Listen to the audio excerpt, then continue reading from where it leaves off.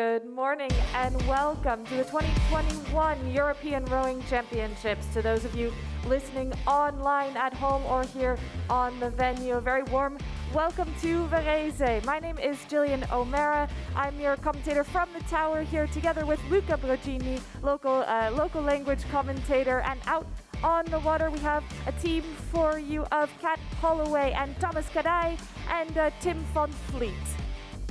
Buongiorno, buongiorno Schiranna, con grande piacere nella mia città, la città giardino. Dopo aver attraversato tutta l'Italia in lungo e in largo, siamo ancora tornati a casa a distanza di 5 anni, 5 lunghi anni dall'ultimo appuntamento remiero che fu nel 2016 una Coppa del Mondo. Varese ritorna a teatro internazionale. Ritorna a teatro internazionale per lasciare ovviamente un ricordo indelebile. Le condizioni del lago sono perfette e insieme siamo pronti a vivere una giornata molto intensa e molto lunga. Exactly, as Luca was saying, a very intense full day of racing here. We get started at 9:30 with the PR1 women's single sculls. That progresses through all the heats in the many boat classes here on the water through to 2 p.m. this afternoon. We wrap up with the heats, and then later on this afternoon we'll have some repechage racing. So a full program today, and we'll bring you all the way through it if you're at home or on the venue. Vi accompagneremo sia sul campo di regata ma anche a casa, grazie a voi che ci seguite. Sarà una mattinata molto intensa, prima partenza alle ore 9:30 e rimarremo insieme fino alle 14 con tutte le prove di qualificazione e le regate delle acque. Nel pomeriggio invece avremo i recuperi, quindi un programma veramente lungo con tantissimi azzurri e, permettetemelo, da nazione ospitante un occhio particolare sicuramente l'avranno i tanti equipaggi azzurri che ci faranno divertire qui sul campo di regata.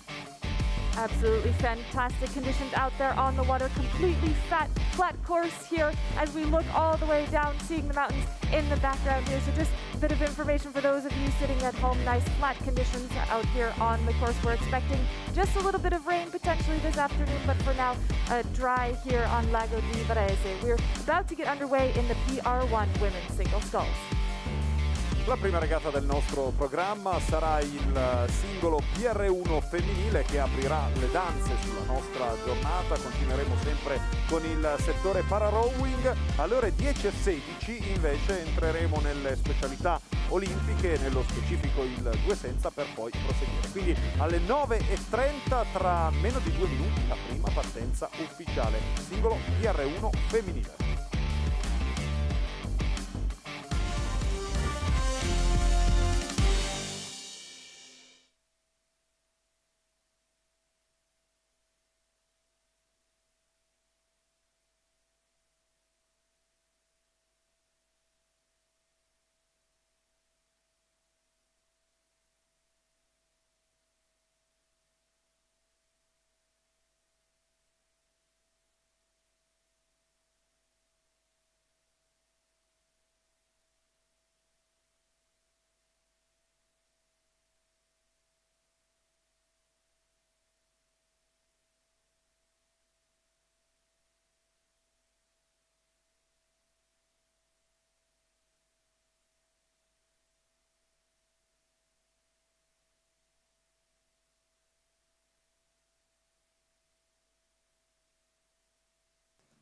And we head up to the start for the PR1 women's single sculls, a preliminary race for lanes in this boat class. So in lane 1, representing Germany, Manuela Diening.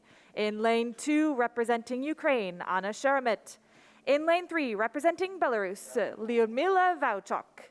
In lane 4, representing Israel, Moran Samuel. And in lane 5, world champion representing Norway, Birgit Skarstein. In lane 6, defending European champion from France, Nathalie Benoit. Siamo con la prima gara del nostro programma e qui ci si inizia veramente a divertire. Abbiamo già grandi campioni pronti a lottare. In acqua 1 la Germania, in acqua 2 l'Ucraina, in acqua 3 la Bielorussia, in acqua 4 Israele, in acqua 5 la campionessa del mondo, la Norvegia, in acqua 6 invece la campionessa d'Europa in carica per la Francia. This is an all-star lineup. In the PR1's women's single sculls, we have the defending world champion and the defending European champion out there in lanes 5 and 6 next to each other, so they'll be able to get off the start quickly, and they're off here. First race of the day is underway, and we see a very quick start from the French sculler Nathalie Benoit, the defending European champion. Right next to her, Birgit Skarstein there, also going very quickly off the start, and in lane 4, Maren Samuel also trying to get quickly off the start.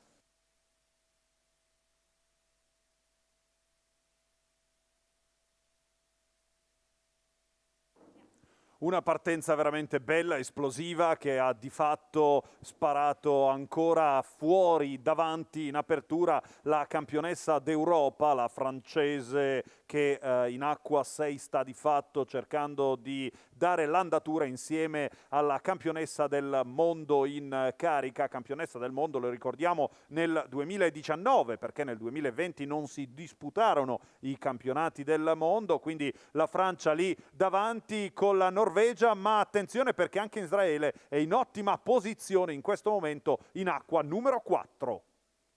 A fantastic start to this race. In lane 4, 5, and 6, we have the 1, 2, 3 from the World Championships back in 2019. So really a high-class pedigree racing here in Varese in this PR1 women's single sculls. This is a great chance for them to test their speed early in the Paralympic season, the all-important Paralympic season. So as we come up towards the 500-meter mark, we're going to get our first reading here of where these athletes are. They're standing where they are, but what an impressive start from the Israeli Maren Samuel out there, still leading the way as we come up to 500 meters. Ci avviciniamo al passaggio dei primi 500 metri, una partenza meravigliosa per Moran Samuel, l'atleta israeliana che di fatto continua a suonare la carica dopo quella bellissima medaglia di bronzo al campionato del mondo del 2019. Ora corre insieme a Norvegia e Francia al passaggio ai 500 metri. Queste le posizioni: Israele, Norvegia e Francia, il podio mondiale del 2019, a contendersi sulle acque del lago di Varese le prime 3 posizioni. Ma questa è solo una regata per le acque. Coming across 500 meters, and Maren Samuel taking that first position, just followed about 4 seconds behind her is Birgit Skarstein of Norway, the reigning world champion. It's interesting to see Maren Samuel go so quickly off the start here, really trying to take that advantage early on in the race. She'll know that Skarstein has a lot of power coming on through the end of the race, so trying to get out to the lead and be able to look back behind her on the French sculler and the Norwegian sculler. Of the best of the rest right now, Anna Sherman of Ukraine currently in that 4th position, and then the German sculler Diening in 5th, and then a little bit off the pace right now is the sculler from Belarus, Lyudmila Vauchuk. Una vittoria veramente preziosa, ovviamente fu quella dell'atleta norvegese, che in questo momento però è seconda, perché lì a fare l'andatura è Moran Samuel, che rincorre un grande sogno chiamato Paralimpiadi di Tokyo, ed è proprio così. Al passaggio dei 500 metri ancora Israele lì davanti, poi Norvegia e Francia per le prime 3 posizioni. So as these crews are starting to approach the 750-meter mark, we're going to head out onto the water to our Ulster commentary team out there on the water. Kat, how's it shaping up out there? Good morning, Julie. It's shaping up really well so far. So me, Kat Holloway, I'm here with Thomas Cadai, my Italian co-commentator, and it's really fantastic to be here on this course at Varese. Beautiful conditions. If you're listening at home online, I'm sorry you can't be with us here at the lake. It's really a stunning place to be this morning, especially for this PR1 women's single sculls race on the course. So great to see these best scullers in the world go head-to-head this morning. We haven't seen Moran Samuel, Birgit Skarstein and Nathalie Benoit race against each other since the World Championships in 2019, and here they are alongside each other once again. So the reigning European champion, Nathalie Benoit, is finding herself a little further back in the pack at this time round in Varese for the 2021 European Championships. She's in 3rd place behind Birgit Skarstein, and it's Samuel Moran holding on to that lead as they come towards 1,000 meters. Siamo in questo momento al passaggio dei 1000 metri, quindi già a metà percorso in questa prima regata del nostro programma di quest'oggi, quindi una buona giornata anche da parte mia della postazione dei 1000 metri per questi campionati europei assoluti. Ed è proprio in questo momento che l'equipaggio in corsia numero 4, Israele, passa al taglio dei 1000 metri, seguito in acqua 5 dalla Norvegia, e per la terza posizione abbiamo Francia in corsia numero 6. Più arretrate invece le altre imbarcazioni. Ricordiamo questa una regata preliminare per l'assegnazione delle corsie nella finalissima di questa specialità del PR1 femminile. So they've come through 1,000 meters, and Samuel Moran, beautiful light touch on her stroke, very gentle through the water with a fantastic rhythm that's holding her up there at the front of this race. Birgit Skarstein behind her, got some swing through the body, some real power in her stroke, and she sits there still 3 lengths of clear water ahead of Natalie Benoit. Back from Natalie Benoit, we have Anna Sheremet, Manuela Diening, followed by Lyudmila Vauchok in 6th place. Siamo quindi con la prima regata del nostro programma. Ricordiamo ogni 10 minuti uno start in questa prima giornata di qualificazioni, che con la prima regata in programma, il PR1 femminile, con un Israele veramente molto avvantaggiato nei confronti delle altre imbarcazioni. Tenta il rientro l'equipaggio in corsia numero 5 della Norvegia, con Francia in terza posizione. Siamo con condizioni del lago veramente favorevoli, uno specchio acqueo fantastico per la disputa di questa manifestazione internazionale. So the crews are moving towards 1,400 meters, and the Norwegian sculler Birgit Skarstein is just making a move on Israel's Moran Samuel and closing that gap between first and second place.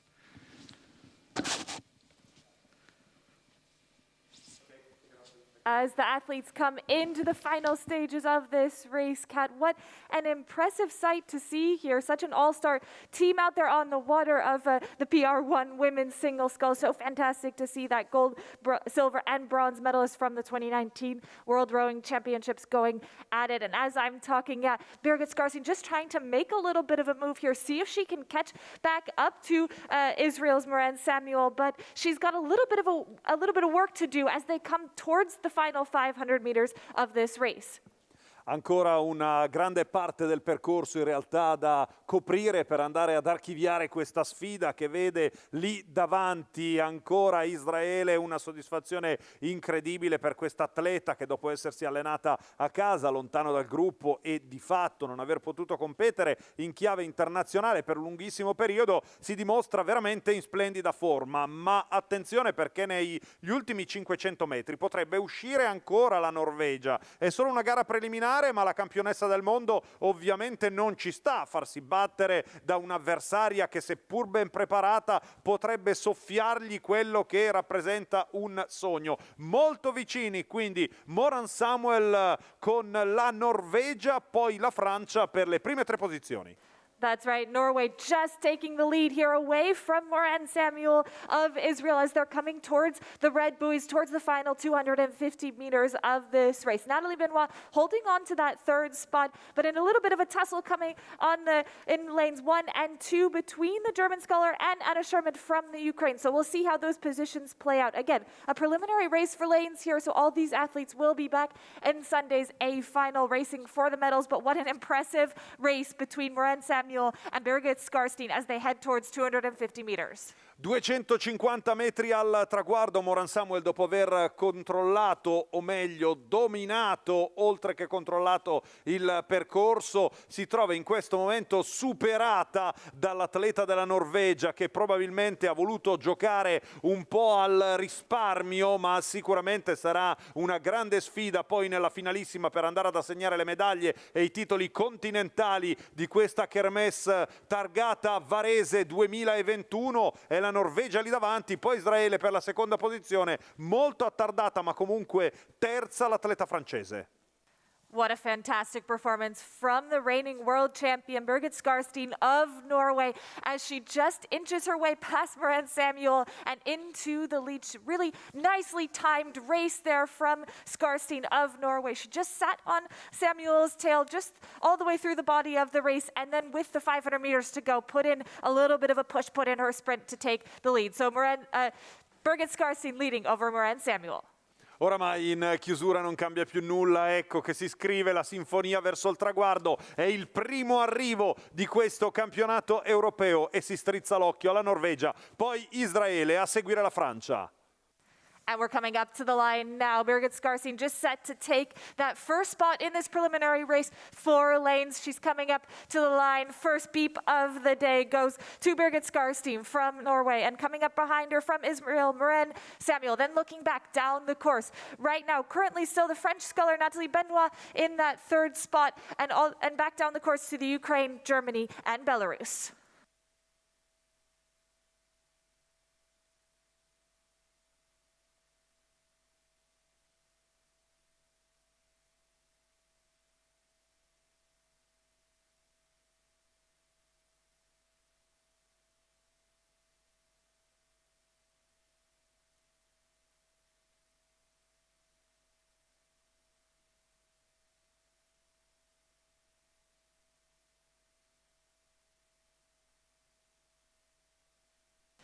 We head back up to the start for the PR1 men's single sculls. 2 heats in this category, so the first 2 go through to the A final.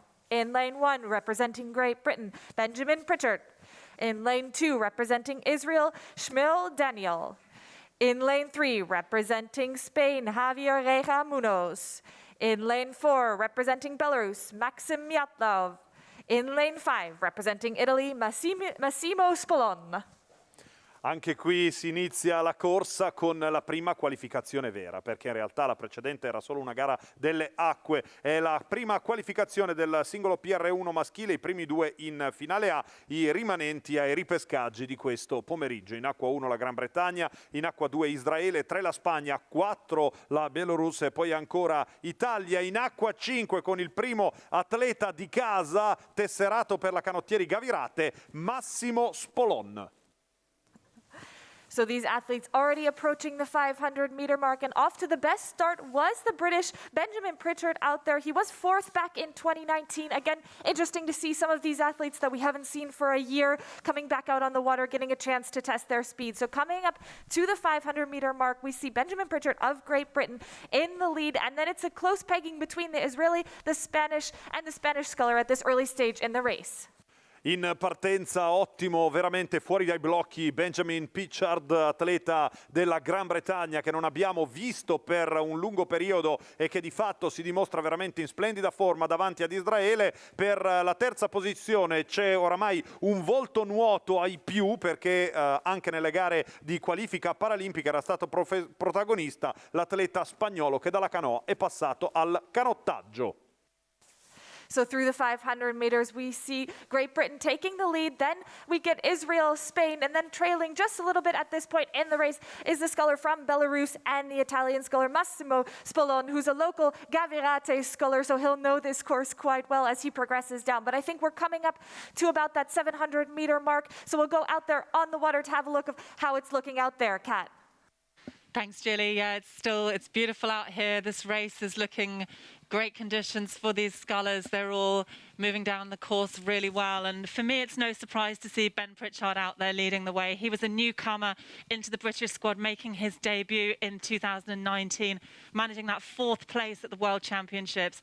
And with a couple more years training behind him, I can see that his form has really started to improve a lot. He's leading the way here on this course in Varese. 3-4 lengths of clear water ahead of Shmuel Daniel from Israel. È bellissimo vedere sul volto di questi atleti la tensione nell'affrontare un evento così importante. Siamo quindi con la prima batteria del singolo PR1 maschile e vediamo un buon vantaggio da parte dell'equipaggio della Gran Bretagna schierato in corsia numero 1, ovvero nella posizione più a largo sul campo di regata. A seguire a circa 1 scafo e mezzo abbiamo l'equipaggio di Israele. Subito dietro la Spagna, che cercherà sicuramente di rientrare per andare ad aggiudicarsi uno dei due pass che permetteranno a questi atleti di andare direttamente nella finalissima di questi campionati europei assoluti. In questo momento il passaggio è ai 1000 metri di gara, con un vantaggio netto da parte della Gran Bretagna su Israele e Spagna, che si contendono la seconda posizione. So coming through 1,000 meters now, Ben Pritchard moving so sweetly. He's really got a long stroke at the front end of the stroke. He's using the flexibility from his lower spine and reaching out with his shoulders and his arms to really get length at the front end of the stroke. It's very smooth as he draws through, and that's holding him still with 2 lengths of clear water ahead of the rest of the field. And my Italian co-commentator there, super excited to see the Italian rower Massimo Spolon. He's from this lake itself and coming through in this heat now in 5th position, just trailing alongside Maxim Miatlu from Belarus. So the rowers now moving through 12:50. It's still Ben Pritchard in the lead, with things tightening up now for second place between Shmuel Daniel and Javier Reja Munoz. Javier Reja Munoz just closing that gap a little on his Israeli rival. So they're moving through 1,250 meters, and we're hoping to get some sounds from our new commentator, Tim, at 1,500 meters. But I think I'm going to have to go back to the tower for now. To you, Gilly. Yes, that's absolutely right. Kat, still working to get sound from Tim out there at 1,500 meters, so we'll pick up from here. But excellent, as you mentioned, Kat, to see Ben Pritchard just out there striding away in the lead at this early stage in the race. And then the sculler from Israel, Shmuel Daniel, out there in that second position. Again, first 2 through to the A final. So we're looking at who's going to claim those 2 spots directly through. Everyone else will have to pass through that repechage race. I think important to see that Spanish sculler, Javier Reja Munoz, we've seen him through the Paralympic qualification regatta just over the last couple of days. So he's had quite a couple of days of racing. He might be a bit tired out there on the course, but fantastic to see him racing again, testing his speed here against these other scullers. Una gara veramente veloce, una gara che dimostra la voglia di passare subito il turno, si diceva proprio così, ed è così. Infatti solo le prime 2 posizioni garantiscono l'accesso in finale A, gli altri dovranno di fatto transitare dai recuperi, e ancora la Gran Bretagna lì davanti a fare l'andatura, aumentando quell'enorme gap che separa Benjamin Pritchard da tutti gli avversari. Per la seconda e terza posizione invece la lotta si fa interessante tra Israele e Spagna. L'atleta spagnolo che abbiamo visto qualificarsi, o meglio strappare il pass per i Giochi Paralimpici di Tokyo proprio qui alla Skiranna ieri, sta cercando di tallonare l'atleta israeliano. Quindi lì al comando Gran Bretagna, poi Israele. So coming through 1,500 meters, and Great Britain still leading the way ahead of Israel. And then Spain in that third position. We'll see if he'll try and make a little bit of a move here to get into that second spot directly into the A final. Recently winning the Paralympic qualification regatta, so we're still waiting that confirmation that he will go to Tokyo. But Javier Reja Munoz coming out of canoeing into rowing. This is his second regatta here, so fantastic performance from the Spanish sculler. Back at the rest of the pack, we have the Italian sculler Massimo Spolon just making a bit of a move here to push ahead of Belarus as they come through in towards the red buoys, but a dominant performance again from Ben Pritchard of Great Britain.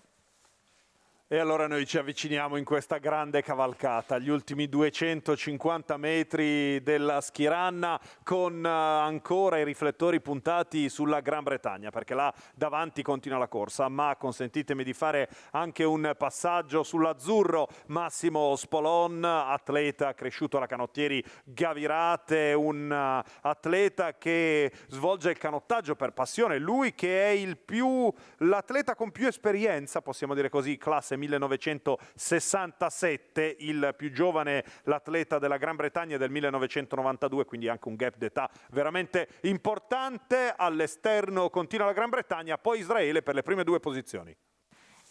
Into the last 100 meters for the British sculler Ben Pritchard, out leading the way here, a dominant performance. We'll be interested to see how he does in the A final come Sunday. I'm sure he's looking for a podium finish there on Sunday. So Ben Pritchard, just a dominant performance here. Open water back to Israel. And then we're keeping an eye on the Spanish sculler just to see if he can push back up. But I think as we've been talking, Israel has made another bit of a push here just to come secure that second spot.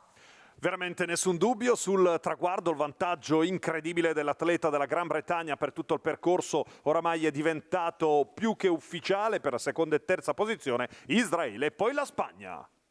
The last couple of strokes here for Ben Pritchett just coming across the line here to take that first spot directly through to the A final. And just the Israeli sculler just coming into the line now. He'll take that second spot directly to the A final. And then behind him we've got Spain and Italy making a fantastic sprint here, late charge, to take the fourth spot, and Belarus in fifth.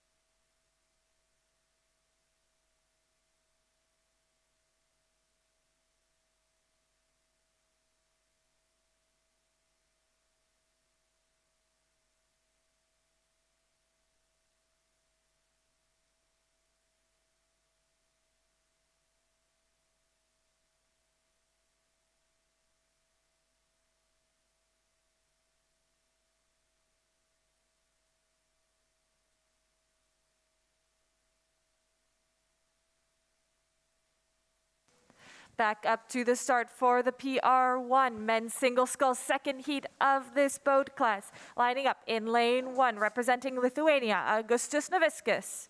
In lane 2, representing Germany, Markus Klemp. In lane 3, the defending world and European champion from Ukraine, Roman Polyansky. And in lane 4, representing Hungary, Zsolt Pato.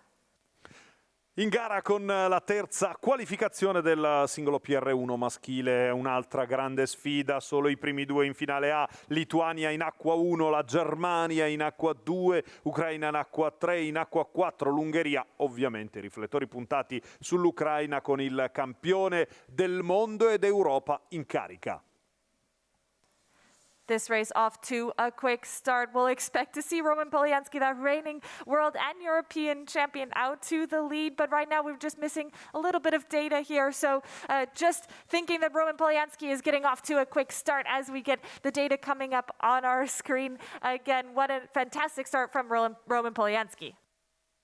Una partenza veramente importante, esplosiva, capace di confermare il suo valore. Pensate, con una media di 47-48 colpi al minuto, circa 10 in più rispetto ai rispettivi avversari. Roman Polyansky, campione del mondo e campione d'Europa, subito fuori dai blocchi, i pontili di partenza, veramente forte, con la voglia di mettere subito in chiaro chi comanda in questa gara. Quindi lì davanti abbiamo l'Ucraina per seconda e terza posizione, invece cercano di rimanere molto agganciate sia la Germania che l'Ungheria, con la Lituania comunque lì.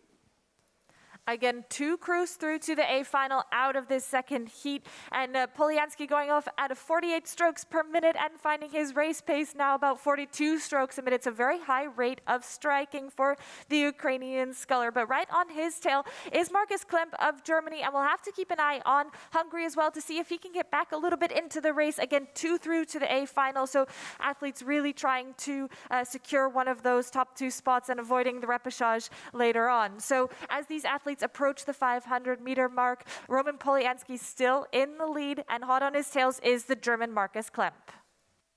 Sarà una di quelle regate che comunque ci permetterà anche di parlare un po' della storia di questi atleti. Roman Polyansky, lo ricordiamo, atleta nato il 1 settembre del 1986, un vero pilastro della nazionale ucraina. Lì davanti continua a fare l'andatura, in questo momento se la vede insieme a Markus Klemp, atleta tedesco. Sono due gli atleti che cercano ovviamente di prendere il largo. Ricordiamo, solo le prime 2 posizioni garantiscono l'accesso in finale A, gli altri dovranno transitare dai recuperi e quindi potrebbero decidere anche di giocare in strategia. Lì davanti quindi Ucraina e Germania, che di fatto continuano ad aumentare il loro vantaggio quando ci approcciamo ai 500 metri.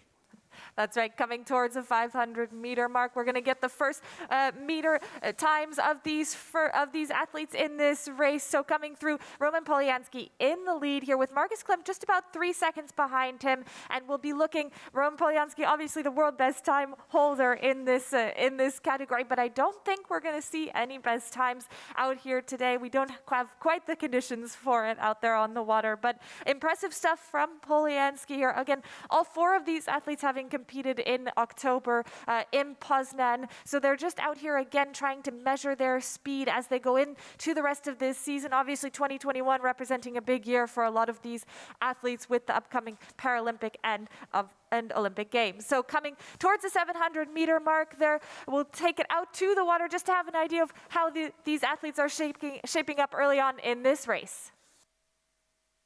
Jilly, I can just see them coming into sight here from my spot at 1,000 meters. And one thing I just want to comment on so far in the race, so exciting to see Roman Polyansky perhaps finally have some really close competition in this event. So through 500 meters, his time was 2:19.98.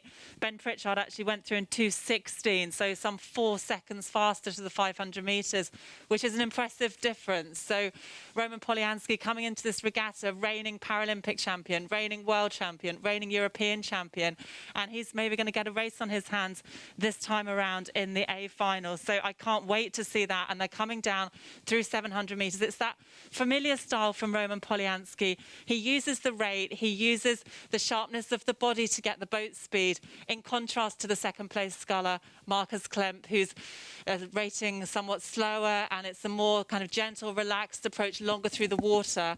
But Roman Polyansky's sort of stabbing style, that's what they call it, the stabbers and the sweepers. This stabbing style is keeping his boat tapped along 3 lengths ahead of Marcus Klemp. Ed è proprio un ritmo molto deciso, quello del campione del mondo ucraino Roman Polyansky, che in questo momento va verso il taglio della prima metà del percorso, ovvero 1000 metri percorsi in questo momento, con una palata molto distesa, e va a controllare sull'equipaggio più all'esterno. In corsia numero 2 Marcus Klemp della Germania, in terza posizione abbiamo poi la Lituania con l'Ungheria a completare.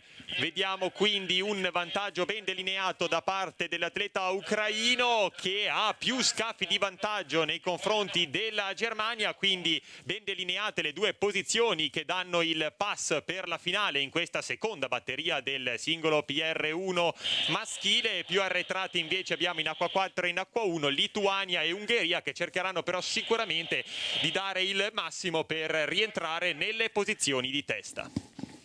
So moving away from 1,000 meters, Roman Polyansky's lead has just extended a little over Marcus Klemp. Polyansky going through 1,000 meters in 4 minutes and 47 seconds. So we're seeing this heat 7 seconds slower than the previous heat, led by Ben Pritchard, who went through 1,000 in 4:40. So it's going to be an exciting final for these scullers. So the sculler from Ukraine, Roman Polyansky, leads the way through 1,300 meters ahead of Marcus Klemp. In 3rd place, it's Zsolt Peto for Hungary. And in 4th place, as they come towards you, Julie, Augustus Navickas. Thanks, Kat. That's a great shout about the times for the British single sculler and, of course, Roman Polyansky. Fantastic to see the level just stepping up again in the PR1 men's single sculls. We'll look forward to that A final race come Sunday to see what, obviously, the reigning world champion and European champion can do. And we'll see what Ben Pritchard at this early stage in the season also can pull off. So as they come towards the 1,500 meter mark, Roman Polyansky still in the lead, Marcus Klemp in that 2nd position. And then we'll just have a look at the Hungarian sculler Zsolt Peto in that 3rd spot. So we'll see if he can make any move to get back on the German, but I think he's got a bit too... Ancora la corsa di questa seconda qualificazione del singolo PR1 maschile. Di fatto continua a incoronare colui che a suon di eventi internazionali, a suon di medaglie, è diventato il re della specialità del singolo PR1 maschile. Ricordo ancora quella bellissima medaglia d'oro anche alle Paralimpiadi di Rio de Janeiro, di fatto l'ultima gara disputata sui 1000 metri nel sistema e nel settore pararowing. Dal 2017 infatti furono allungate a 2 chilometri la distanza classica olimpica in tutte le varie classi, quindi campione paralimpico in carica, campione del mondo, campione d'Europa lì al centro davanti alla Germania per le prime 2 posizioni anche ai 1500 metri.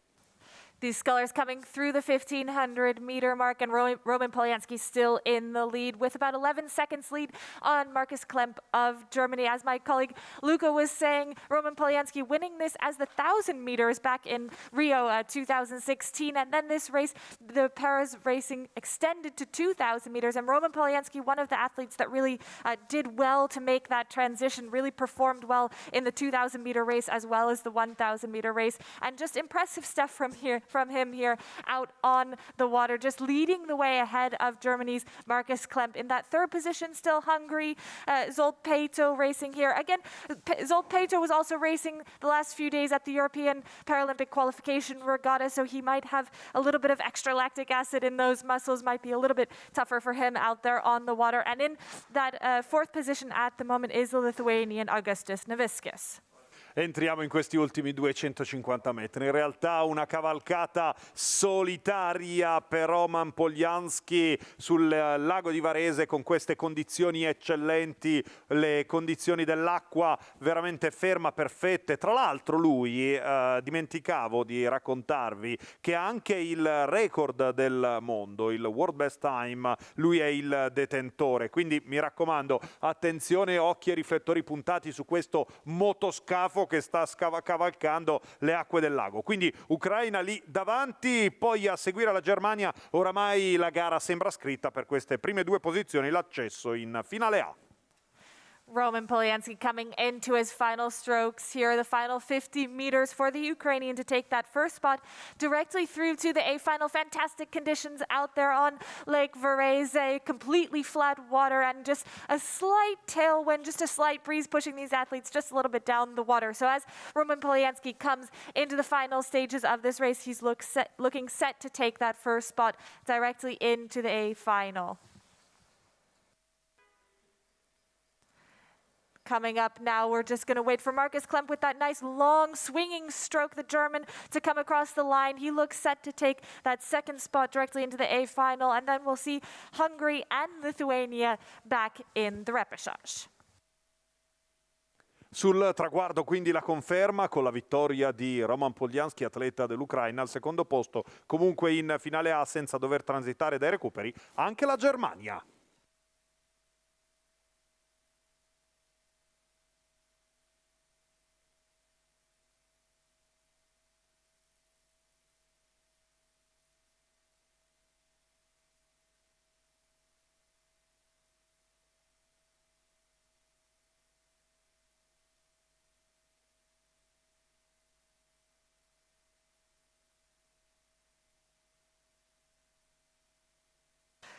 Back up to the start for the preliminary race for lanes for the PR2 mixed double sculls. In lane 1, Poland. In lane 2, Ukraine. In lane 3, the Netherlands. In lane 4, France. In lane 5, Italy. And in lane 6, Great Britain.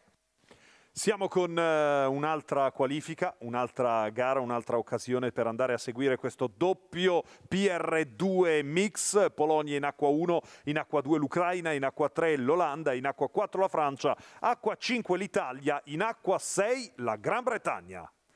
These athletes are already approaching the 750 meter mark. We have the defending world champions from Great Britain in lane 6 and the defending European champions from the Netherlands in lane 3. Kat, how's it looking out there? Yeah, exciting stuff. It's great to see Great Britain and the Netherlands going head to head. This Dutch crew, always an absolute star crew to see, but they're being led now by Great Britain on this course here in Varese. The British crew have a 3-length lead over the rest of the field. They've got a high rate of striking, really swinging the bodies through as they come towards 950 metres. It's giving them a commanding lead. So the Dutch in second place, always looking good from these two. They're going to find themselves down here in this race for lanes, but we don't know what they're going to pull out in the final. The British crew, as they come towards 1,000 metres, looking confident, looking strong, long from them, clean extraction out of the water, confident performance from Great Britain. Siamo con la quarta regata del nostro programma, il doppio PR2 mix, con un'altra regata per la qualifica delle acque nella finalissima A di questa specialità remiera. Un vantaggio veramente ben delineato da parte dell'equipaggio in corsia numero 6 della Gran Bretagna, seguito in seconda posizione dall'Olanda, partita in corsia numero 3, e subito dietro la Francia, che cercherà sicuramente di farsi sotto nei confronti dell'equipaggio olandese per andare a recuperare. Vediamo poi in successione l'equipaggio della Polonia in corsia numero 1, l'Italia in corsia numero 5 e infine a completare l'Ucraina in corsia numero 2. Veramente una bellissima regata questa, ricordiamo, per l'accesso alla finale, la scelta delle acque in questo doppio mix PR2. So this is a commanding performance from Lawrence Whiteley and Lauren Rolls. They're back in the mix now after a season out last year when the British crew didn't show at the European Championships because of COVID-19. We haven't seen them since they were on the podium back in Linz in 2019, and they've really made a head start here ahead of the rest of the field in this race for lanes. So coming through 1,300 metres, it's still Great Britain leading ahead of the Netherlands.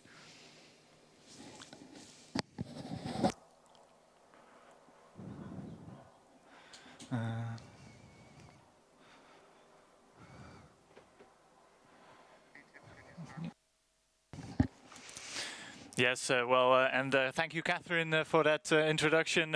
Standing here at the 1,500-meter mark, we can see that dominant crew from Great Britain sliding towards us here at the three-quarter stage. A bit of a, well, it's not really a surprise. They are, of course, the reigning world champions in this event, but a bit of a shocker, I think, for that crew from the Netherlands, who expected to dominate as usual, but they're in second place and having given a lot of ground to that dynamically rowing British crew. Just passing the 1,500 meters now is the Dutch crew, still looking very strong and composed. The rating slightly lower than that crew from Great Britain, but great racing so far. And I'll hand you to the tower, the finishing tower, to call this race in the closing stages.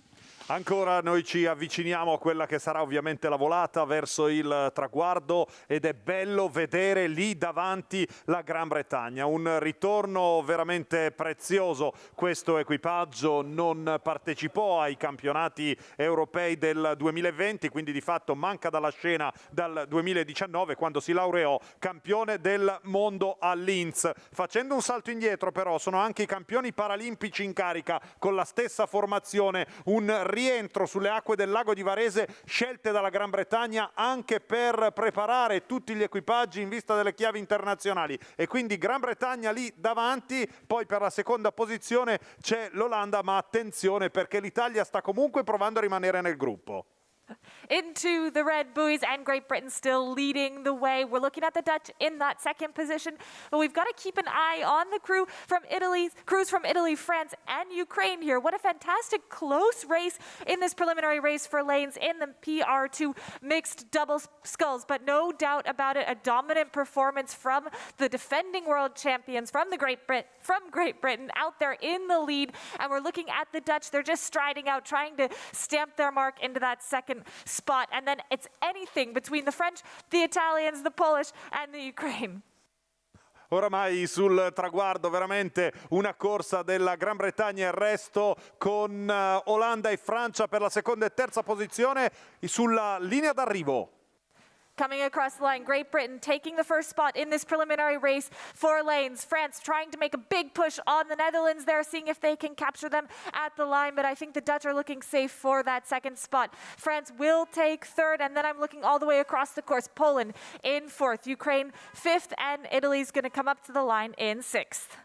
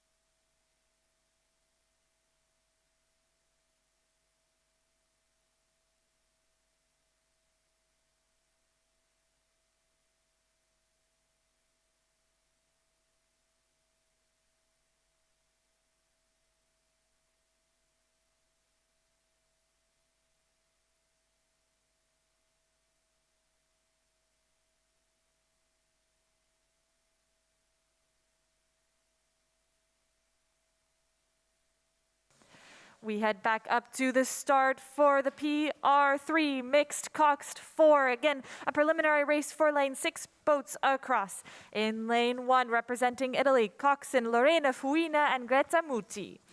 In lane 2, representing Israel, cox Marisa Leah Sass and Simona Gorenstuk.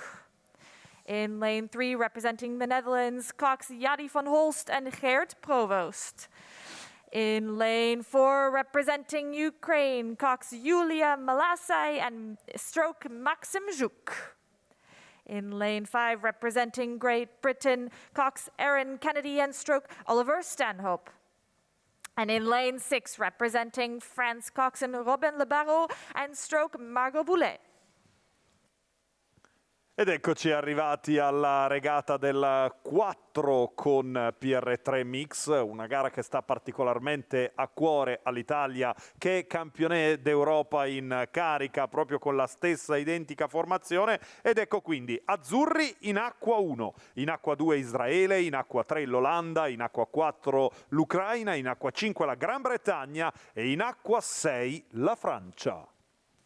These crews already off to a quick start. We have the defending world champions from Great Britain in lane 5 and the defending European champions from Italy in lane 1. So it'll be fantastic to see how these two crews go up against each other. Again, the British missing out on that 2020 European Rowing Championships due to the COVID-19 pandemic, but they were in 2019, they were world champions, so fantastic to see them getting out to an early lead here. Great Britain taking that early lead and Italy trying to stay right with them. Sarà la prima sfida diretta e quindi un'occasione soprattutto per voi che ci seguite da casa o per chi ha la fortuna di essere qui sul campo di regata di vedere lo scontro diretto Italia e Gran Bretagna. Italia campione d'Europa in carica, Gran Bretagna grande assente del campionato europeo vinto dall'Italia ma campione del mondo in carica. Fuori dai blocchi al passaggio dei primi 500 metri passa la Gran Bretagna, poi al secondo posto si inserisce la Francia e terza l'Italia in questo momento. So coming across 500 meters, we have Great Britain in the lead. In the second position right now is France in lane 6, and then Italy in that third spot. Then we look back to the rest, Israel in 4th, Ukraine in 5th, and the Netherlands currently running in 6th position. So a great start from this British crew. I think we'll expect big things from them, the defending world champions, but obviously with a year out, it's always good to test that speed early on in the season. So the British just trying to stride out a little bit more. The French right next to them in lane 6, seeing if they can go with them. A nice little tussle there in lane 5 and 6. Italy obviously across the course in lane 1, trying to look over and stay with these two crews as they move out. So as these crews are moving towards 750 meters, the British are in the lead. Stunning start from Great Britain here, and it's what we would have expected. Great Britain have really dominated in this event since their win in the Paralympic Games in Rio in 2016. So coming back into the mix after 2 years have passed since their last race. This crew is looking formidable, stroked by Ollie Stanhope, the 22-year-old, already 3 world medals to his name. Started rowing at Walton School, now a member of Molesey Boat Club. He's setting up this boat really nicely for the rest of the crew. They're moving on really, really well and completely dominating this again. So good morning for British Paralympic rowing here. They're coming through 1,000 metres, 4 lengths of clear water ahead of the crew from France. So France, nearest rivals to them, 3rd place, Italy, and they're the reigning European champions, this Italian crew. Good to see them racing here on home water. They had a fantastic win in Poznan last year, beating the French crew currently in 2nd place. But right now, as it stands, the Italians back in 3rd, and it's Great Britain leading the way. Prima di addentrarci nelle due batterie del 2 senza femminile, siamo quindi con il 4 con PR3 Mix e vediamo un vantaggio da parte dell'equipaggio della Gran Bretagna veramente molto delineata nei confronti delle altre imbarcazioni. Una parata pulitissima, un ritmo ritmo veramente elevato, pronti ad andare verso la seconda fase di regata, con la seconda posizione da parte dell'equipaggio francese, che al primo passaggio aveva solo 4 secondi di svantaggio, ma che sicuramente sta cercando di recuperare. Italia in terza posizione, attenzione anche al possibile rientro dell'equipaggio ucraino in corsia numero 4, quindi una bellissima regata questa, partita sempre in posizione di testa da parte dell'equipaggio della Gran Bretagna, e quindi proseguiamo con il racconto di questa regata. And it's Great Britain leading the way ahead of France and Italy as they come towards 1500 and in sight of you, Tim. Yes, and it's looking very well, Catherine, here at the 1500 meter mark. Nice lengthy rhythm from that crew from Great Britain. They're really ticking it along very nicely, and looking back at all their competitors at this stage of the race, so they can relax a little bit in this preliminary race for lanes and enjoy the ride to the finish tower. But it's a very good race as well from the French crew here closest to me in lane 6. Very nice rhythm, and the local favorite, of course, on the far side of the lake in 3rd position. So that's a good position to be in with the finals later this weekend. So great racing from Great Britain out in front, dominating this race. Back to you to the finish tower, Luca. Ancora in volata con questi equipaggi che nel 4 con PR3 si stanno dando grande battaglia, ma consentitemi veramente di spendere qualche parola anche per la Gran Bretagna. È stato già detto veramente di tutto e di più, questo equipaggio lì davanti a dominare. Ma tra le curiosità di questo equipaggio svetta il rientro in barca di James Fox, pensate, atleta che gareggiò nel 2013 a Eton Dorney, appunto a bordo del 4 con, poi sparì e il rinnesto a bordo di questo equipaggio nel 2020. Quindi Gran Bretagna lì davanti, poi abbiamo la Francia per la seconda posizione, poi l'Italia. We're into the red buoys, and again, yes, that dominant performance from the British crew. Looking back on the rest of the field, I'm sure they're keeping their eyes in the boat here, but if they look up, they'll see the Italian Alps in the background. Fantastic view that we have also from the finish tower here, but they're into their final strokes, and they're taking that rate up. I think the British wanting to get a good race here, wanting to feel what speed they have in the legs here after not racing for almost 2 years at the international level. So incredible stuff from Great Britain as they come into their final strokes. The Cox, Aaron Kennedy just calling them across the line into the final strokes. And France is going to take that second spot. They're looking across, all the way across to that crew from Italy just to see what they're going to do in the final sprint. But I think France looking safe to take that second spot in this preliminary race for lanes, giving them a center lane come Sunday's A final. Italy will take that 3rd position, Ukraine 4th, and in 5th, looking all the way back to Israel. Sul traguardo quindi Gran Bretagna-Francia, ma lei gli azzurri per la terza posizione, prova ad agganciare l'Ucraina, ma è l'Italia per la terza posizione, poi Ucraina. Just confirming those positions across the line. We had Great Britain, France in that 3rd spot, Italy taking that 3rd spot ahead of the Ukraine, then Israel, and then coming across the line now is the Netherlands.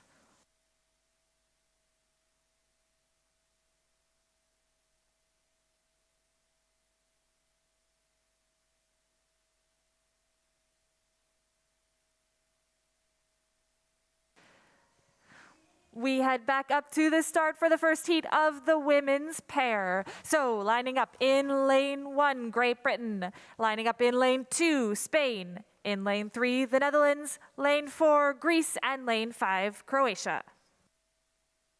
Ritorniamo in gara, siamo ancora una volta dalla parte delle qualificazioni, ma ci spostiamo dal mondo paralimpico al mondo olimpico. Ad aprire le danze, come sempre in chiave internazionale, il 2 senza femminile. Gran Bretagna in acqua 1, Spagna in acqua 2, Olanda in acqua 3, con Grecia in acqua 4, in acqua 5 la Croazia. First 2 crews through to the A final. Everybody else through the repechage in this first heat of the women's pair. In lane 1, we see the return of Helen Glover and Polly Swan. They won the World Championships all the way back in 2013, and Helen Glover actually hasn't rowed competitively since 2016, since the Olympic Games, which she won together with Heather Stanning. So with our British commentator out there on the water, Kat, I'm sure can tell the full story as these crews come into sight of 750 meters. Yeah, they're in sight of me now, and what a sight it is to see Helen Glover back here on the course for the first time since Rio at international level. So she has made a stunning return to the sport. Last year, she gave birth to twins, and a couple of weeks after that she thought, oh, I'll just get back on the rowing machine to get fit again. So then she thought, oh, I wonder if I can get a little bit fitter. I wonder if I can make the team. I wonder if I can possibly make the team for the Olympics, and I wonder if she can come back up with a medal from the podium here in Varese, because they're leading through 1,000 metres, and it looks really, really sweet from the British crew over there in lane 1. So stunning first 1,000 metres back in the sport from Helen Glover along with Polly Swan. The closest to them at the moment is the crew from Croatia, some clear water down from the British crew. The crew from Croatia, the Jerkovic sisters. We've got the Sinkovic brothers from Croatia and the Jerkovic sisters. The twins are 21 years of age, coached by Alexander Vujicic. They're in second place at the moment behind Great Britain. Torniamo nella categoria senior femminile con il 2 senza, la prima batteria, e vediamo l'espertissimo equipaggio della Gran Bretagna che ancora una volta, dopo la vittoria della regata precedente, torna nuovamente a dire la sua, ingranando la marcia più veloce rispetto agli altri equipaggi in gara. Vediamo anche l'equipaggio della Croazia, che in questo momento è in seconda posizione, subito seguita dalla Grecia e poi dalla Spagna. Vediamo anche il giovanissimo equipaggio della Grecia in questo momento in terza posizione, che cerca sicuramente di dire la sua e di poter rientrare sulla Croazia per accedere direttamente alla finale senza passare dai recuperi. Vediamo quindi una bellissima regata nuovamente condotta dalla Gran Bretagna, un fortissimo equipaggio questo del 2 senza femminile. So 1,400 metres, it's still Great Britain leading the way, and with 2 to go straight through to the A final, it's pretty close, Tim, for that second spot. It's very close indeed. The Croatian crew nearest to me are still slightly ahead of that crew from Greece. But the crew from Greece is really hammering along at this stage. We still have 500 meters to go, and it looks like they're sprinting already. Crossing the 500-meter mark now is that crew from Great Britain, looking very composed indeed. Still Croatia in second, Greece third, and it's the Spanish, the silver medalist from this event last year, in fourth position.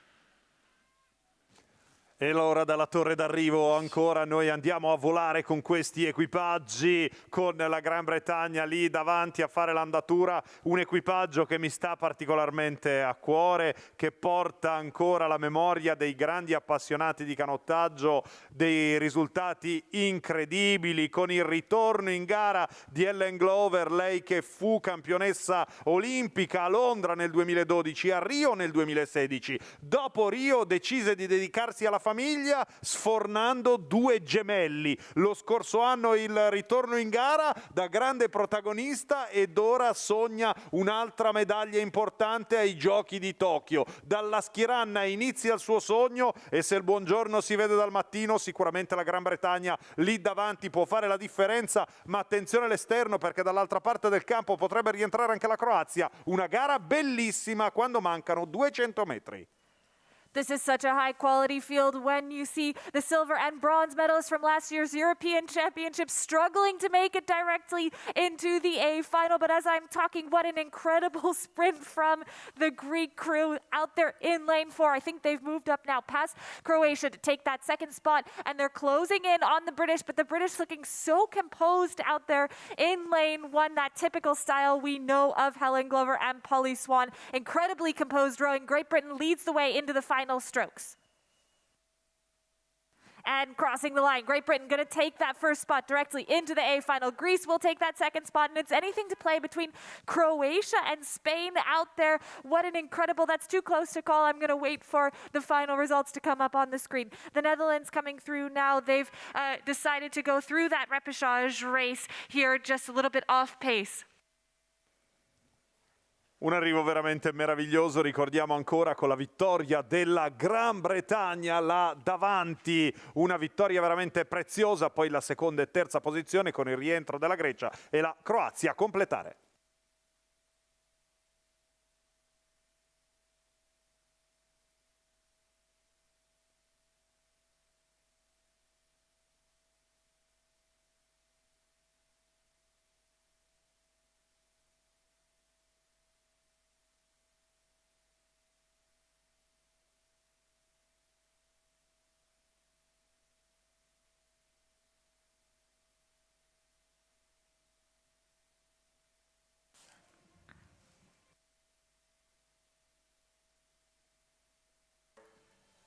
And we're back up for the second heat of the women's pair again. 2 directly through to the A final. In lane 1, Denmark. In lane 2, Romania. In lane 3, Czech Republic. In lane 4, Ireland. La seconda qualificazione del due senza femminile ci sta facendo emozionare. Abbiamo Danimarca, Romania, Repubblica Ceca e Irlanda in gara in questa sfida. These athletes just coming across the 1,000-meter mark. So, Kat, can you catch us up? Yeah, it's a good race so far from the Romanian duo Aylin Kai and Buhas. They were the European champions last year, and they've come into this regatta with good form by the looking from this first 1,000 metres. They've got 2 lengths of clear water ahead of the Irish, who in turn have a length of clear water ahead of the young crew from the Czech Republic.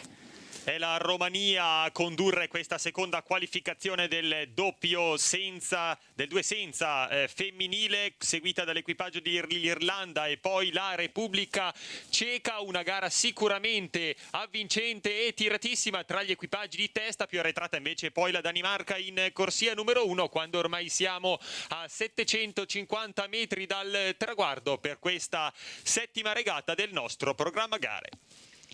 So it's a good showing from the Romanian crew here in this second heat. Looking at the timings, coming through 500 metres in a 1:44, 2 seconds slower than the previous heat. Also through 1,000, some second and a half slower than heat 1. So interesting to see how the Romanians' form compares against that of Great Britain.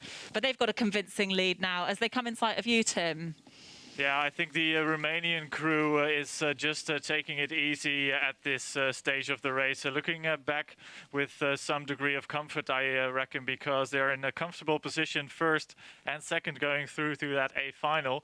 And the Irish crew close to me here in the hut at the 1,500 meter mark, also looking relatively relaxed with 500 meters to go, because that crew from the Czech Republic is more than almost 2 both length behind them, so they look comfortable. So great racing from that Romanian crew, the European champions.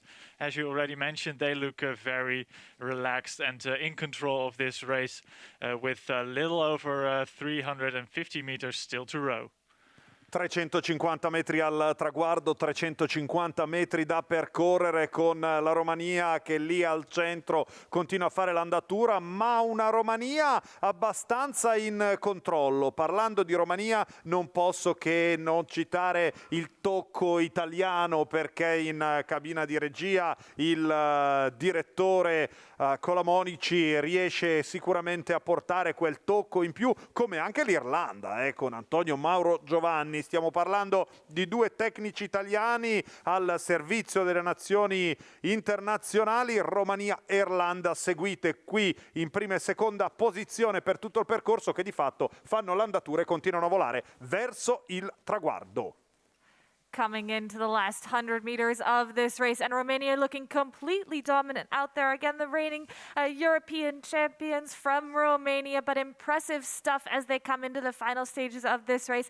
A bit of a different race than the last one that we saw in Heat 1, which was so jam-packed at the finish with big sprints from the Greeks. But here, everybody looking quite relaxed to take the Romanians and the Irish to take those first 2 spots into the A final. In that 3rd spot, the Czech Republic, and back in 4th is Denmark.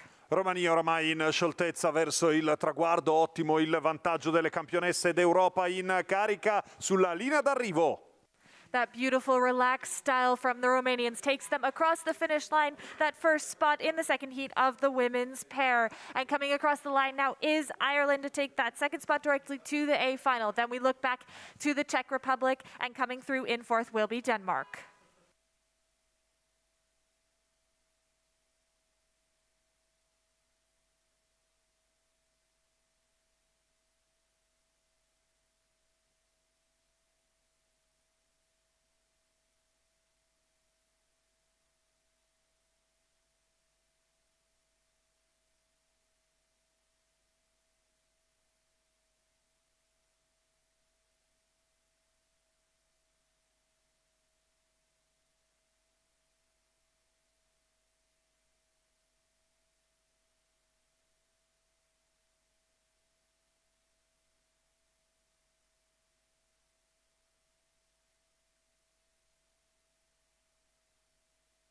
And we get started with the men's pair. The first heat of the men's pair. In lane 1, Denmark. In lane 2, Greece. In lane 3, Great Britain. In lane 4, Romania. And in lane 5, Turkey. These crews already through the 1,000-meter mark, so we're going to jump straight on to Kat out there on the water.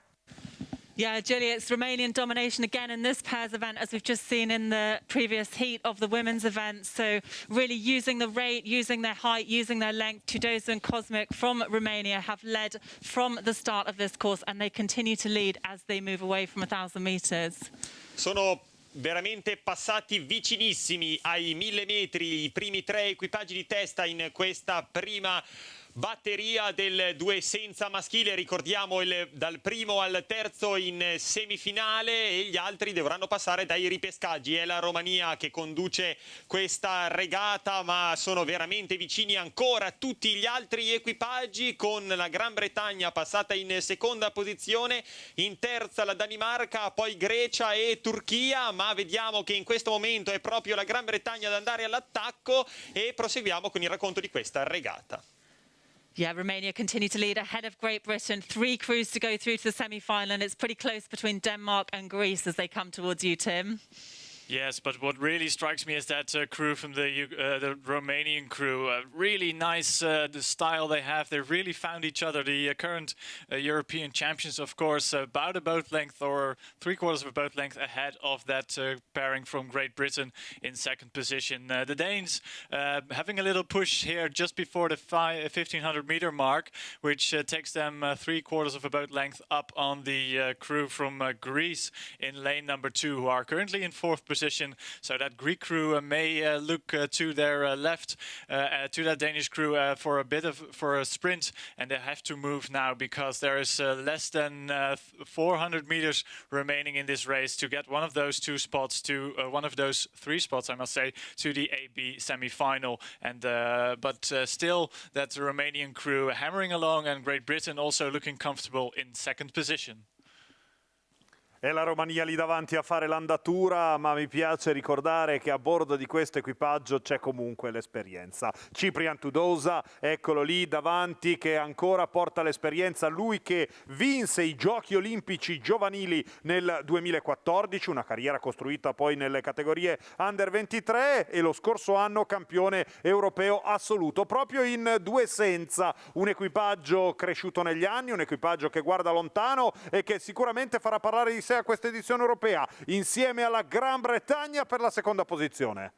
Into the final meters of this race, Romania looking absolutely dominant. The defending European champions out there on the water, looking secure to take that first spot through to the AB semi-final. Then we look at the British in that second position currently, and then a little bit of a tussle for that third spot. We saw the Danes come push back up on the Greeks, and the Greeks are trying to make a last sprint, but I think it might just be too little, too late. So coming across the line now, Romania takes that first spot, and following just a little bit behind them will be the British, and I think we're looking at Denmark for the third spot directly through to the AB semi-final. Greece will take 4th, and Turkey back in 5th.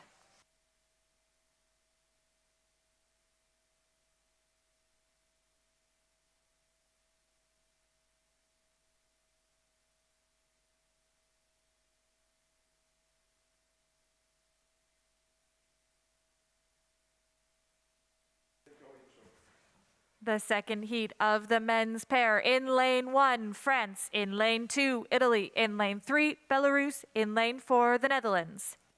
Seconda qualificazione due senza maschile, in acqua 1 la Francia, in acqua 2 gli azzurri. Matteo Lodo e Peppe Vicino, in acqua 3 la Bielorussia, in acqua 4 l'Olanda. These crews already through the 500-meter mark, progressing along nicely. France leading across that 500-meter spot, with Italy in that second position, Netherlands in 3rd, and Belarus in 4th. Again, 3 through to the AB semi-final as they come towards you. Kat, out there on the water, how does it look? It looks so good for France right now, Gilly. France leading the way here ahead of Italy. And what a surprise. I really was expecting to see this Dutch crew dominate this heat, but this French pair made up of the twins, 24 years of age, the Tourlan twins from France. They've come out of the quad and into the pair, and it's looking so good for them. They're coming towards 1,000 meters now, and Italy have really made a push, and that's now given them half a length lead over France. Really exciting heat here in the men's pairs.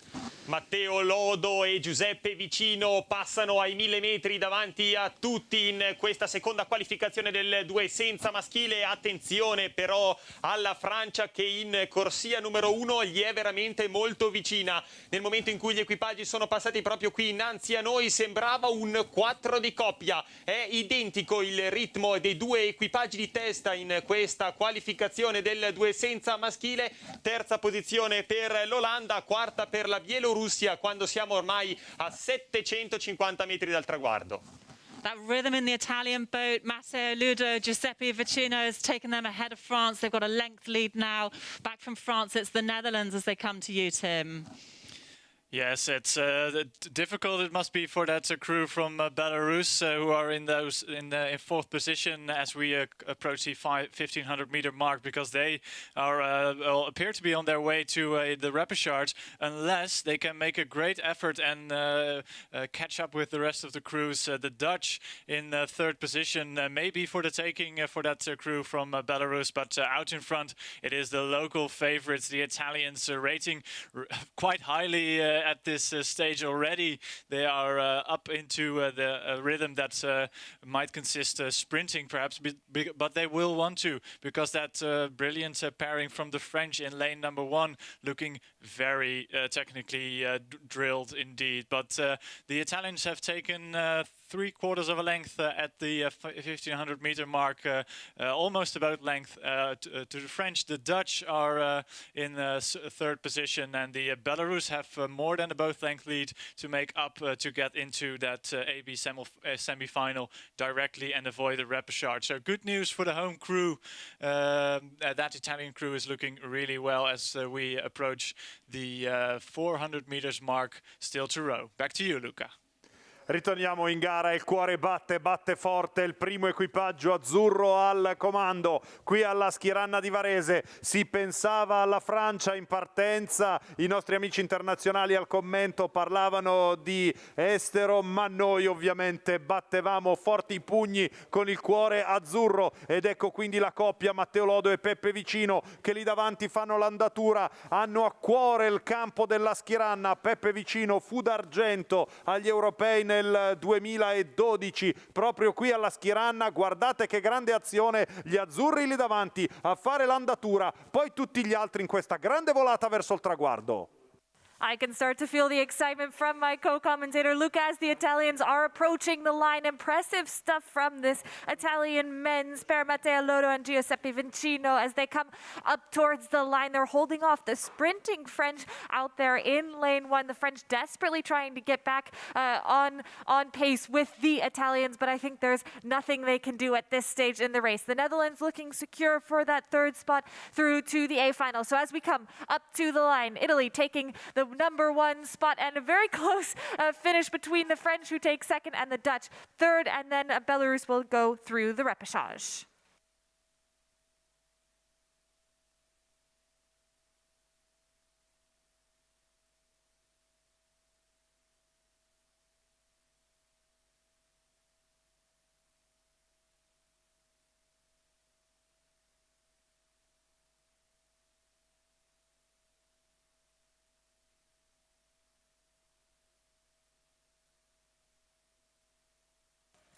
And the third heat of the men's pair lining up on the course. In lane 1, Serbia. In lane 2, Slovenia. In lane 3, Germany. And in lane 4, the reigning world champions, Croatia.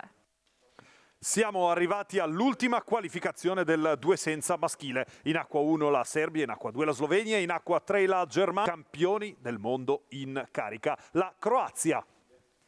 These crews already through the 500-meter mark, and I think no one's really surprised to see the Sinkovic out in the lead at this early stage in the race. The defending world champions, but they came second last year at the European Championship, so very interesting to see how their winter training has shaped up, where they're sitting at this early stage in the season. So as they approach the 700-meter mark, we're going to head out onto the water to take a look at this race. Yeah, it's looking good, as you say, Julie, for the Sinkovic brothers. They've certainly had good preparation coming into this regatta. They were fast through that first 500 metres, 1:33 as opposed to 1:35 we saw from the Romanians in the first heat. So This third heat in the men's pairs, fast heat on our hands. Sinkovic brothers powering away from 1,000 meters now. Really strong stuff from them. Closest to them is the Serbians, Vasic and Macevic.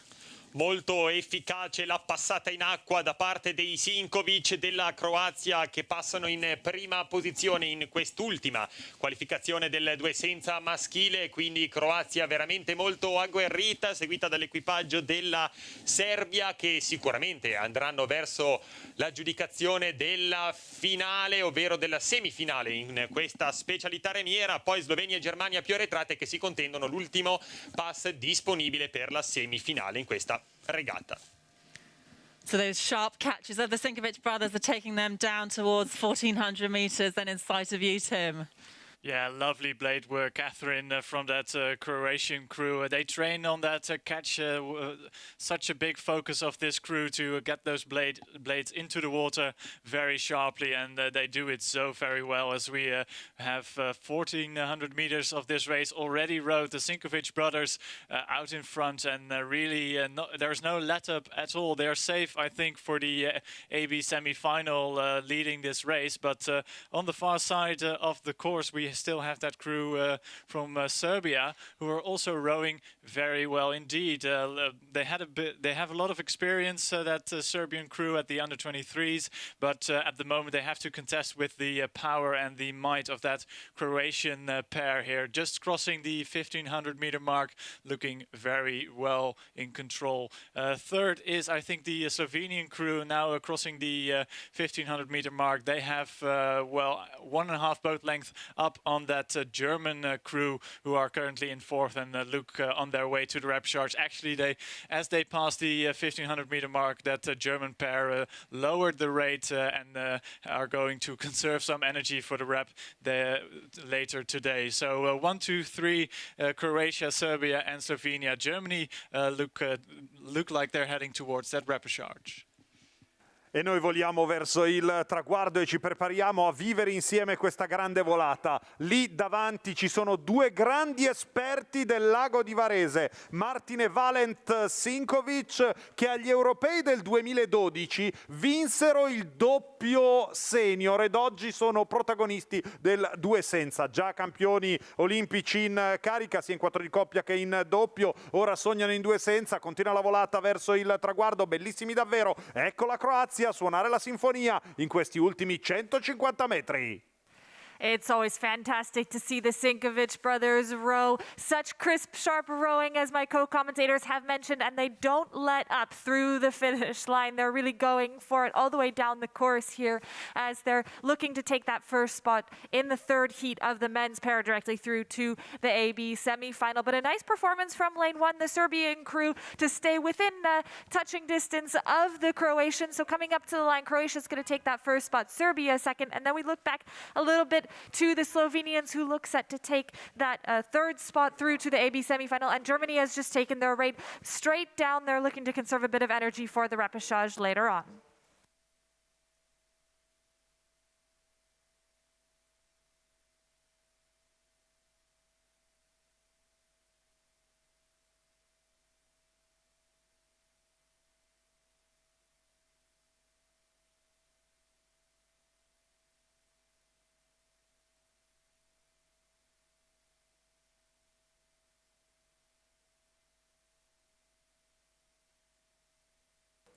And we go back up for the first heat of the women's double sculls. In lane one, reigning European champions, Romania. In lane two, Germany. In lane three, Hungary. In lane four, Belarus. And in lane five, Lithuania. Andiamo con la prima qualificazione del doppio femminile, la gara numero 11 della nostra giornata. Romania in acqua 1, le campionesse d'Europa in carica, in acqua 2 la Germania, in acqua 3 l'Ungheria, in acqua 4 la Bielorussia, in acqua 5 la Lituania.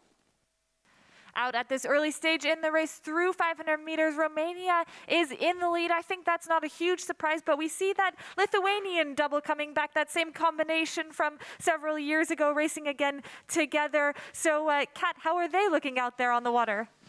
Yeah, it's looking good for this new lineup from Lithuania. They're back in the boat together and they're holding their own here against the experience, for instance, of the Germans who are back in third place. But the Romanians really having a stunning heat here. They're coming towards 1,000 metres. It's looking so sharp, so crisp, clean, high rate still from them. They're up at 38 strokes a minute and it looks somewhat sharper than the rest of the field. Ben delineate le posizioni di testa con la Romania e la Lituania che conducono questa prima qualificazione del doppio femminile. Per la terza posizione vediamo la Bielorussia in questo momento che rientra sulla Germania, poi l'Ungheria quando ormai mancano 900 metri al traguardo anche di questa 11ª regata del nostro programma. I campioni in carica della Romania vogliono nuovamente dire la loro e sicuramente questo vantaggio farà a loro da padrone in questa regata. So with just 2 crews to go through straight to the A final from this heat, it looks good for Romania and it also looks good from Lithuania. Just a note, if you're listening at home or if you're down past the finish of the course, there's a slight change in conditions here now. There's a flag just opposite me, and earlier this morning it was billowing a little bit with wind coming from the finish of the course, but now very settled here in the middle part of the course. Beautiful flat water for these doubles as they move towards 1500. Yes, we're approaching mill pond conditions here at Lago di Varese, and it's very good indeed to row here this morning, and a very good race indeed from that Romanian crew, the current European champions on the far side in lane number 1. But also a great race, as you mentioned, Catherine, earlier, that the Lithuanian crew here in lane number 5, looking very nicely and composed in a steady second position, I'd say. But I always look towards that German crew with Anne-Catherine Thiele in the bow seat. They are known to produce a good sprint finish, and they'll have to, because they are, more than a boat length behind the Lithuanians, but comfortable out in front. It is the crew from Romania looking very easily, although when I said that, I thought they weren't going for a change of pace, but they are. They have raised the rate in just when they passed the 1500-meter mark, so perhaps a bit of a practice for the finishing rhythms later this week. But Romania out in front, Lithuania looking great, Germany in third, but that crew might have to contest the repechage, as do the Hungarians and the crew from Belarus. E allora la prendiamo dalla torre d'arrivo con i colori all'esterno della Romania a farla da padrone. Ricordiamo, le campionesse d'Europa in carica hanno veramente voglia di suonare una grande sinfonia. Le protagoniste, la Romania, ricordiamo, un equipaggio rodato lo scorso anno con la vittoria degli europei e ancora voglia di confermare il loro valore. La Lituania per la seconda posizione, una gara già scritta, ben delineata, Romania e Lituania per l'accesso in finale A.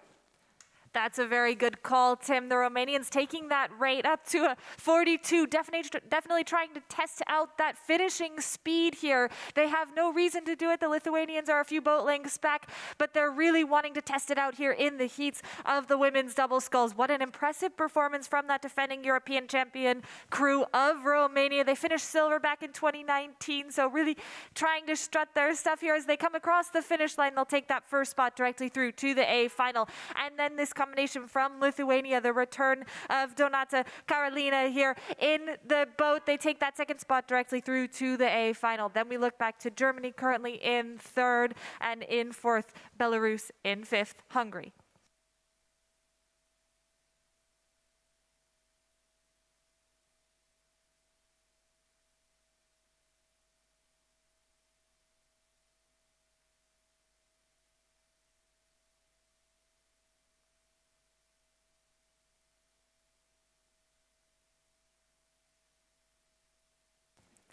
In Heat 2 of the women's double sculls, lining up in lane 1, the Netherlands, in lane 2, Great Britain, in lane 3, France, and in lane 4, Italy. Seconda qualificazione del doppio femminile. Olanda in acqua 1, in acqua 2 la Gran Bretagna, in acqua 3 la Francia, in acqua 4 una nuova formazione azzurra, l'Italia, Valentini Seppi, Stefania Bottignon. These crews are quickly approaching the 750-meter mark. The Netherlands and Great Britain looking secure at this early stage in the race to take those first 2 spots, but we'll have to keep an eye on the French and the Italians as we come through the middle of this race, Kat. Yeah, it is looking good for the Dutch. Roos de Jong and Lisa Skeenaert out there in front here as they come towards 1,000 metres. Smooth sculling from them, quick hands round the turn. It's a pleasure to watch that. And overlapping them right now is this new lineup from Great Britain. It's Holly Nixon and Saskia Budget who makes her debut here at senior level. They're holding their own here against a really quality crew from the Netherlands. So great first performance from this new lineup from Great Britain. Back from them, Italy and France still in touch with this race with just 2 boats to go through to the A final.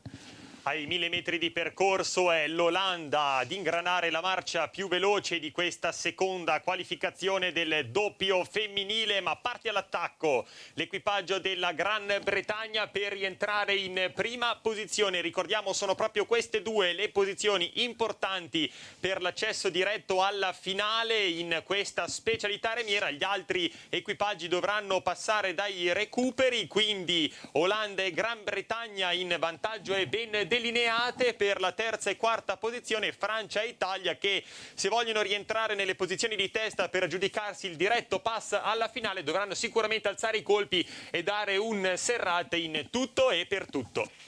So moving through this third quarter of the race, not much has changed in terms of position. The Netherlands still leading with half a length over Great Britain. Yes, it's the Dutch crew still out in front, but I think they would like a bit more, bit more lead relative to that new combination from Great Britain, who are following the Dutch very nicely as we approach the 1500-meter stage. Lisa Skeenaert in the stroke seat of that Dutch crew, providing the rhythm for Roos de Jong, and they do look a bit, small look to the right from Lisa Skeenaert, looking towards that crew from Great Britain and asking herself perhaps why they are so close behind that Dutch leading duo at this stage. Local favourites, Italy in fourth position at this moment, because the French are in the third, but out in front 2 crews through to the A final. It's going to be Great Britain and the Netherlands, and repechage for France and Italy, but great to see those crews competing here.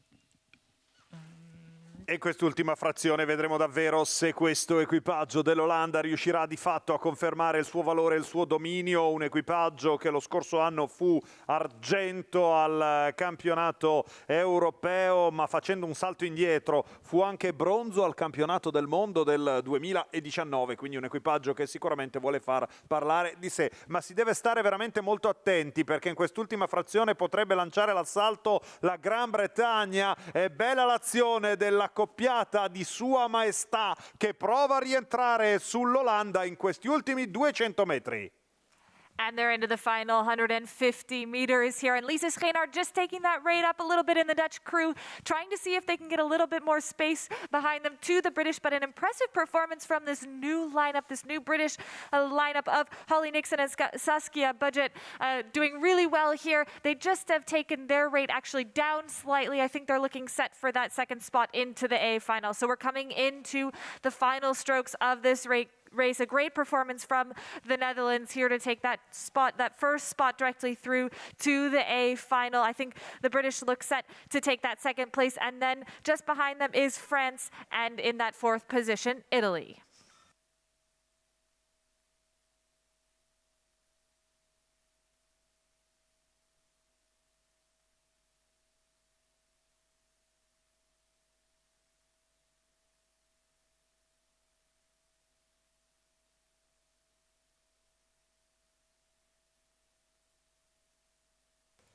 We're underway in the first heat of the men's double sculls. In lane 1, Poland. In lane 2, Sweden. In lane 3, Czech Republic. In lane 4, Great Britain. In lane 5, Slovakia. And in lane 6, Finland.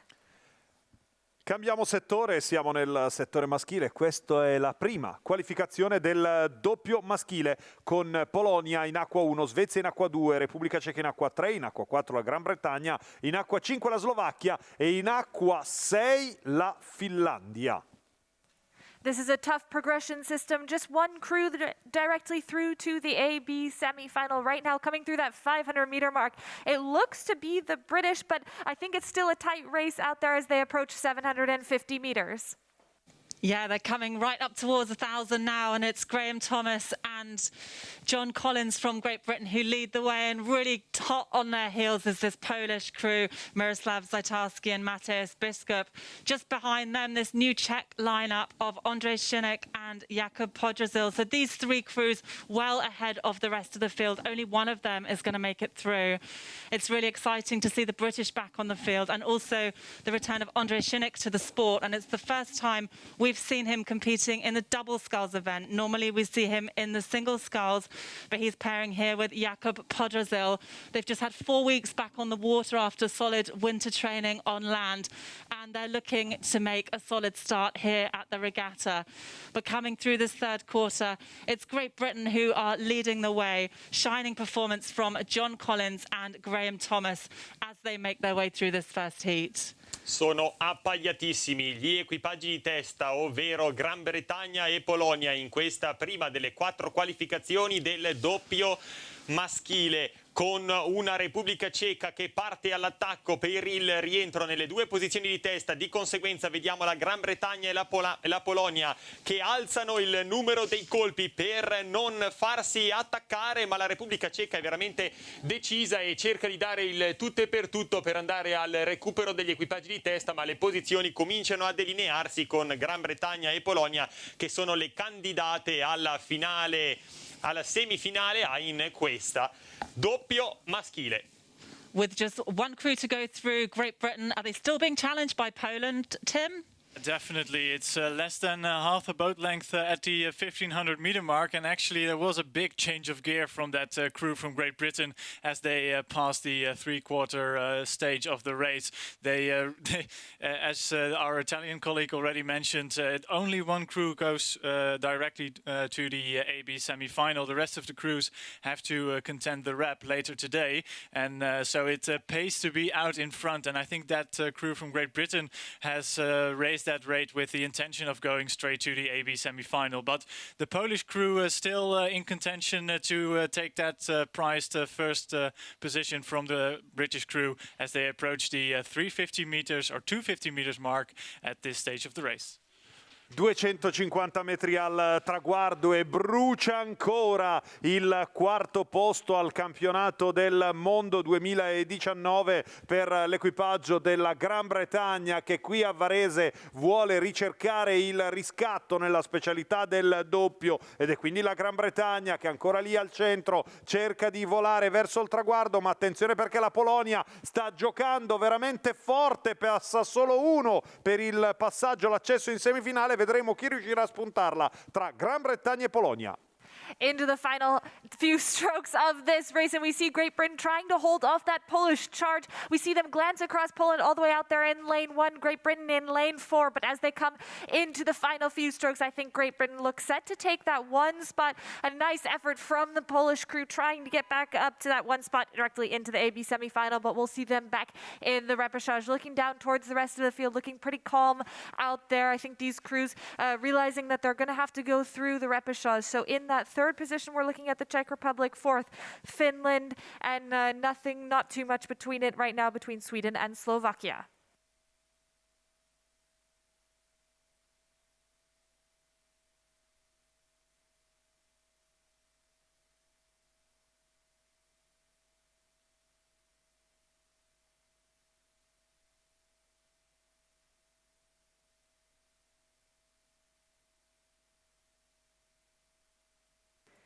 Heat 2 of the men's double sculls. In lane 1, Serbia. In lane 2, France. In lane 3, Ukraine. In lane 4, Switzerland. In lane 5, Bulgaria. And in lane 6, Norway. Seconda qualificazione del doppio maschile con Serbia in acqua 1, in acqua 2 la Francia, in acqua 3 Ucraina, in acqua 4 la Svizzera, in acqua 5 la Bulgaria e in acqua 6 la Norvegia. These crews already coming close to the 1,000-meter mark. We see the French out in the lead at this early stage or middle stage of the race, Kat. Yeah, they're out in front. Hugo Boucheron and Mathieu Adrodias. A good show from them. The Swiss, however, aren't letting them have it easy. They're pushing hard on their heels, as are Serbia, Bekic and Pivac. So coming through 1,000, France will go through ahead, but the Swiss are still only 2/3 of a length back. Siamo con la seconda qualificazione del doppio maschile. Ricordiamo che questi atleti dovranno affrontare un lungo percorso in questi campionati europei assoluti. In questa batteria solo il primo in semifinale, gli altri ai recuperi. Vediamo la Francia a condurre questa regata, seguita dalla Svizzera che cerca di tallonarla, ma anche attenzione al possibile rientro della Serbia in corsia numero 1, che sicuramente non vuole lasciare nulla di intentato e cerca di rientrare. Più arretrate invece le altre imbarcazioni a 750 metri dal traguardo, anche per questa 14ª regata del nostro programma gare. This looks like a great return to form for the French crew. They're still leading the way as they move through this third quarter of the race. They were world champions back in 2018, European champions that same year, but we haven't seen them on the medal podium at that level since then. So a great return to speed for them here in this first heat of the European Championships in Varese. Yes, but to get to that AB semi-final, they have to deal with that crew from Swiss, that Swiss crew who are really tracking that French duo at 1,450 meters to go. We approach the 1,500 meter mark, but still the French looking very nice, very well compared to the other crews. Their blade work is so smooth, so efficient. The blades just go into the water and they lever the boat very nicely past the blades. Crossing the 1,500 meters, France out in front, actually extending their lead a tiny bit to the Swiss crew, who are must go for a change of pace already, because they have, I think, half a boat length of clear water to make up to even get overlap with that French crew. The crew from Norway passing the 1,500 meters in, I think, 3rd or 4th position, and the Serbs on the far side also looking very nicely. But it's going to be a great race. Can France hold on to that first spot? Chissà se la Francia riuscirà davvero a mantenere questa posizione, così ci lancia la palla in torre d'arrivo e noi la raccogliamo ricordando che questo equipaggio francese manca da una finale A dal 2019. Al campionato del mondo invece nel 2019 fu terzo in finale B, quindi una preparazione invernale che ha di fatto stravolto questa accoppiata, che è ritornata ad essere grande protagonista. Rivede la luce in fondo al tunnel, la Francia vola verso il traguardo, per il secondo posto ancora la Svizzera. Fantastic racing from the French crew, Hugo Boucheron and Mathieu Androdias. They're coming into the final strokes of this race. We know that Swiss crew likes to sprint, but they seem resigned to go through the repechage. They've taken their rate down here as they come into the final meters of this second heat of the men's double sculls. So France securing that spot directly through to the AB semi-final. Switzerland will take second place through and go through to the repechage, and then out there in lane 1, Serbia taking 3rd, and as they're coming across the line now, Norway in 4th and Ukraine in 5th.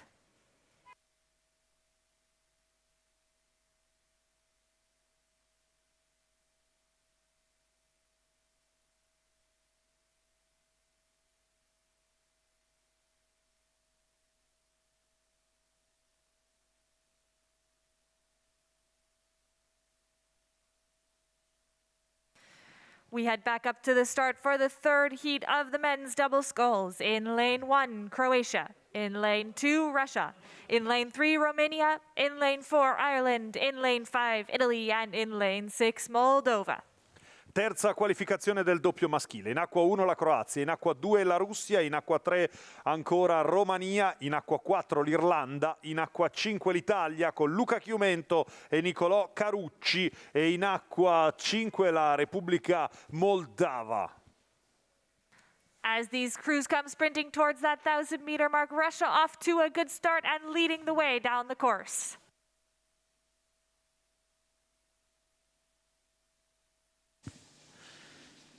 Yeah, it's a surprise to see Russia out there in front as they come towards 1,000 meters. This Russian crew is a different lineup than we've seen before, showing really well through this first half of the race. They've got clear water ahead of the Irish still overlapping with Italy, but it's Russia leading the way through 1,000 meters.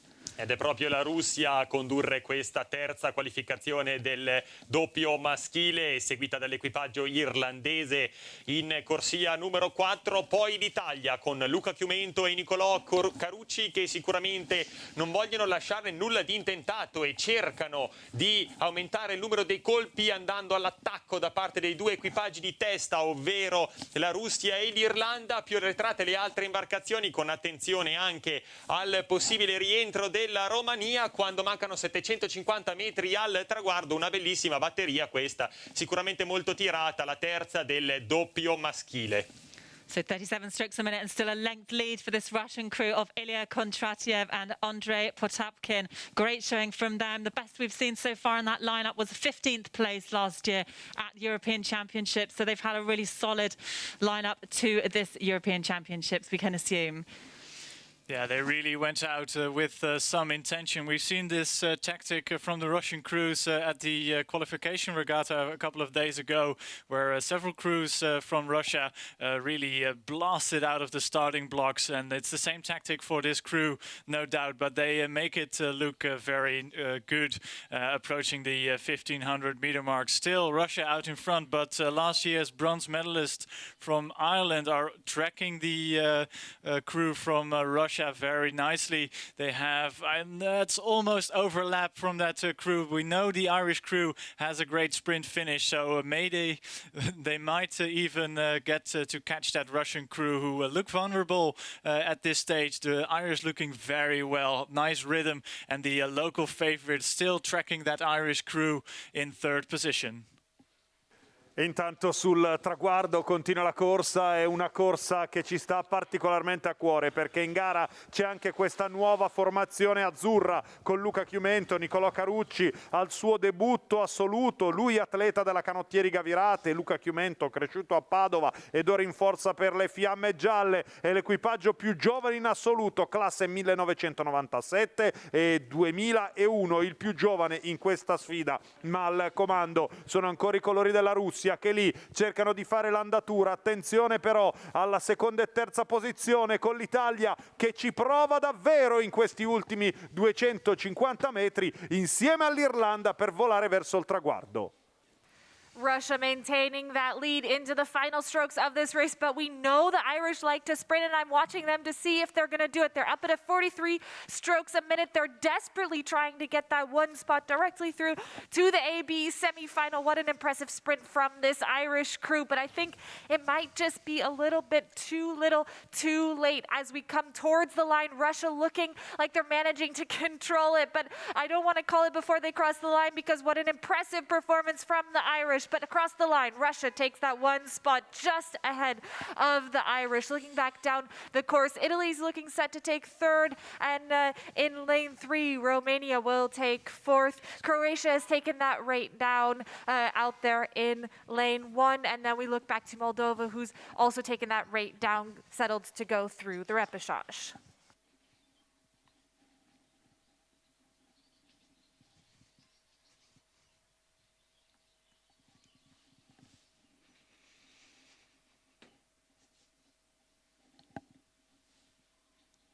We head back up to the start for the fourth and final heat of the men's double sculls. In lane 1, defending European champions, the Netherlands. In lane 2, Spain. In lane 3, Lithuania. In lane 4, Hungary. In lane 5, Belgium. And in lane 6, Germany. Siamo arrivati all'ultima qualificazione del doppio maschile, una delle specialità che ha registrato il maggior numero di iscritti. In acqua 1 l'Olanda, in acqua 2 la Spagna, in acqua 3 la Lituania, in acqua 4 l'Ungheria, in acqua 5 il Belgio, in acqua 6 la Germania. As these crews are approaching the 800-meter mark, it looks like a very close race out there on the water, Kat. It's close. This is the closest heat we've seen so far from these men's doubles. The Dutch are just getting the better of it at the moment, but right behind them we've got Spain, we've got Belgium, and also Lithuania in the mix. So it's tight at this stage. In fact, I wouldn't discount any of the crews as they come up to halfway. The Dutch look like they're really motoring along over there in lane 6. And the Spanish lineup, who are just tracking behind them, is a new lineup. In fact, in the stroke seat, we've got lightweight sculler, Alex Garcia Pujular and Rodrigo Conde Romero backing him up in the bows. They're coming through 1,000 metres and just 2 boat lengths separating all 6 crews. Una regata spettacolare al passaggio dei 1000 metri nel giro di 4 secondi tutti gli equipaggi, quindi tiratissima quest'ultima batteria di qualificazione del doppio maschile in cui l'Olanda in corsia numero 1 vuole tentare di dire la sua, quindi con un numero di colpi maggiore nei confronti delle altre imbarcazioni in questo momento conduce questa batteria in seconda posizione. Poi vediamo il rientro della Spagna ma anche il Belgio in corsia numero 5 cerca di rientrare. Vediamo veramente in grande spolvero l'equipaggio dell'Olanda in acqua 1 con Melvin e Steph che sicuramente sono in ben allenamento in questi campionati europei assoluti 2021. So they're through 1,300 metres now, and such passion from all of these crews. Just one spot to qualify. The Dutch are pulling out into that spot with a length now over the rest of the field. And as I say that, I think the other crews have probably just resigned the fact that they will be going, in fact, to the repechage and not direct to the AB semi-final. Do you think that's the case, Tim? Yeah, Catherine, I think you're right. That Dutch crew really put the hammer down in the third 500 meters and have extended their lead with 500 meters left in this race.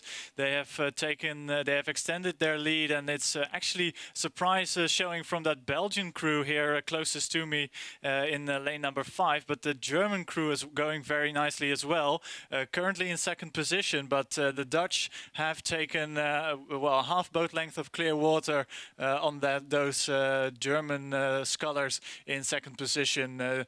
Belgian scullers have resigned themselves, I think, to the fact that they go to the rep because they have lowered their rate. But the Dutch looking very nice out in front with 350 meters still to row.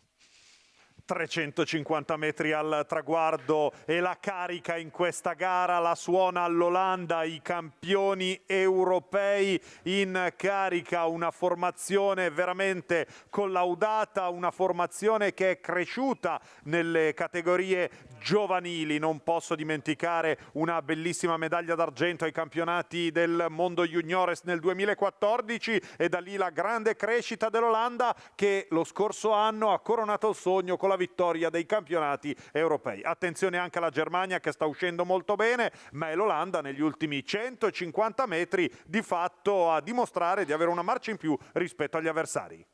Into the final meters of this race. And I just saw a quick glance across from the stroke seat. Steph Brunig just looking over to the Germans to see if they were going to make any attempt to claim that first spot directly through to the AB semi-final, but they're not. And the Dutch just take their rate down ever so slightly as they approach the finish line. An impressive performance from this Dutch crew. And they're just coming across now to take that first spot directly through to the AB semi-final. In that second position, Germany. And then we look back down the course, Belgium's going to take third, I think, as we come across the line here. They're just coming up, everybody taking it nice and easy as they've got a repechage coming up again later today. Lithuania in that fourth spot, and then we look back to, I think that's Hungary in lane 4 as they come across the line, and Spain will take that sixth position.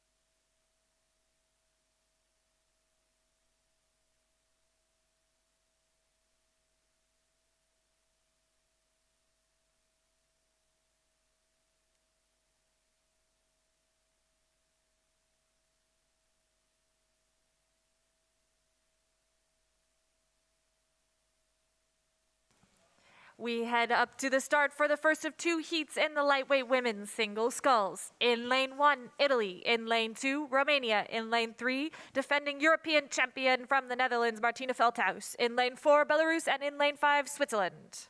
Siamo con la prima qualificazione del singolo pesi leggeri femminile. Italia in acqua 1, Arianna Noseda. In acqua 2 la Romania, in acqua 3 l'Olanda, in acqua 4 la Bielorussia e in acqua 5 la Svizzera. These crews are quickly approaching the 1,000-meter mark, so we'll head out to Kat on the water to catch us up. Thanks, Jilly. They're coming up towards 1,000 metres, and it's the Belarusian sculler, Elena Furman, who's out in front at this stage. We see her here in the single scull in the lightweight event. We've seen her in the doubles for the last few years. Before that, she was a single sculler, so she's got tons of experience alone in the single scull, and that experience is showing really nicely here. She's got clear water over the rest of the field. So she finished 4th place in the double sculls at last year's European Championships, just outside the medals, but looking to be on great form here in the single at Varese.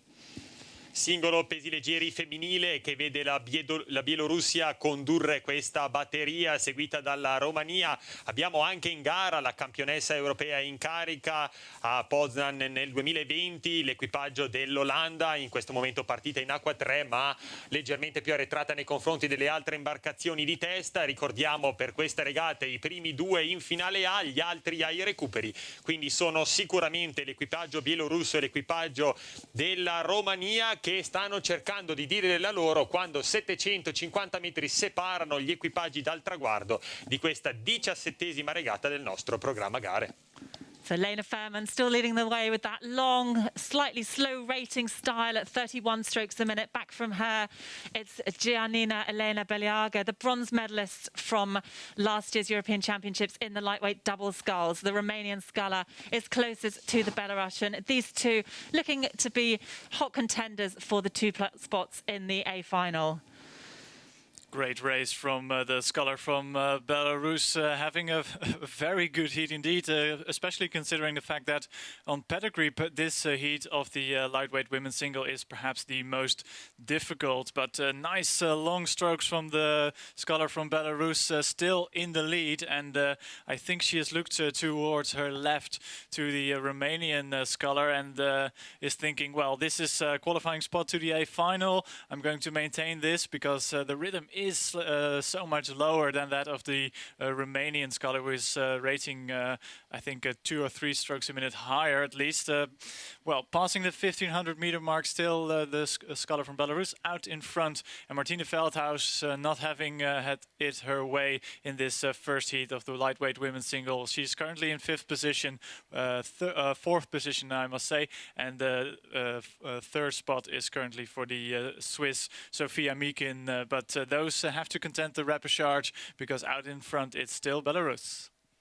E ancora la Bielorussia lì davanti a fare l'andatura, Elena Furman, un atleta che in realtà condivide la passione con il fratello, entrambe titolari della nazionale di riferimento, la bielorusche continuano ancora lì a fare l'andatura, ottima la posizione davvero per tutto il percorso, quasi in controllo rispetto alle avversarie, un atleta che fino allo scorso anno fu titolare del doppio pesi leggeri, l'unica specialità rimasta nel mondo olimpico appunto per la categoria di riferimento, lei che tra l'altro lo qualificò chiudendo in 6ª posizione al campionato del mondo di Linz. E qui davanti, dopo aver vestito per tanti anni la maglia nazionale da titolare del doppio, dimostra il suo dominio anche nel singolo, quindi Bielorussia lì davanti pronta a vincere, poi per la seconda posizione i colori della Romania.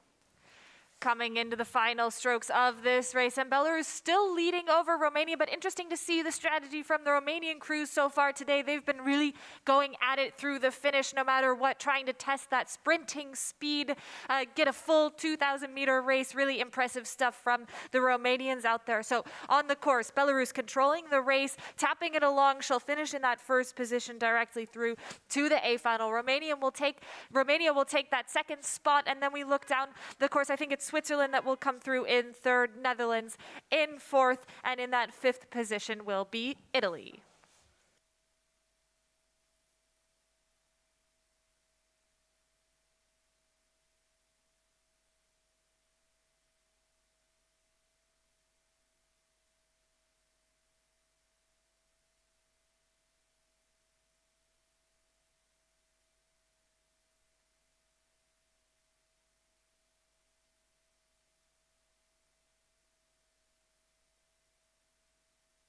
We head back up to the start for the second heat of the lightweight women's single sculls. In lane 1, Germany. In lane 2, Ireland. In lane 3, Poland. In lane 4, France. And in lane 5, Great Britain. È già tempo di andare con la seconda qualificazione del singolo pesi leggeri femminile. In acqua 1 la Germania, in acqua 2 l'Irlanda, in acqua 3 la Polonia, in acqua 4 la Francia e in acqua 5 la Gran Bretagna. Another close race here as they approach the 1,000-meter mark. It looks like the Irish sculler is out in the lead, Kat.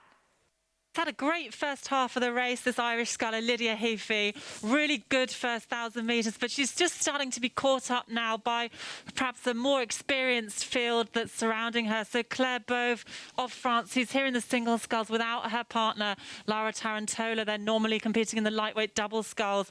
But Claire Bove, 5th place from the European Championships last year in the lightweight women's double sculls, as she just pulls up alongside Lydia Heafy. They're with 2 boats to go direct through to the A final. It could be these 2 boats, but there's also close contention from Poland's Veronika Derej and also Madeleine Arlette of Great Britain, not out of touch. L'Irlanda e la Francia viaggiano appaiatissime in questa batteria del singolo pesi leggeri femminile e sicuramente cercheranno di andare a completare il percorso davanti alle altre avversarie per andare ad aggiudicarsi il pass per la finale A. 2 tecniche di voga molto differenti. Per l'Irlanda tanti colpi, con invece una Francia che cerca di controllare maggiormente stando a bassi colpi con una potenza in acqua veramente evidente. Quindi 750 metri dal traguardo anche per questa gara 18 del nostro programma.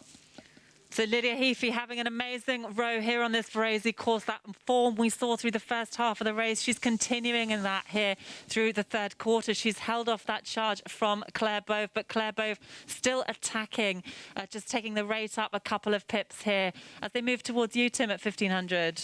It looks very good for Heapy from Ireland indeed. Still out in front, but I reckon the Polish sculler Varese in lane number 3, right in the middle of that Irish and French sandwich. She's moving up into a solid 3rd position at this stage, but she's looking left and right, and I think she realizes she is at the 1,500 meter mark, but and perhaps Heapy of Ireland is for the taking, because the French sculler both just pushed through for the lead, crossing the 1,500 meter mark, and it's also the sculler from Great Britain who is coming up to the front of the race. So everything to play for, with 400 meters still left to row.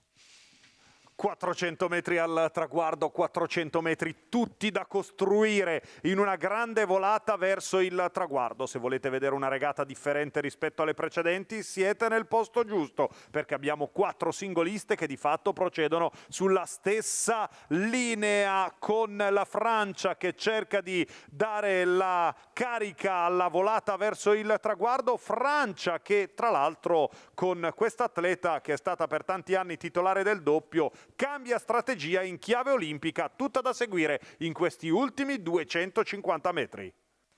We're into the red buoys, and I think the only sculler to have dropped a little bit off the pace is the German out in lane 1. But as we come into the final stages of this race, Ireland and France still going about bow ball for bow ball. They're trying to look across at each other, 1 lane separating them, Poland in the middle, and she's also looking around, seeing if she can slide into one of those 2 spots directly into the A final. I think Great Britain has resigned that she will go through the repechage, but as I say that, she's also picking up her rate, so maybe she's trying to get back into it, but I think she has a little bit too much to make up as we come into the final few meters of this race. Ireland looking fantastic, sprinting away. Poland desperately trying to get back at it. It's going to come down to the line, I think. Just a few more strokes for the Irish sculler and the French sculler. Can Poland do anything about it to claim one of those 2 spots?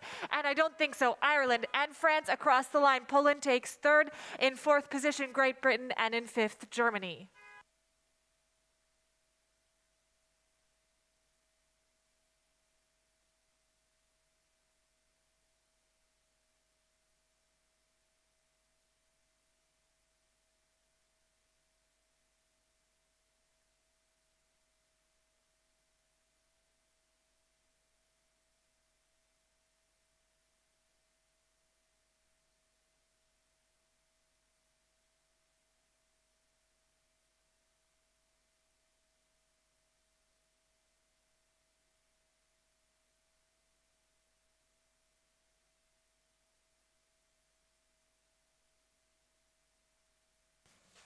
We head back up to the start for the first heat in the lightweight men's single sculls. A slight delay up there on the course, some problems with ducks on the water, so we're just a slight delay to the lightweight men's single sculls, but they're getting lined up now. Siamo in attesa della partenza ufficiale della prima qualificazione del singolo pesi leggeri maschile ed è giusto condividere con voi il motivo per questo leggero ritardo di soli 2 minuti, perché il campo di regata è stato invaso da papere e quindi abbiamo proprio sul campo un branco di germane che di fatto hanno rallentato le procedure di partenza del singolo leggero maschile. So we have lining up on the course in lane 1 representing Hungary, Peter Glambos. In lane 2 representing Portugal, Denis Costa. In lane 3 representing Poland, Artur Milokajowski. In lane 4 representing Spain, Patricio Rojas Aznar. And in lane 5 representing Italy, Gabriel Soares. Ungheria, Portogallo, poi Polonia in acqua 3, Spagna in acqua 4 e in acqua 5 Gabriel Soares a chiudere la griglia di partenza di questa prima qualificazione singolo leggero maschile. 2 crews through directly to the A final out of this heat in the lightweight men's single sculls. They're through the 500-meter mark, and the best through the 500 meters was the Portuguese sculler, but I think we're going to have to keep an eye on a very fast Italian sculler out there in lane 5. So as they're coming up towards our commentators out on the water, we'll get Kat to catch us up on what it looks like. Yeah, it looks good. And you talked about this race being delayed because of ducks on the course. There really is some beautiful wildlife and nature around here at the Varese course. It's super peaceful. There are ducks, there are swans. It's a really nice place to be, as well as to watch this fantastic rowing. And we're seeing a fantastic showing from this, the first heat of the men's lightweight single sculls. So the Portuguese sculler, Denis Costa had that early lead, but that's been eaten up now by the very experienced Peter Galambos, who's up in lane 1. He's going to come through towards 1,000 meters leading this race.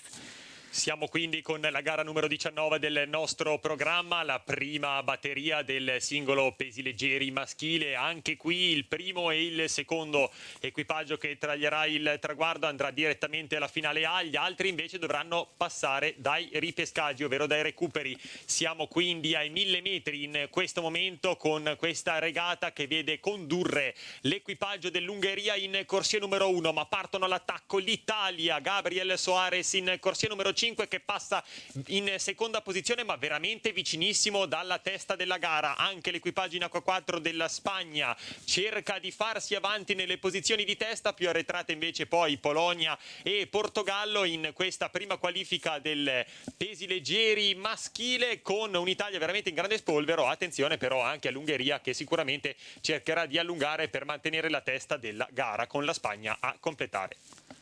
2 boats from this heat will qualify directly for the A final, and it's really hotting up now between Peter Galambos of Hungary, Patricio Rojas Aznar of Spain, and Gabriel Soares of Italy.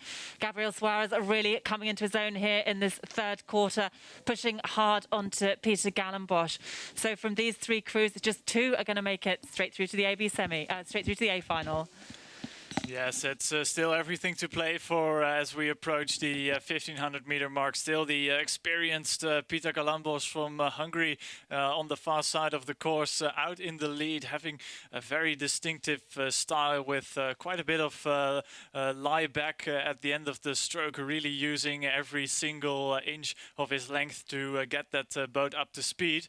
But it's developing, but a great race is developing in front of my eyes, because we have the 3 scullers close to me, with local favorite Soares from Italy in the second position. But the Spanish and the Polish sculler are also making their way to the front of this race. So Peter Galambos from Hungary still out in the lead, but that second spot to the A final is undecided as of yet. And I think even the Hungarian sculler must have an eye for the local favorite Gabriel Soares, who is moving to the front and perhaps even taking the first place in this race. Gabriel Soares, lo scaller azzurro, in questo momento sta cercando veramente di fare la differenza e ci riempie il cuore. Guardate che spettacolo in quest'ultima frazione. Gabriel Soares, già 8 volte campione d'Italia, 2 volte campione d'Europa, campione del mondo under 23 nel 2017, un atleta che lo scorso anno ai campionati europei si laureò campione continentale in 4 di coppia pesi leggeri, e l'Italia ha deciso un cambio strategico, l'ha di fatto promosso in singolo e in singolo vuole vendere cara la pelle. Eccolo quindi lì davanti a lottare insieme all'atleta dell'Ungheria per la prima e la seconda posizione. Ricordiamo, solo le prime 2 piazze garantiscono l'accesso in finale A e il nostro azzurro in questo momento è in corsa insieme all'Ungheria per la promozione diretta in finale. Into the final 100 meters of this race, and what an impressive performance from Peter Galambos of Hungary, stretching his lead out, but he's got a long way to look if he tries to look over at the Italian Gabriel Suarez. They're in opposite lanes on opposite side of the course, so they're trying to get a look at where the other one is, but I think Peter Galambos knows that he has this one secure. He's going to take that first spot directly into the A final, and Gabriel Suarez, the home favorite from Italy, is looking set to take that second spot directly into the A final. So Peter Galambos coming up to the line now, just tipping his boat along here, going to take that first spot. Italy takes second, and in third, I think it's going to go to Spain coming up towards the line now. And then we just look back at the rest of the field right now. I think it's going to be Portugal just ahead of Poland, but these, we'll see them back again in the repechage.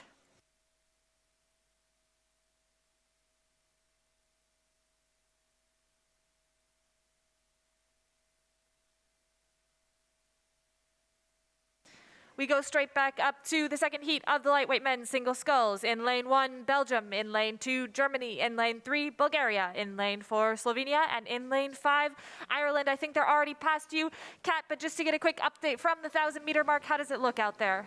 Yeah, they've just gone past Gilly, and it was looking great for Joachim Agné of Germany.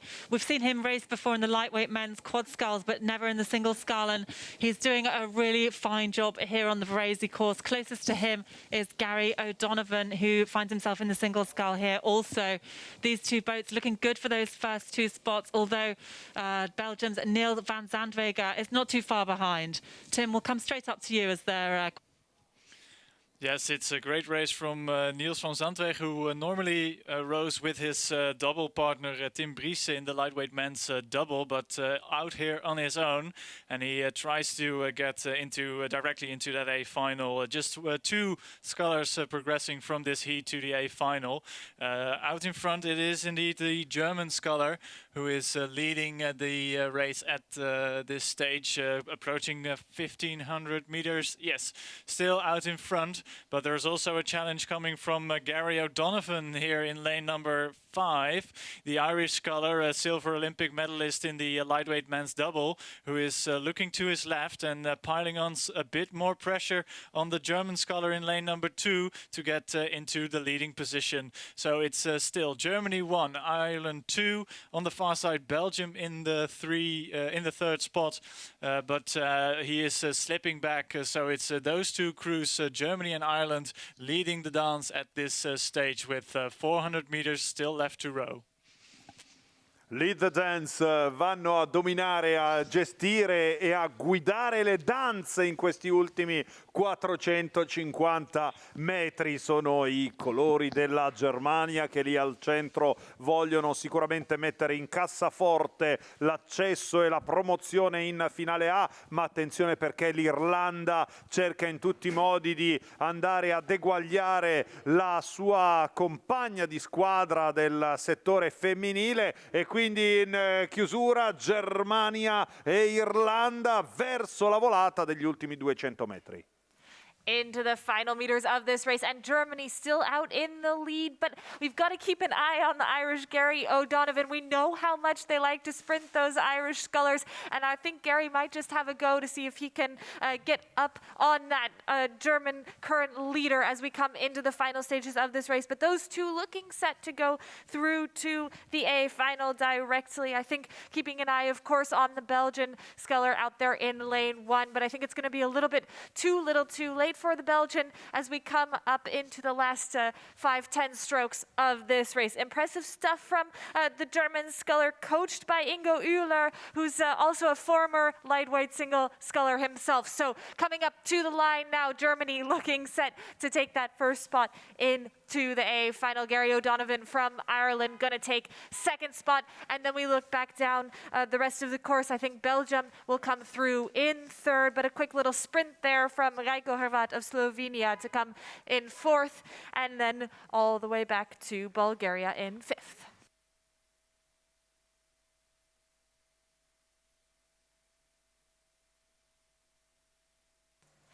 And we head directly back up to the preliminary race for lanes in the lightweight men's pair. 3 crews contesting in lane 1, Moldova in lane 2, Italy in lane 3, Hungary. And I think we're going to go all the way over to Tim, because these crews are coming up on the 1,300 meter mark. So Tim, at 1,300 meters, Hungary in the lead. Yes, Hungary in the lead, but having a great battle with Italy for that first spot. All these crews progress through to the A final later this weekend, but they're testing their strength and testing the waters. And the local favorites, the Italian crew in lane number 2, are typical lightweight Italian rowing style, I must say, here on Lago di Varese. It is beautiful to watch. I have at the 1,500 meter mark in the hut, surrounded by ducks, as Catherine already mentioned. The rowers coming up to me, so it's absolutely splendid, and the rowing conditions are great. Perfectly flat water, but great racing so far. Hungary still in the lead, but it's less than half a length advantage because the Italians are tracking them very nicely, but a great style from that Hungarian crew with the fluorescent hats. They're very recognizable in this race. Out in front, the crew from Moldova in lane 1 has dropped off the back of the leading 2 crews fairly early in the race, and now even in the wake of those 2 crews. But Hungary rating very nicely. Italy still in contention for the first for that first spot in this heat, but they have a re-row. They have a final later this weekend where it really counts. So great racing so far, but I reckon Luca has something to say about the Italian crew in second position. Siamo ormai in proiezione verso il traguardo ed è veramente bello vedere questa lotta tra Ungheria e Italia. Italia che ha deciso di confermare un'accoppiata molto giovane e un equipaggio che lo scorso anno ai campionati europei Under 23 si laureò campione continentale, e da campioni Under 23 in carica la corsa va a questo assoluto. Ma è l'Ungheria là davanti a fare l'andatura quando oramai mancano meno di 200 metri al traguardo. So into the last 100 meters here in Hungary, still in the lead, but everybody taking their rate down just a little bit, I think conserving some energy for that A final that they will contest later on this weekend. But my co-commentator Luca explaining that this Italian crew is coached by an Olympic champion that rowed in the Olympics in 1948. So fantastic stuff to see him still coaching out there, and this crew doing a great job in that second spot as they come up towards the line. Hungary will take the first spot in the preliminary race for lanes in the lightweight men's double sculls. Italy second, and in third, Moldova.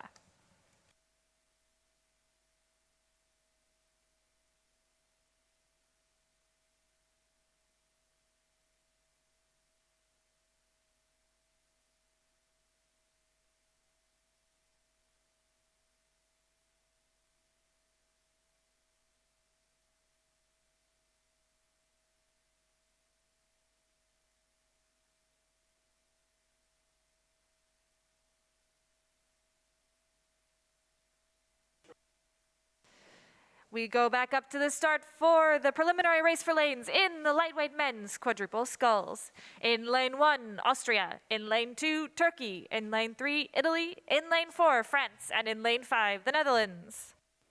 Siamo con la prima delle due qualificazioni riservate appunto al 4 di coppia, l'unica per il 4 di coppia pesi leggeri maschile, con Austria in acqua 1, Turchia in acqua 2, Italia in acqua 3, Francia in acqua 4, Olanda in acqua 5. France and Italy having a great race there, Kat, as they pass you at the 1,000-meter mark. Yeah, they're just coming through 1,000. France and Italy up there in front. France leading the way. Perhaps the most surprising thing for me in this race so far is to see a quadruple scull from Turkey leading a quadruple scull from the Netherlands. But here we have it on the Varese course. This crew from Turkey doing super well here. They're currently riding in 3rd place behind Italy.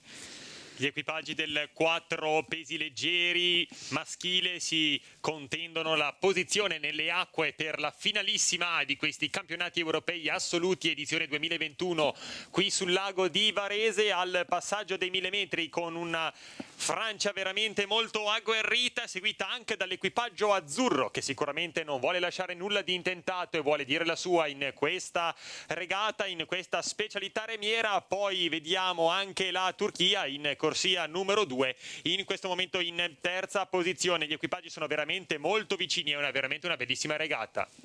They're coming towards 1,400 meters, and it's this crew from France, stroked by Ferdinand Ludwig, who are leading the way. Yes, and doing so very nicely. A great crew from France. The French do know how to make quadruple sculls go fast, but the Italians do know how to do that as well.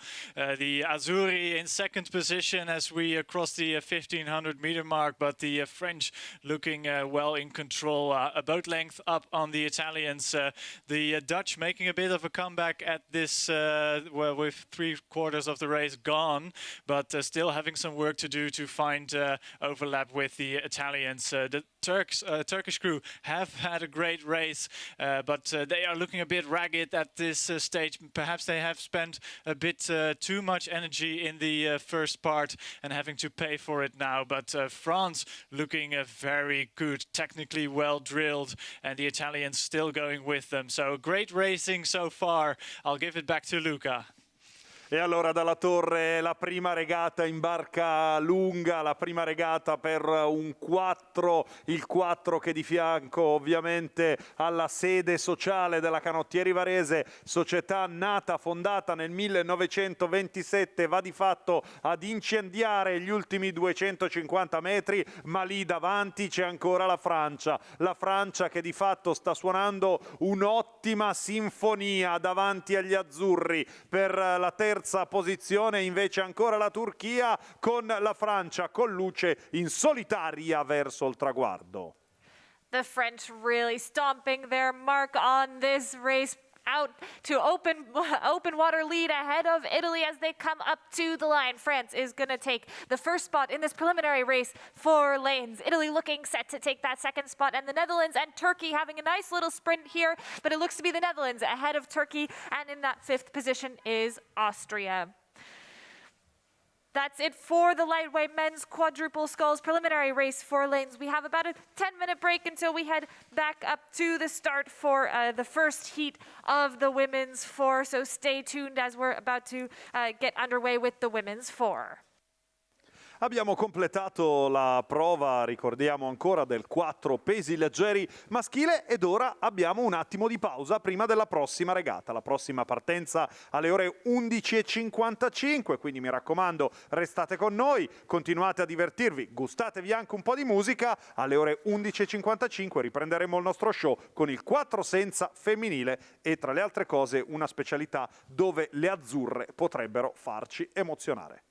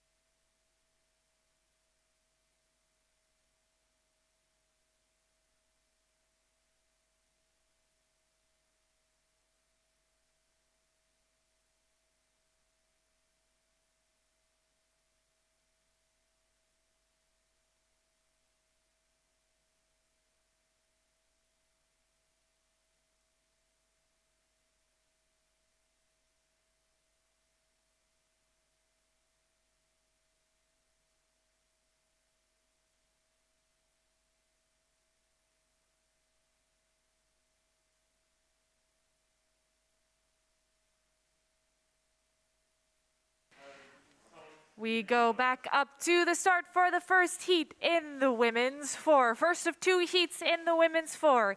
In lane one, defending European champions, the Netherlands. Stroke seat, Veronique Meester. In lane two, Great Britain. Stroke seat, Rebecca Shorten. In lane three, Denmark, with the stroke of Christina Johansson. In lane four, Romania, with the stroke seat of Elena Iogafatu. And in lane five, Spain, with Iria Jarema Diaz. In lane six, Poland, with Maria Wierzabowska.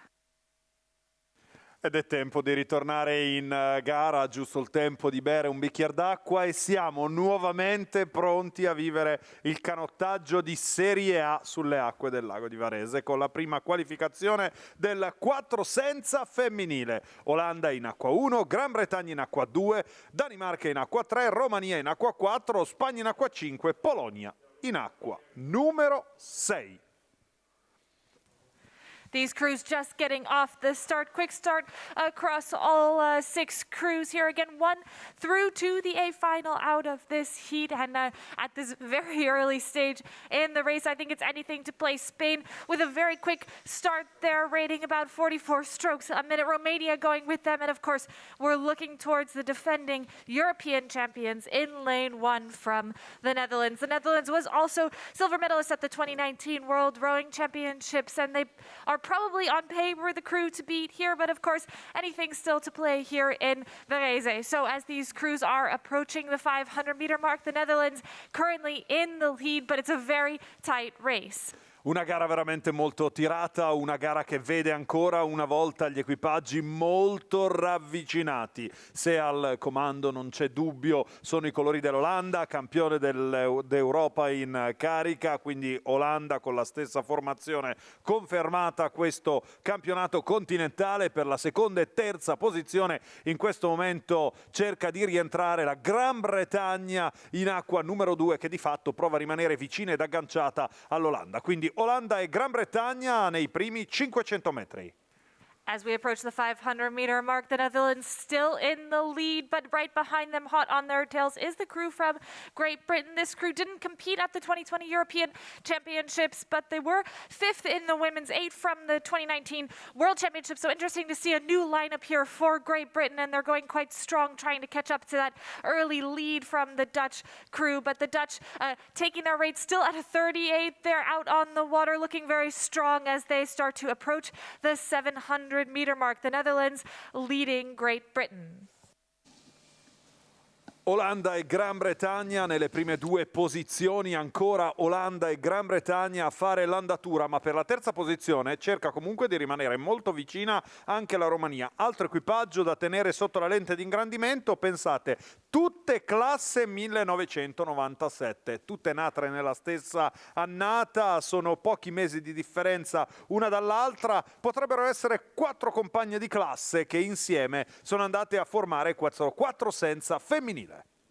These crews through the middle of this race, just trying to establish that rhythm to get them all the way down the course. The Netherlands still out in the lead. Again, just one crew directly through to the A final, so that's the spot that you want to be in at this stage in the race. But the British are the closest to them, and then looking down through the rest of the order here, I think we've got Poland and then a very close Romania, Spain, and Denmark all in it at this stage, middle stage of the race. So I'm going to head out to our commentators on the course. I think we've got Kat in the hut out there. Kat, how's it looking as they head towards the 1,000-meter mark? So yeah, they're right at that 1,000-meter mark now, Julie. It's looking great for the Netherlands. This crew, they've raced together for a couple of seasons now, and it's really well gelled from them. They're going to go through 1,000 in the lead. They've got half a length advantage over this new lineup from Great Britain. So on board in the Great Britain boat, we've got silver medalists from Rio Olympics, Karen Bennett and Rebecca Shorten also. So arguably this could be the top boat from the women's sweep boat in Great Britain. And they're doing a good job here to stay in touch with this experienced Dutch crew, but just one of these boats going straight to the A final. prima batteria del quattro senza femminile che vede l'equipaggio olandese in vantaggio di mezzo scafo circa. Sulla seconda imbarcazione in questo momento è la Gran Bretagna, poi la Romania, attenzione anche al rientro della Danimarca che è partita in corsia numero 3, vediamo ormai le posizioni di testa però delineate, attenzione però perché solo il primo equipaggio che taglierà il traguardo andrà direttamente in finale A, gli altri dovranno tutti passare dai recuperi, quindi sicuramente tra Olanda e Gran Bretagna sarà una lotta serrata fino al traguardo. So I'll let you, my Dutch co-commentator at 1500, take this Dutch boat down the rest of the course. Yeah, thank you, Catherine, very much. It is indeed still the orange deck of the Dutch crew out in front, but I'll have to say it is impressive what the Brits are laying down here. They're still in contention, although I think in the third 500 meters the Dutch opened up a little bit of clear water towards the 1500 meter mark. But impressive stuff from the Brits. Also the Romanian crew having a great battle with Denmark in lanes 3 and 4 for third place. That Romanian crew, which is very much a new crew, doing quite well and staying in contention staying actually quite close to the Brits too. But the British making a push at 1500 meters, but the Dutch still look great out in front, almost a boat length lead for them at this stage. But it's not over yet, but I reckon the Dutch if they have to, they are able to pull out a very big sprint and fend off any charge that the British may lay down. Sicuramente queste informazioni davvero insider del nostro team a 1500 metri ci fanno ben sperare. Dice che nel caso in cui l'Olanda ne avesse la necessità ha anche un grande sprint. Vedremo cosa succederà. Vi ricordo il primo in finale A, gli altri dovranno transitare dai recuperi. L'Olanda in questo momento sta cercando di controllare la sua prima posizione, ma attenzione perché la Gran Bretagna è comunque molto vicina e se dovessimo parlare di un equipaggio che sicuramente ci sta sorprendendo è sicuramente questo. Vedremo cosa succederà durante il percorso, è una gara veramente combattutissima. Vi ricordo ancora l'Olanda là davanti. Just a few strokes left to go in this race, and the Netherlands maintaining that dominant lead ahead of the British. The British just trying to see if they can get inch a little bit back here in the final strokes of this race, just to see what their finishing sprint looks like. But again, 1 through to the A final. That will be the Netherlands coming across the line now. Great Britain will take that second spot, and then a very close race between Spain and Denmark at the line. I think Denmark is just going to have it ahead of Spain, and then we look down the course. Poland will take 5th, and a little ways back looking towards, Spain. So I want to correct that finishing order there. The Netherlands in the first position, Great Britain in second, Denmark in third, Romania in fourth, Poland in fifth, and Spain in sixth.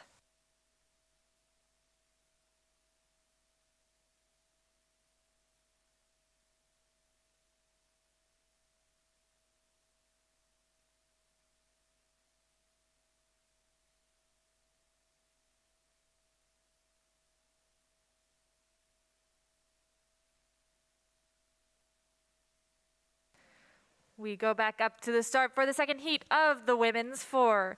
In lane 1, Ukraine. In lane 2, Italy. In lane 3, France. In lane 4, Russia. In lane 5, Germany. And in lane 6, Ireland.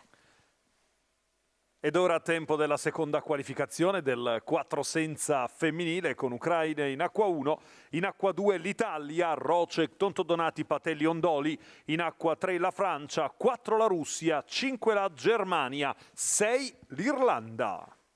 The Russians had the fastest start and came through the 500 meters in that first spot, but it looks like Ireland has taken over the lead as they approach UCAT at the 1,000-meter mark.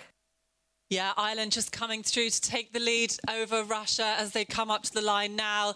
This Irish crew doing really well. They paced it well through that first 1,000 metres and they've come through to take that qualifying slot here with 1,000 metres to go. So 3 of the returning bronze medalists from last year's European Championships, Fiona Murty, Emma Lamb and Aoife Keogh, joined by Emily Hegarty from the women's pair. This Irish crew leading the way here in this second heat of the women's 4. L'Irlanda ha un leggerissimo vantaggio sulla Russia in questo momento in seconda posizione, ma è un vantaggio veramente risicato, ovvero poco più di un secondo tra la prima e la seconda imbarcazione in gara in questa seconda batteria del 4 senza. Quindi una Irlanda veramente in grande spolvero, sulla Russia in seconda posizione, poi per la terza l'Ucraina. Ricordiamo che in questa regata abbiamo ancora il primo equipaggio in finale e gli altri ai recuperi, quindi saranno l'Irlanda e la Russia presumibilmente a doversi contendere fino in fondo, palata dopo palata, la vittoria di questa batteria di qualificazione. So it was a patient race by the Irish crew to this point, and that patience has taken them here through the Russian crew to a length's lead now over this field. Yes, and on the far side we can see the crew from the Ukraine also coming to the front of this race. The Russians are dropping back a bit, and the local favorites, the Italian women's four, are trying to get past the Russians, but still out in front. That crew from Ireland with the lovely Irish green deck on top of their boat. Little look to the left from the bowwoman of that Irish crew as they cross the 1500 meter mark, but the lead is comfortable at this stage. They have more than a boat length of clear water between them and the Russians, who are just still in second position. Third is the Ukraine, fourth is Italy, fifth will be the French crew, and the Germans are in last position. But it's such great power coming off the blades of that Irish crew. It's really impressive to see, and they are on their way to that A final as well.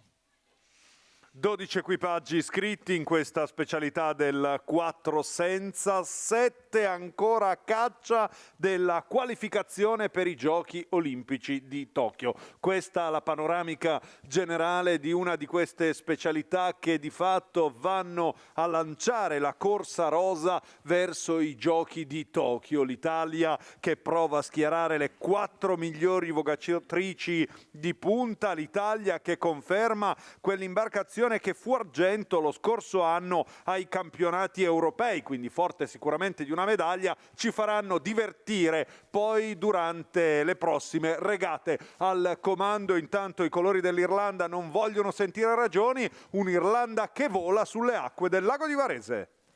Fantastic and well-timed race from this Irish crew. They just held on at the start, and then through the middle of the race really pushed their way up to the front, and they're going to come across the line here on the near side, lane 6, to come across the line first and take that one spot directly through to the A final. Nice little race here going on between Russia and Ukraine for that second position. I think it's going to be a little too close to call actually coming across the line here, but maybe just Russia ahead of Ukraine across the line. Then we look back towards Italy, France, and coming through in the 6th position will be Germany.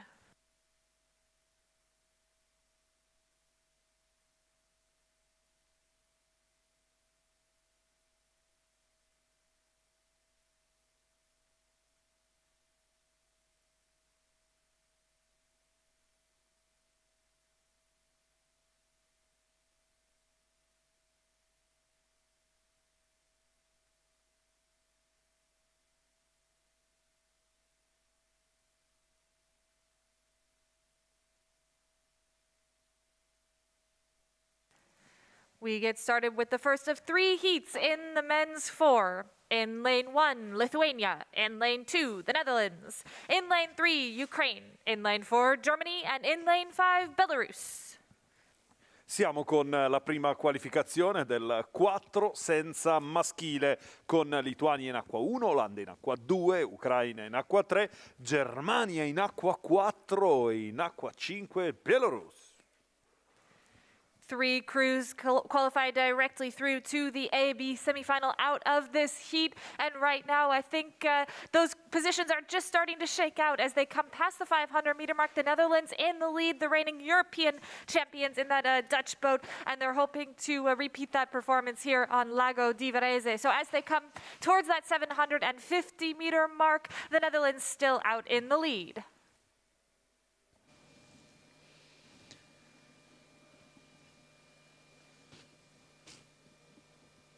Yeah, it's the Dutch crew leading the way as they come towards 1,000 meters. They're European champions from last year. It was a new lineup that came into the field last year, and they took that gold medal in Poznan. And here they are with their showing for the Varese regatta. And they've got clear water now over the rest of the field. So looking back from them as they come through 1,000, we've got 3 boats to go through, and this crisp, clean, sharp rowing from the Dutch gives them an advantage over the Germans, who are now pulling through Ukraine into second place. So it's Dutch, Germany and Ukraine in those 3 qualifying slots as they come through halfway.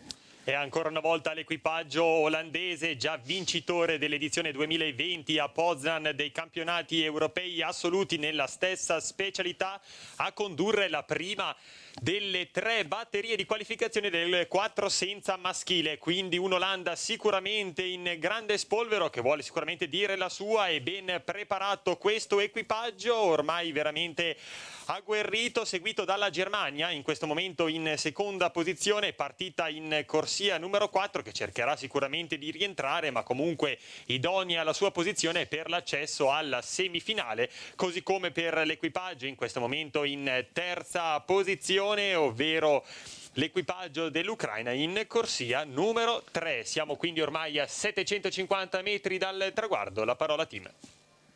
So coming towards 1,400 metres, these first 3 crews, Netherlands, Germany, Ukraine, are all established crews. We saw them racing at the European Championships last year. Netherlands, of course, with that gold medal. The German crew on that occasion finished in 6th place, and Ukraine in 10th position. They're coming towards you, Tim, now at 1,500. Yes, and the Dutch are looking very good indeed. Great form from that Dutch crew. With it was a bit of a surprise last year when they just went for it and became European champions, that Dutch crew. But there is a lot of experience in that boat. Of course, Boudewijn Roel in the 2 seat is a bronze medalist from Rio in the 8, and he brings a lot of experience to that crew. But it's still great rowing from the Dutch. The Germans still in 2nd position. The German crew is relatively untested, a new crew, and are looking to leave a mark here on Lake Varese.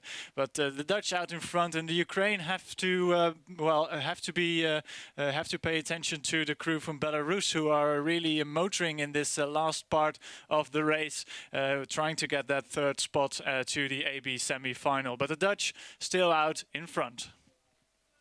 Ancora lì davanti a fare l'andatura, un vantaggio guadagnato e costruito per tutto il percorso. Forti di quell'oro indelebile conquistato lo scorso anno ai campionati europei. Ed eccoli lì davanti ancora gli atleti olandesi, un quartetto veramente eccezionale che continua verso il traguardo lì davanti. Ricordiamo, i primi 3 verranno promossi direttamente per seconda e terza posizione, Germania e poi ancora, attenzione alla Bielorussia.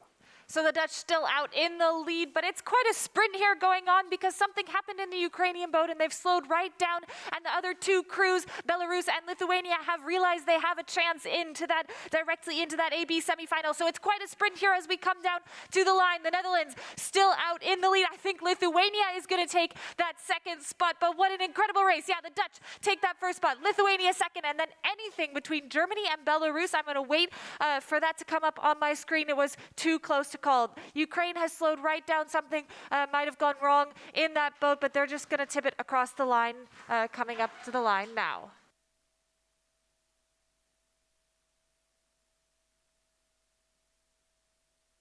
Just to confirm those spots for you, 1st through the line was the Netherlands, 2nd was Lithuania, and 3rd went to Belarus, just a fraction of a second ahead of Germany, and the Ukraine coming across the line now.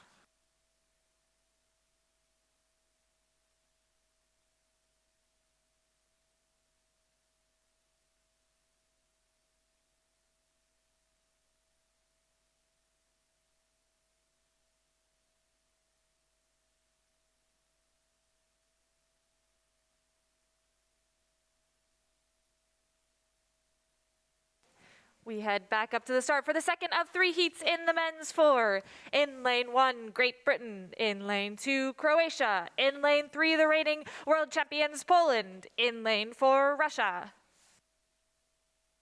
Già la seconda qualificazione oramai ha preso il volo. Gran Bretagna in acqua 1, Croazia in acqua 2, Polonia in acqua 3, Russia in acqua 4. These crews coming quickly through the 750-meter mark, so we're going to head out on the water to Kat to see how it's shaping up. It's shaping up well for the British right now, Gilly. So they're out in front with a convincing lead here over Poland and Croatia. Russia back in 4th place. This British crew, an established crew. Sholto Carnegie, Rory Gibbs, Matthew Rossiter and Ollie Cook in the bows.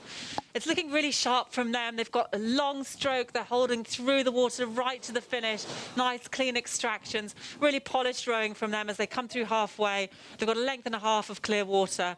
Poland in 2nd place with 3 crews to go through. One is going to miss out. It looks at the moment that could be Russia, but they're still in touch with Croatia. La Gran Bretagna sempre in rilievo in queste specialità, tant'è che già è detentore del miglior tempo sia del mondo che europeo nel 2012 e nel 2014, rispettivamente a Lucerna e a Belgrado, dove si sono svolti i vari eventi internazionali. Quindi la Gran Bretagna che ancora una volta pone la propria prua davanti a tutte le altre imbarcazioni in questa seconda qualifica del 4 senza maschile. E poi a seguire abbiamo gli equipaggi della Croazia e della Polonia, con attenzione al possibile rientro anche della Russia in corsia numero 4. Through 1,300 metres, it's still a convincing lead for Great Britain. 2nd place, Poland behind them, with 3 world champions on board from the 2019 season. They picked up the bronze medal also last year at the Europeans. So coming up in sight of you, Tim, Great Britain still leading the way.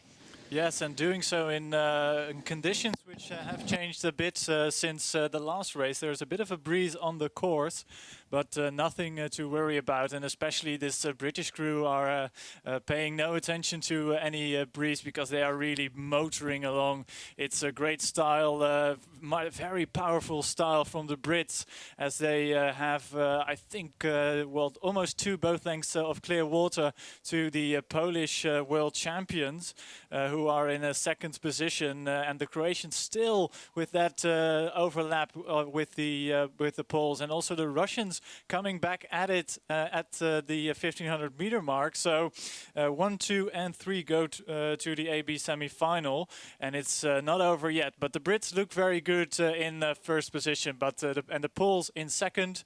But it's everything to play for that last spot to the AB semi-final.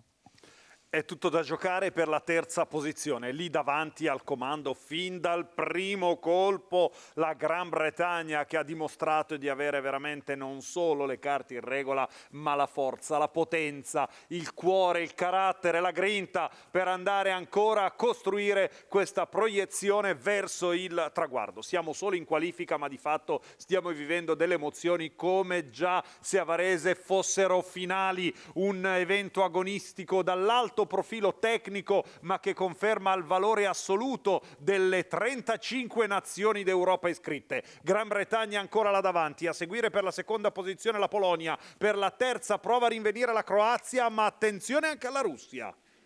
Yeah, into the final strokes of this race, and there's no doubt about it. What a dominant performance from the British here. They'll be pleased with that, coming off that bronze medal back in 2019, but I'm not sure where they stood after having a year of no competition. So the British coming across the line now, looking set to take that first spot directly through to the AB semifinal. Behind them will be Poland, and I think it's going to be Croatia just ahead of Russia to take that spot into the AB semifinal. But I'll wait for that one to confirm on the screen, because it was very close, Croatia and Russia across the line.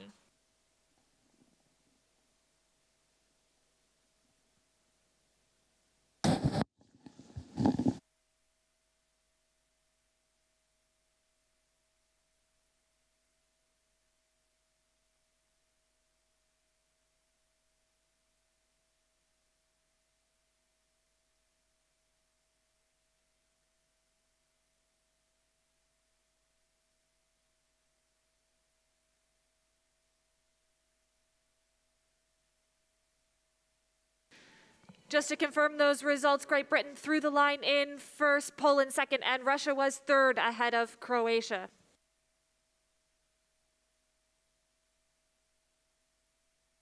And we head back up for the 3rd heat in the men's 4. In lane 1, Switzerland. In lane 2, Italy. In lane 3, Romania. And in lane 4, France. They're already coming across the 1,000-meter mark, so I'm going to jump straight up to Kat to see how it's going.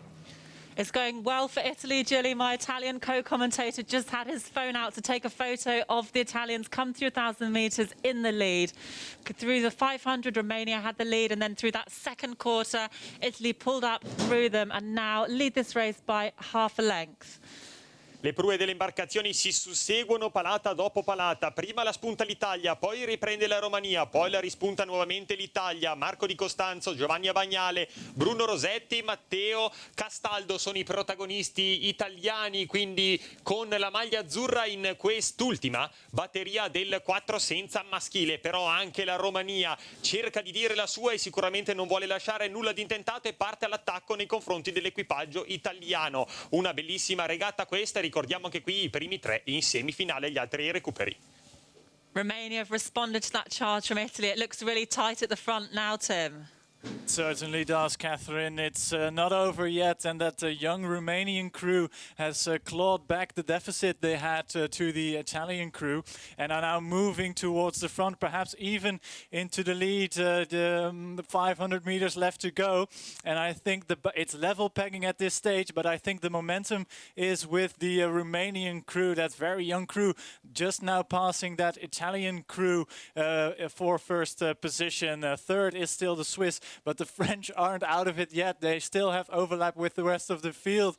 It's very exciting racing here in this third heat of the men's four. Romania taking the initiative from the Azzurri, but the Italians aren't done yet, because we know the Italian crews can raise their rate and sprint to the finish. But Romania out in front, Italy is second, Swiss third, and French are currently in fourth position.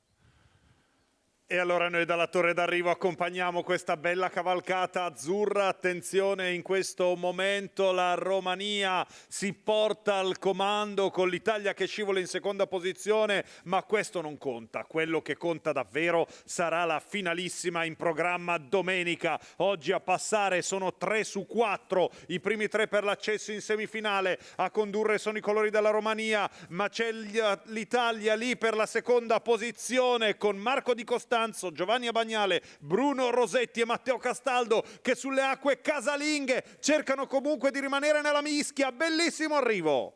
Fantastic racing into the final strokes of this race, and there's anything between all 4 crews out there on the water. Again, just 3 spots through to the AB semifinal. Romania leading Italy, leading Switzerland, and the French desperately trying to get back into it, but I think those positions are going to stay. Romania, Italy, Switzerland, and France across the line.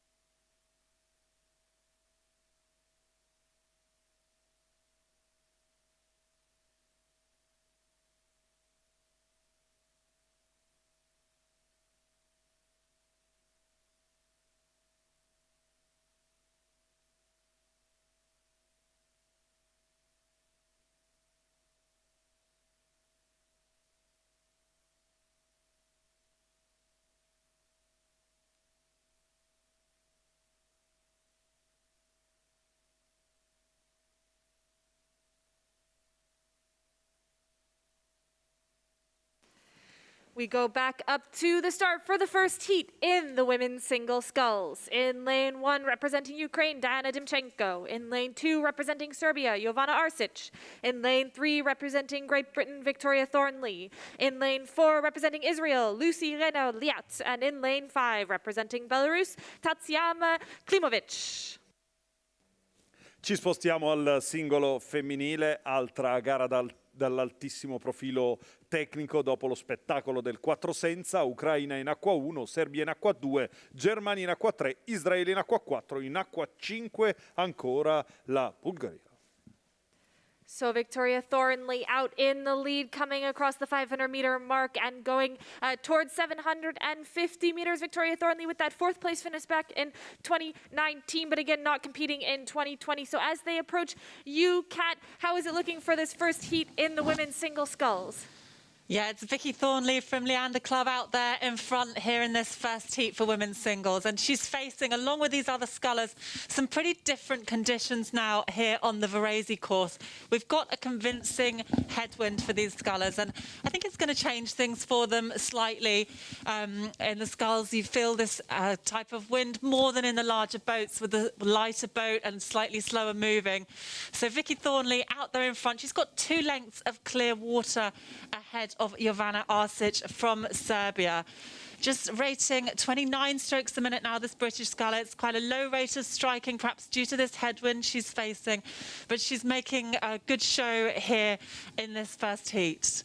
Inizia ad incresparsi leggermente il lago con una brezza di contro per gli equipaggi, ma affrontano questa regata senza alcun problema, anzi è veramente in grande spolvero l'equipaggio in corsia numero 3 della Gran Bretagna, che conduce nettamente nei confronti delle altre imbarcazioni. Per la seconda posizione vediamo la Serbia e la Bielorussia che si contendono appunto la seconda piazza. Ricordiamo che comunque i primi 3 equipaggi che taglieranno il traguardo andranno in semifinale A, gli altri ai recuperi. Di conseguenza, ad eccezione dell'equipaggio numero 4 di Israele, gli altri sono tutti sicuramente lì vicini ed in gara per il possibile passaggio alla semifinale, ma sempre a condurre la Gran Bretagna senza grossi problemi. Vediamo una palata piuttosto distesa, di conseguenza controlla gli equipaggi più arretrati. The scullers moving through this third quarter. Victoria Thornley from Great Britain still leading the way. In second place now, it's the Belarusian sculler Tatiana Klimovic, who's moved from crew sculling into single sculling for this European Championships. So coming up in sight of you, Tim, with 3 through. It's looking good for Great Britain, Belarus and Serbia. Yeah, I would certainly say so, Catherine. It's a very comfortable row, I think, for Victoria Thornley of Great Britain. She is really looking comfortable out in front. She has several lengths of clear water in advantage relative to the sculler from Belarus, Klimovic, in lane number 5, who is well, also looking very composed at this stage. As you mentioned, the headwind conditions make it a bit more difficult for these scullers, but Victoria Thornley looking comfortable, rating well, I think around 30 strokes a minute, so that's not that high, but looking very powerful as she does. Second place, crossing the 1500 meter mark, it is Klimovic from Belarus. Third spot now firmly in the hands of Dimchenko from the Ukraine. Fourth is the sculler from Serbia at this stage. And the Israeli sculler Renaud Liat is in last position, but I think she has already accepted the fact that she is going to the wrap. But 1 through 2 and 3 still unchanged from the halfway mark, but Victoria Thornley in a very good position, as is the Belarusian and the Ukraine sculler at this stage. Dal quarto posto al campionato del mondo nel 2019 al dominio in questa qualificazione, la prima del singolo femminile. Questo il salto dell'atleta della Gran Bretagna, che lì dal primo colpo ha di fatto dimostrato di essere cresciuta alla grande rispetto a quello che è stato il suo percorso agonistico. Una soddisfazione sicuramente preziosa per questa atleta della Gran Bretagna, che lì al centro in acqua 3 continua a fare l'andatura. Per la seconda e terza posizione vediamo la Bielorussia, e poi ancora in acqua 1 Diana Dimchenko, fresca di qualifica per i Giochi di Tokyo all'inizio di questa settimana. Vedremo cosa succederà. 150 metri al traguardo. Yeah, that's a dominant performance from Victoria Thornley of Great Britain. She has open water back to the rest of the field. She's just looking around, controlling this race out in the lead, rating a nice easy 28 strokes a minute coming towards the finish line. Again, first three through to the AB semi-final in this first heat of the women's single sculls. So Victoria Thornley looking set to take that first spot. In that second spot, still the sculler from Belarus, Tatiana Klimovic. They're coming up towards the line. And then in that third spot into the AB semifinal, Diana Dimchenko of Ukraine. Then we look back, Jovana Arsic is going to come through in the fourth position. She'll go through into the repechage. And the Israeli sculler Lucy Renaud-Liat also going through in the repechage.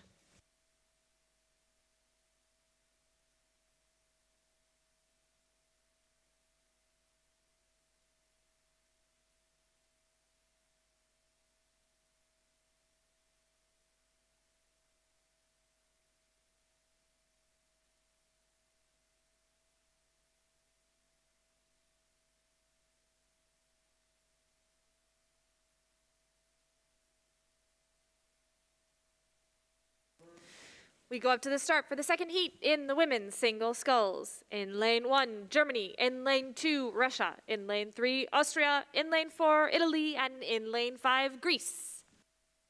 Seconda qualificazione del singolo femminile, in acqua 1 la Germania, in acqua 2 la Russia, in acqua 3 l'Austria, in acqua 4 l'Italia, Elisa Mondelli, e in acqua 5 la Grecia. We go straight out onto the course to Kat to see how this race is shaping up. Thanks, Jilly. It's looking great for Hanna Prack-Hudson of Russia leading this race ahead of Magdalena Lobnig from Austria. So Hanna Prack-Hudson, this is her first time racing at international level in the single scull.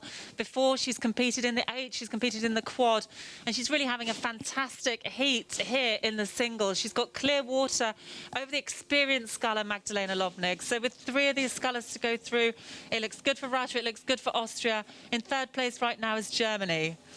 Siamo con la seconda batteria del singolo femminile che vede in acqua anche l'equipaggio italiano. Elisa Mondelli in forza è proprio in Italia per la società canottieri di Moltrasio, ma a tenere la testa del gruppo è l'equipaggio russo, partito in corsia numero 2, che è nettamente in vantaggio nei confronti delle altre imbarcazioni. Per la seconda posizione è l'equipaggio austriaco che si contende insieme all'equipaggio tedesco, partito invece in corsia numero 1, la seconda posizione. Vediamo in questo momento l'Austria che cerca di attaccare anche la Russia per andare a riposizionarsi nuovamente in testa, ma sicuramente la Russia non vuole lasciare nulla di intentato e riparte l'attacco con una palata veramente pulitissima.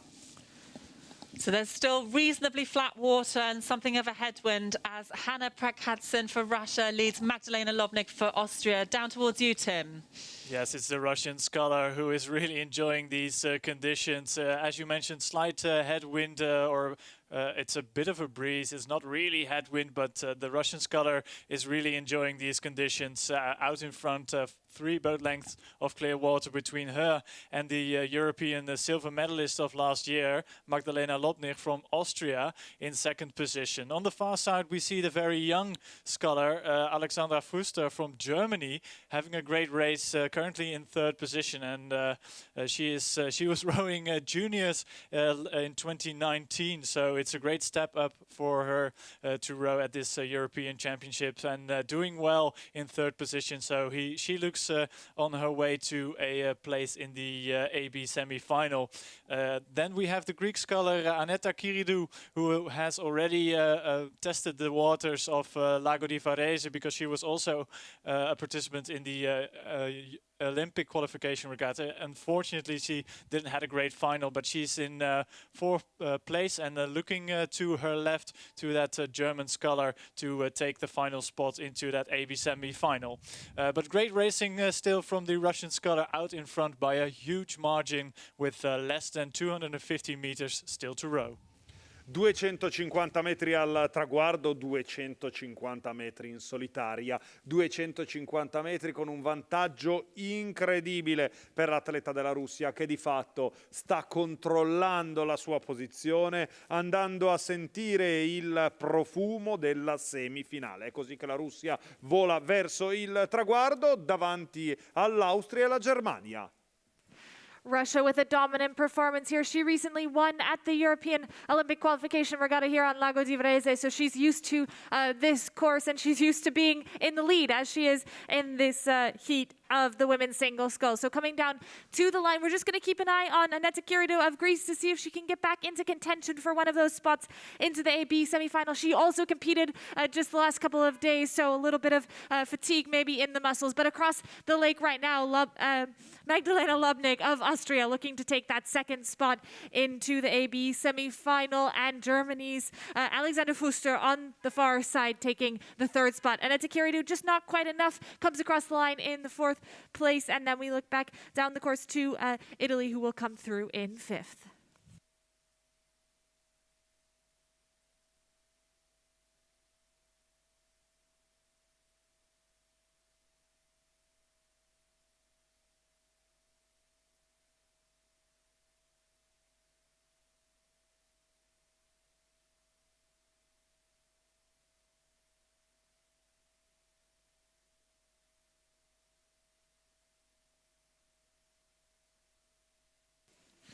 Back up to the start for the third heat in the women's single sculls. In lane 1, Denmark. In lane 2, Hungary. In lane 3, the Netherlands. In lane 4, Switzerland. And in lane 5, Lithuania. We're already through the 1,000-meter mark here, and in the lead is the Swiss Janine Gemellen out there in the lead. Kat, how does it look? Yeah, it looks like the race is pretty much settled here as they come through halfway. So Janine Gemellen out there in front, just about a length lead ahead of the Dutch sculler. These two, along with Fie Udby Eriksson of Denmark, can be pretty confident about their lead now over the rest of the field. With 3 boats to go through to the semi-final, these 3 out in front look fairly confident. They've brought their rates of striking down, and it looks good for these 3 to go straight through. Una bellissima regata anche questa, l'ultima qualificazione del singolo femminile che vede l'equipaggio della Svizzera a condurre questa regata seguita dall'Olanda, che paga un po' lo scotto dopo una partenza veramente fatta bene che si era subito portata in testa, ma la Svizzera ha recuperato e altresì gli è anche passata avanti. Di conseguenza dovrà sicuramente fare attenzione l'Olanda alla forza dell'equipaggio svizzero. Per la terza posizione sono invece l'Ungheria e la Lituania che si dovranno contendere questa posizione. Attenzione anche all'equipaggio partito in acqua 1 della Danimarca. Janine Gemellen still out in front with almost a length lead ahead of the Dutch sculler, 33-year-old from the Netherlands. She's got a string of medals from crew boats, from the women's quad and also from the women's 8. And here she's got a really good showing in this first international competition in a single to be here just a length down on the experienced sculler, Janine Gemellen.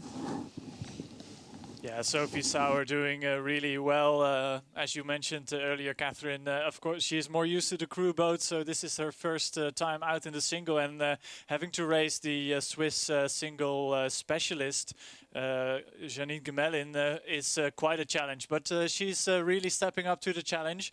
But still, the Swiss sculler is out in front, and she has extended her lead. It's more than a boat length of clear water at the 1,500-meter mark. But Sophie Sauer looking relatively relaxed, knowing that she's in a safe space to go to the AB semi-final, and the Danish sculler on the far side also secure in the knowledge that she will go to the AB semi-final as well. So these 3 ladies out in front are really consolidating their positions as the sculler from Lithuania crosses the 1,500-meter mark 4th, and I think it's the Kitty Bertus from Hungary in 5th, and I don't, yeah, that's all the crews. So those 3 out in front are relatively secure of their standings and move on to the AB semi-final tomorrow if nothing happens which might upset these athletes. 250 metri al traguardo, 250 metri tutti da costruire attorno all'atleta svizzera. Come avete sentito durante tutto il percorso, un ottimo vantaggio per questa sculler che lo scorso anno fu quinta in chiave internazionale ai campionati europei in singolo, ritrovando invece una medaglia preziosa in chiave europea. Dobbiamo addirittura arrivare al 2015. Nel 2015 fu campionessa d'Europa e chissà, magari dopo 6 anni e da 6 anni di distanza dall'ultimo grande successo, magari una nuova strada, una nuova luce in fondo al tunnel. E quindi la Svizzera lì davanti che continua a correre in solitaria. Janine Gamelin looking in control here as she comes into the final stages, the last few strokes of this race. She's just touching it along there at a rate 29, controlling a little bit. Sophie Sauer up a little bit higher, about a 31, trying to see if she can make up a little bit of ground here. But these three, Switzerland, Netherlands, and Denmark, looking set to go through to the AB semifinal. So Janine Gamelin just coming up to the line, crossing over. And I think Sophie Sauer, I saw a little glance just to check that she takes that second spot ahead of Denmark, and she does. Coming across the line, Sophie Sauer in second, and Fie Udby Eriksson of Denmark in third. We look back towards the best of the rest, and I think it's Lithuania who will come through in fourth, and Kitty Bertis of Hungary in fifth.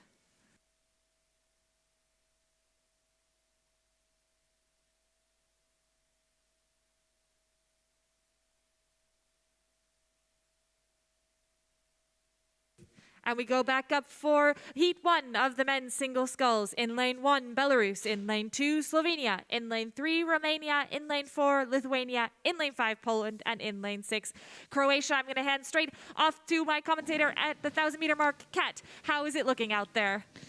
Jilly, it's the Polish sculler Natan Wagurski-Szymczak who's out in front. He's got a length lead over Damir Martin. That big frame of the Polish sculler, he's 200 centimetres tall and 26 years of age. He's holding off the perhaps slightly more experienced Damir Martin, but with just one spot to go directly through to the AB semi-final. I wouldn't count off Damir Martin just yet, as we've seen some incredible sprints from him in the past. Inizia la lunga carrellata delle batterie del singolo maschile, la prima delle 4 in questo momento in svolgimento, solo il primo equipaggio che taglierà il traguardo in semifinale, gli altri recuperi. È sicuramente la Polonia che sta dicendo la sua maggiormente nei confronti delle altre imbarcazioni in gara. Per la seconda e terza posizione abbiamo la Croazia e la Romania, quindi vediamo l'equipaggio polacco che continua a condurre, sono circa 30 metri di vantaggio nei confronti delle altre imbarcazioni, sicuramente sta curando gli altri equipaggi in gara per dire la sua e andare a completare davanti a tutti questa batteria. Moving through this third 500 meter, Natan Wagurski-Szymczak from Poland has extended his lead over Damir Martin from Croatia. As they come in sight of you, Tim.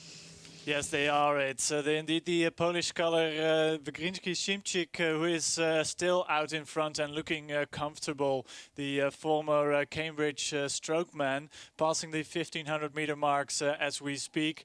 And I think it's a lot of work for Damir Martin to claw back this deficit, because it's one and a half boat length of clear water which the Polish sculler has built up in the during the course of this race, and he's actually going for a change of gear. The Polish sculler having a not waiting for the sprint of Damir Martin, actually preempting his sprint and moving along. And I don't know if Damir Martin has seen this.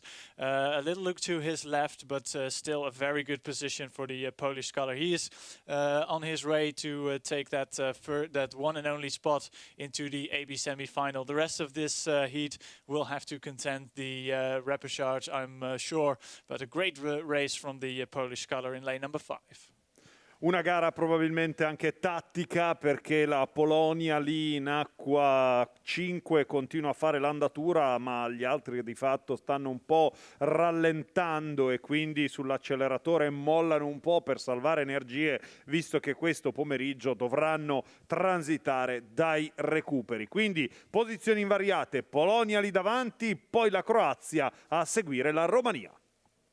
Absolutely fantastic to see the progression of Natan Vershimski-Shimchek throughout the course of his career. He finished second last year at the European Championships and, of course, competed in Rio, I think finishing 9th in the Rio Olympic Games. So he's striding out here, and we see a little bit of a sprint from the Romanian single sculler, I think just to see what he can do in the final stages of this race. But the Polish sculler looking very comfortable out in the lead, looking set to take that one spot directly through to the AB semifinal. He'll be saved of that repechage race later on today. So Natan Vershimski-Shimchek coming across the line to take that first spot. Romania will take second, and Damir Martin of Croatia coming across in third. Then we look back to the rest of the field. I think it's going to be Belarus coming across in fourth, Slovenia in fifth, and Lithuania in sixth.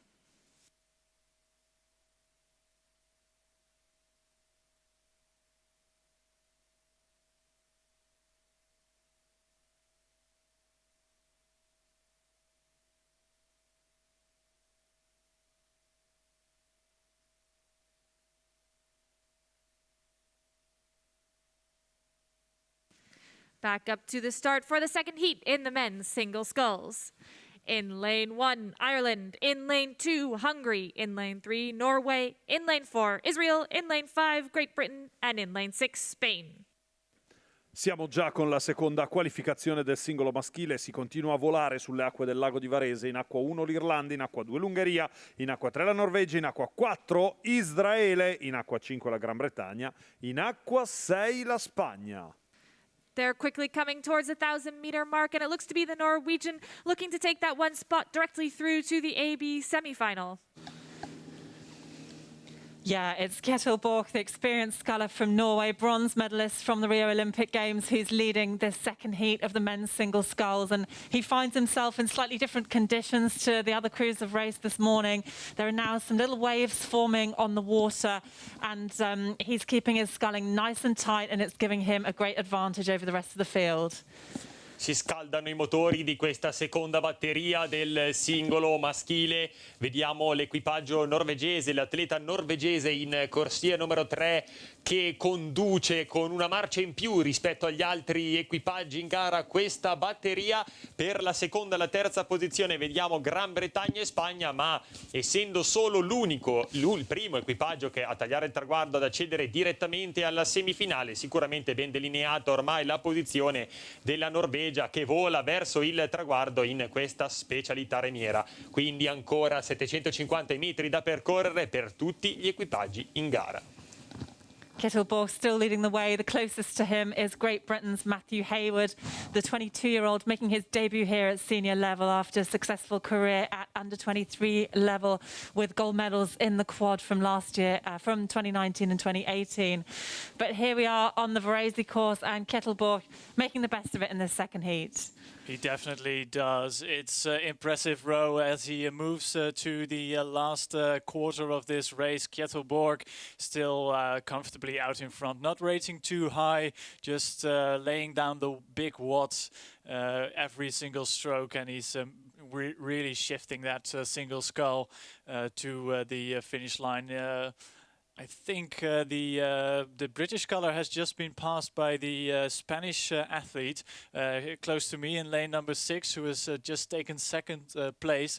But that's developing as a great race. Matthew Haywood may want to react to the Spanish challenge, but out in front it is still Kjetil Borch from Norway, the experienced hand in this heat, who is really stamping his authority in this race.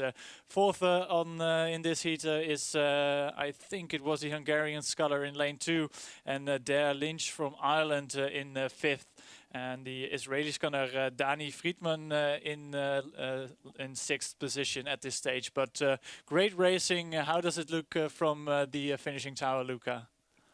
È una gara di quelle veramente meravigliose, è un'occasione per poter vedere un canottaggio che veramente ci piace. Lì davanti ancora la Norvegia, ma questo atleta norvegese è particolarmente legato al campo della skiranna perché ai campionati europei del 2012 conquistò una meravigliosa medaglia di bronzo, quindi Varese porta fortuna e lo sta dimostrando anche in questa qualificazione. Fu terzo a Rio de Janeiro in doppio assoluto, poi il ritorno in singolo e chissà cosa succederà qui alla Skiranna di Varese, se riuscirà a superare quella medaglia di bronzo che gli regalò la Skiranna nel 2012. Yeah, that dominant performance from Kjell Borch of Norway here as he comes into the final stages of this race. My co-commentator Luca just saying he finished third here back in 2012 on this course at the European Championships back in 2012. So impressive stuff from Borch here as he comes towards the line, looking set to take that one and only spot directly through to the AB semi-final. Making the best of the rest is the British sculler Matthew Hayward. I think he'll take that second spot and have to pass through the repechage. Then we look back down the course. Coming through in third, Spain. I think coming through in fourth will be Hungary. Fifth, Ireland. And sixth, Israel.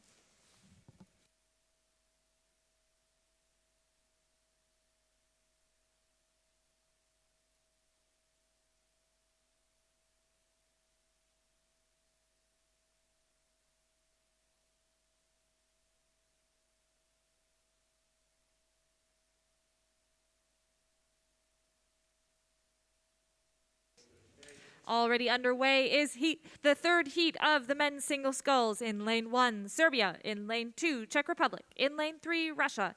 In lane 4, the Netherlands. In lane 5, Denmark. And in lane 6, Moldova. Gara numero 33 del nostro programma, oramai già al passaggio dei primi 500 metri, sempre singolo maschile. Serbia in acqua 1, Repubblica Ceca in acqua 2, Russia in acqua 3, Olanda in acqua 4, Danimarca in acqua 5, poi Moldavia in acqua 6. Kat, they're quickly coming towards you at the 1,000-meter mark. How is this race shaping up? Gilly, to start with, it was Nikolai Pimenov from Russia who was in the lead. He's come out of the quad sculls into the single, but coming through to the 1,000, he's been overtaken by Sverre Nielsen of Denmark. So Sverre Nielsen goes through with a couple of seconds advantage over the Russian sculler. Back from them is the young lightweight sculler from Czech Republic, Jan Sinsibuk, finding himself here competing at heavyweight level. È la Danimarca ad imporre una maggiore forza delle palle in acqua in questa terza batteria del singolo maschile, singolo senior maschile, che vede appunto una Danimarca veramente agguerrita, seguita dalla Russia che cerca di tallonare l'equipaggio di testa in corsia numero 2 e farsi sempre più sotto, ma sicuramente è ottima la palata della Danimarca che continua la sua corsa verso il traguardo in prima posizione. Anche attenzione al rientro in corsia numero 1 dell'equipaggio serbo. He's such a strong sculler, Sverre Nielsen, European champion from last year, silver medalist from the World Championships in 2019. He's leading this third heat of the men's single sculls. Behind him, Russia and Jan Sinsibuk for Czech Republic.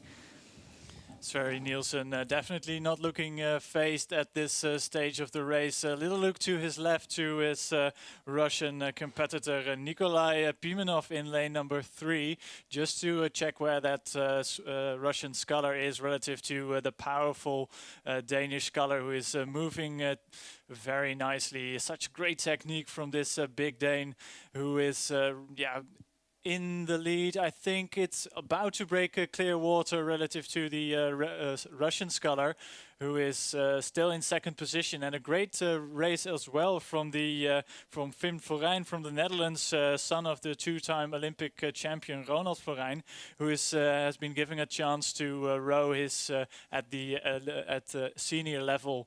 But a great race from him. He's in third position, and the Serbian sculler on the far side in fourth. But Sverre Nielsen, the reigning European champion, still out in front.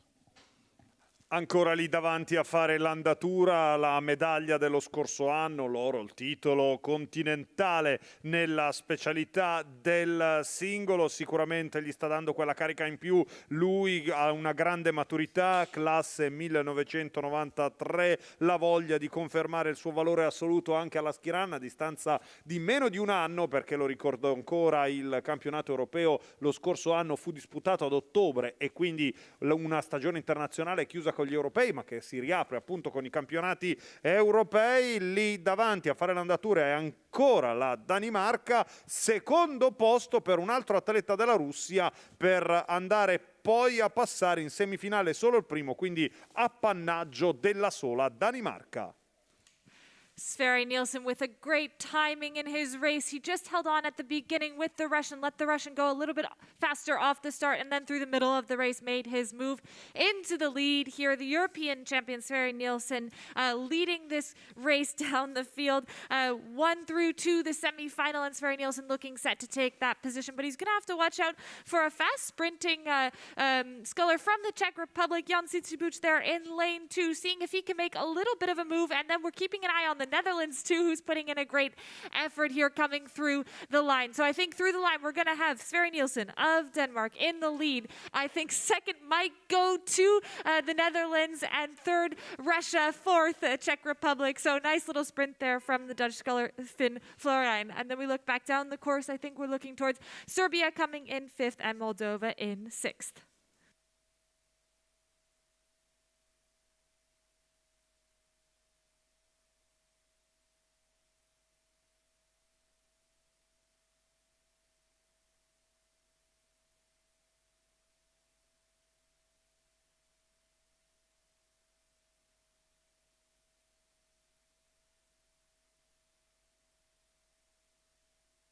And we move to the 4th heat of the men's single sculls already on the course. In lane 1, Cyprus. In lane 2, Germany. In lane 3, Switzerland. In lane 4, Italy. And in lane 5, Greece. Quarta ed ultima qualifica del singolo maschile ed ecco un azzurro. Cipro in acqua 1, in acqua 2 la Germania, in acqua 3 la Svizzera, in acqua 4 Gennaro Di Mauro per l'Italia, in acqua 5 la Grecia.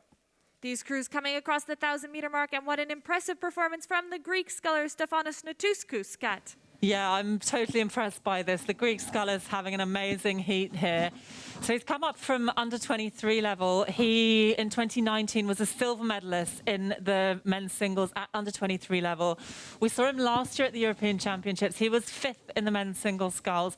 And it seems the 24-year-old, he's really moving his skills on here. He looks fantastic up there at the front of the race. And with just one sculler going straight through to the AB semi, I think the field have decided it's not going to be them. So he's way out in front here. It's spectacular to see this here at Varese. È veramente consolidatissimo il vantaggio dell'atleta greco partito in acqua 5 che mantiene la testa di quest'ultima batteria del singolo maschile per andare a completare anche questa carrellata con l'armo azzurro di Mauro Gennaro in corsia numero 4 che cerca di dire la sua. Bene anche la Germania, Oliver Zadler in corsia numero 2 che cerca di rientrare sull'equipaggio di testa, ma è veramente in solitaria l'atleta greco che conduce questa qualificazione e sicuramente potrà giudicarsi il passaggio alla semifinale A e B in questa specialità remiera. Coming through 1,400 meters, it's Stefanos Tsuskos from Greece still leading Olli Zeidler from Germany in this 4th heat of the men's single sculls. Yes, and what a surprise that has been that the reigning world champion Olli Zeidler is taken by surprise by the great pace the Greek sculler showed in the first 1,500 meters of this race. But he's still out in front and well out in front. Stefanos Natouskus from Greece is really hammering along and not letting up at all. And I think Olli Zeidler has already taken the hint from the Greek sculler that it will be the repechage crash for him. But well, there's still a chance to get into that AB semi-final. But great racing from Stefanos Gnatouskas, who was also here at the European Olympic qualification regatta earlier this week. So he knows these waters like the back of his hand, and he's really laying down a great performance in this heat of the men's single sculls. Also going with them, it's nice to see the very young scullers, Tim Roth and Gennaro Di Mauri from Swiss and Italy respectively. They last raced each other in the A final of the Junior World Championships in 2019, where the Swiss sculler took a bronze and the Italian sculler was fourth. So great to see them racing again, but a mighty performance by the Greek sculler Gnatouskas. Una sorpresa, veramente una sorpresa di quelle che ti ricordi per sempre. La Grecia è partita fortissima, ha di fatto sbaragliato il campione del mondo in carica, il tedesco in acqua 2, l'Italia già qualificata con Simone Martini in questa specialità del singolo per i Giochi Olimpici di Tokyo, qui in gara con un giovanissimo Gennaro Di Mauro, ma la corsa della Grecia oramai è solitaria. Impressive stuff from Stefanos Gnatouskas of Greece coming through here in the lead. Again, as my Italian co-commentator saying, a bit of a surprise to see Olli Zeidler, the reigning world champion, a little bit back here as we come towards the final stages of this race. Stefanos Gnatouskas is going to take that one place directly into the AB semi-final. Then we look back, Olli Zeidler looking to come through in second position. In third, Switzerland. Fourth, currently Italy. And then back down a little bit farther is Cyprus.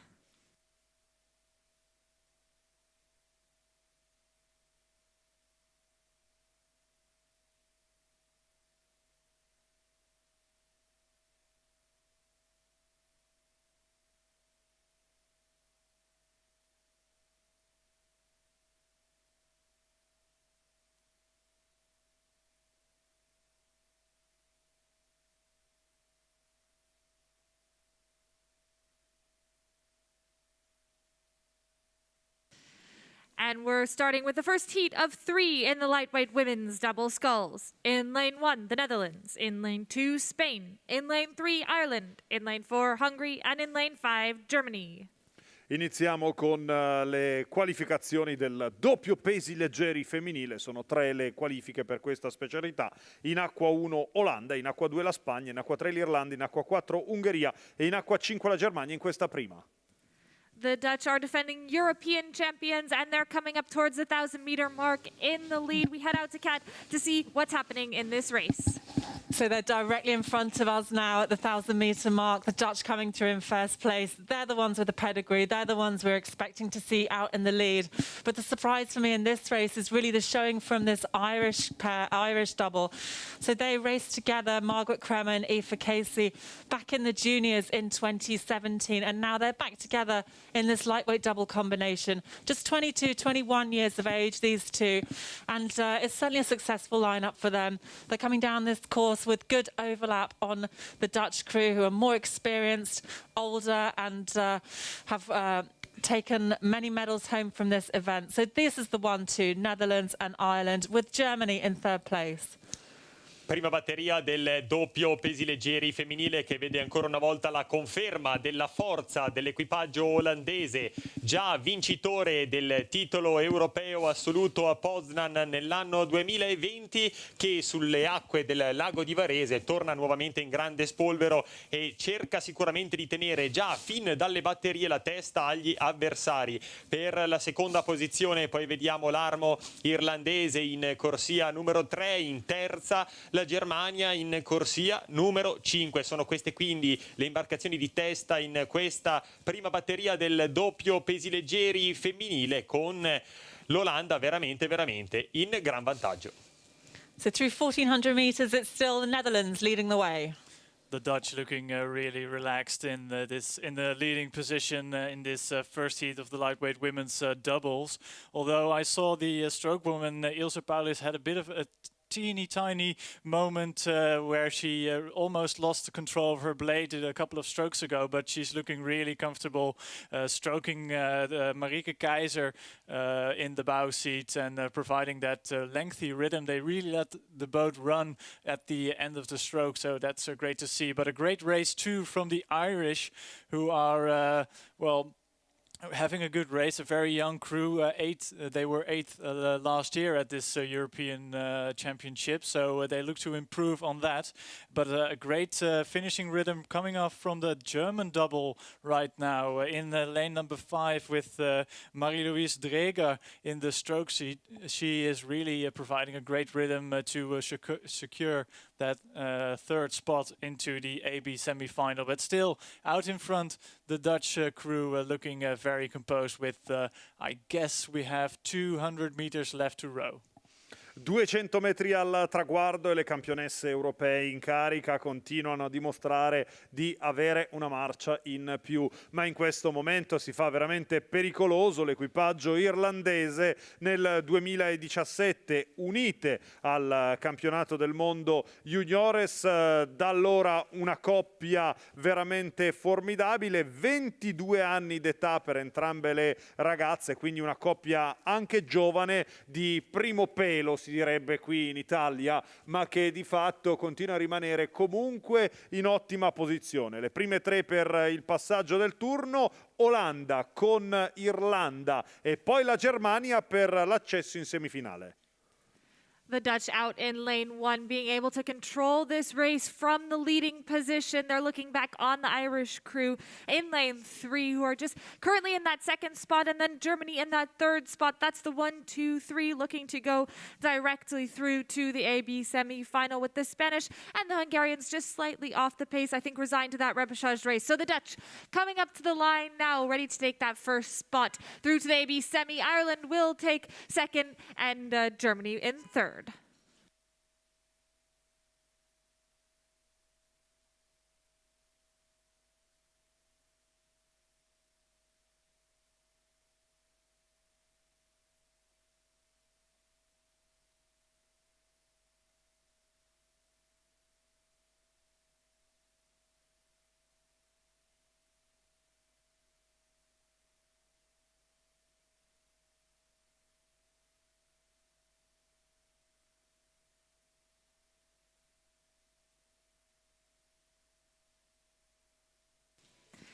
Heat 2 of the lightweight women's double sculls. In lane 1, Latvia. In lane 2, Poland. In lane 3, Denmark. And in lane 4, Great Britain. Seconda qualificazione del doppio leggero femminile, 4 equipaggi in gara, i primi 3 per il passaggio del turno. Lettonia in acqua 1, Polonia in acqua 2, Danimarca in acqua 3, Gran Bretagna in acqua 4. Just coming through the 1,000-meter mark now, and it looks like Latvia is just slightly off the pace, Kat. Yeah, that's right. There's a gap now back to Latvia, which leaves the other 3 crews able to feel pretty secure that they're going to qualify directly for the AB semi. So leading the way at the moment is the lineup for Great Britain, Imogen Grant and Emily Craig. They've been training hard on the rowing machine during the COVID lockdown period in the UK. Both of them setting personal bests on the rowing machine in their kitchens. And that fitness is certainly coming to form here. They've got a lively rhythm, and that gives them half a length over the Polish crew. And it's a new lineup for Poland. We've got an 18-year-old coming into the boat, Victoria Kalinowska, alongside Jacqueline Stelmash. Veronika Dereš is out in the singles. So this new lineup from Poland, still in touch with Great Britain, and back to Denmark in third place. Ai 1200 metri di gara vediamo che sono ben delineate già le prime 3 posizioni di questi 4 imbarcazioni partecipanti alla batteria del doppio leggeri femminile, con Gran Bretagna in vantaggio su Polonia e Danimarca, mentre più arretrato l'equipaggio della Lettonia, partito in acqua numero 1, quindi posizioni delineate. Si stanno assicurando il passaggio alle semifinali gli equipaggi in acqua 2, 3, 4, ovvero Polonia, Danimarca e Gran Bretagna. Un po' più di difficoltà invece per l'equipaggio lettone in corsia numero 1, che comunque cercherà sicuramente di dare il massimo per andare a completare anche questa prova di gara. Coming through this third quarter, Great Britain still leads Poland, with Denmark in third place. Yes, thank you, Catherine. It's indeed the British crew, the bronze medalist from 2019 at the World Championships, who are leading this race and looking very relaxed indeed. 2 boat lengths of clear water to the Polish crew on in lane number 2. And it is indeed that Danish crew in the middle who are, as they passed the 1500 meter mark, they just looked to their left, realized there was 500 meters left to row, and they increased their rhythm trying to pass that Polish crew on their left. But they're all secure, I think, for the AB semi-final, because the Latvian crew just crossing the 1500 meter mark are in 4th. 1, 2, 3 up to the AB semi-finals, but great race from Great Britain out in front. E in quest'ultima frazione di gara ci sono in realtà tante carte da giocare, tante storie da raccontare. Ne vorrei raccontare una su tutte, quella della Gran Bretagna. La Gran Bretagna, Tim poco fa ricordava la medaglia di bronzo al campionato del mondo del 2019. Al campionato europeo del 2019 furono quarte e quindi con i campionati europei hanno ancora un conto aperto, quello della rivincita. Vedremo se riusciranno qui a Varese a riscattarsi. Ecco quindi la Gran Bretagna che è partita veramente molto forte, ha dominato per tutto il percorso, sicuramente assetata di riscatto dopo il 4º posto conquistato all'ultimo campionato europeo disputato lì davanti in proiezione proprio su Polonia e Danimarca. The British looking very relaxed here, rating 32 strokes a minute coming up towards the finish line. But the Danish in the lane next to them are anything but that. They've gone up to a 39-40 strokes a minute, really pulling out a sprint here, passing the Polish crew just a few hundred meters back. And impressive stuff from Denmark. So coming across the line, though, Great Britain in control of this race to take the 1st spot. Denmark will take 2nd spot into the AB semi-final, and in 3rd, Poland. And then just a few hundred meters back to Latvia.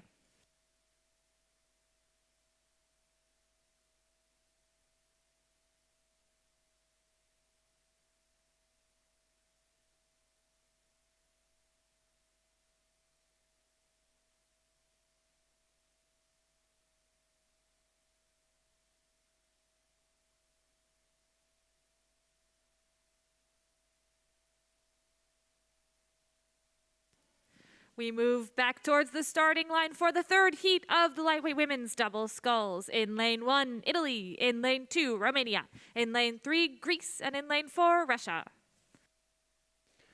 Terza qualificazione del doppio pesi leggeri femminile. In acqua 1 Italia, in acqua 2 la Romania, in acqua 3 la Grecia, in acqua 4 la Russia.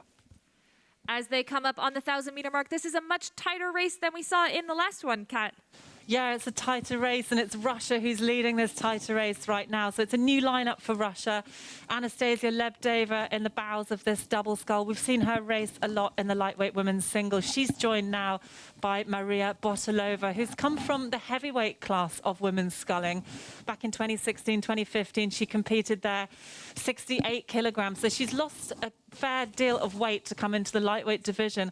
But you can see she's got a tall, slender frame, and the length that she generates is clearly helping this double scull to run really sweetly as they continue to lead for Russia ahead of Romania and Greece, with Italy, in 3rd place ahead of Greece in 4th. E ancora una volta la federazione russa a schierare l'equipaggio più veloce di questa terza batteria del doppio pesi leggeri femminile. Quindi a condurre sono i colori della federazione russa, che precede l'armo della Romania, partito in corsia numero 2. Attenzione anche all'Italia con Valentina Rodini e Federica Cesarini, che sicuramente cercano di andare all'attacco degli equipaggi di testa o comunque di mantenersi nelle prime 3 posizioni per accedere alla semifinale. Più arretrato invece l'equipaggio greco in corsia numero 3, che comunque cerca di rientrare nelle posizioni di testa quando ormai mancano gli ultimi 600 metri di gara. So 1,400 meters gone, and it's still this crew from Russia leading the way. Yeah, that Russian crew really stands out in terms of technique as well, because they are really nicely synchronized. Great synergy from both Russian scullers. But this is, as you mentioned, the more exciting heat, because we still have 3 crews separated by less than a boat length. But the Russians still out in front. The local Italian favorites on the far side are, I think, in 3rd position at this stage. Romania in 2nd, and the Greek combination is in 4th. But we have these crews will probably sprint for the line, something we haven't seen in all heats. But yeah, still that Russian crew is out in front. But the Italian crew on the far side will get some encouragement from our Italian-speaking commentator in the finishing tower. Luca, who will give you the rest of the race?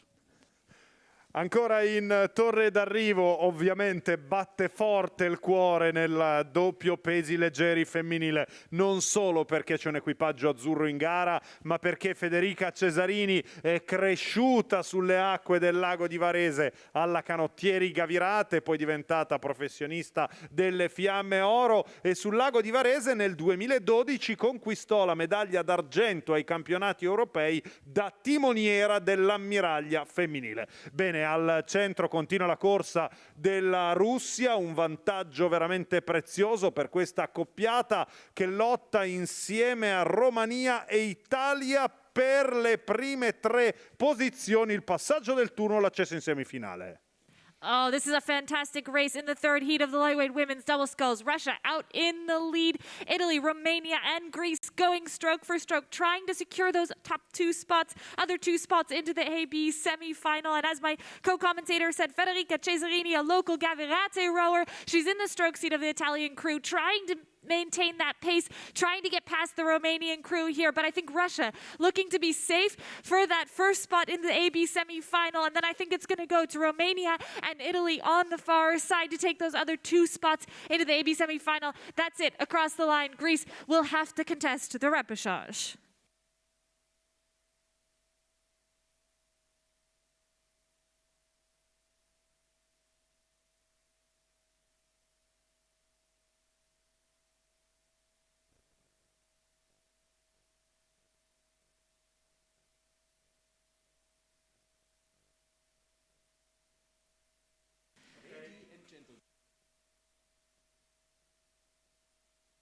Just confirming the results of that race, Russia in 1st, Romania 2nd, Italy in 3rd, and Greece in that 4th position through to the repechage.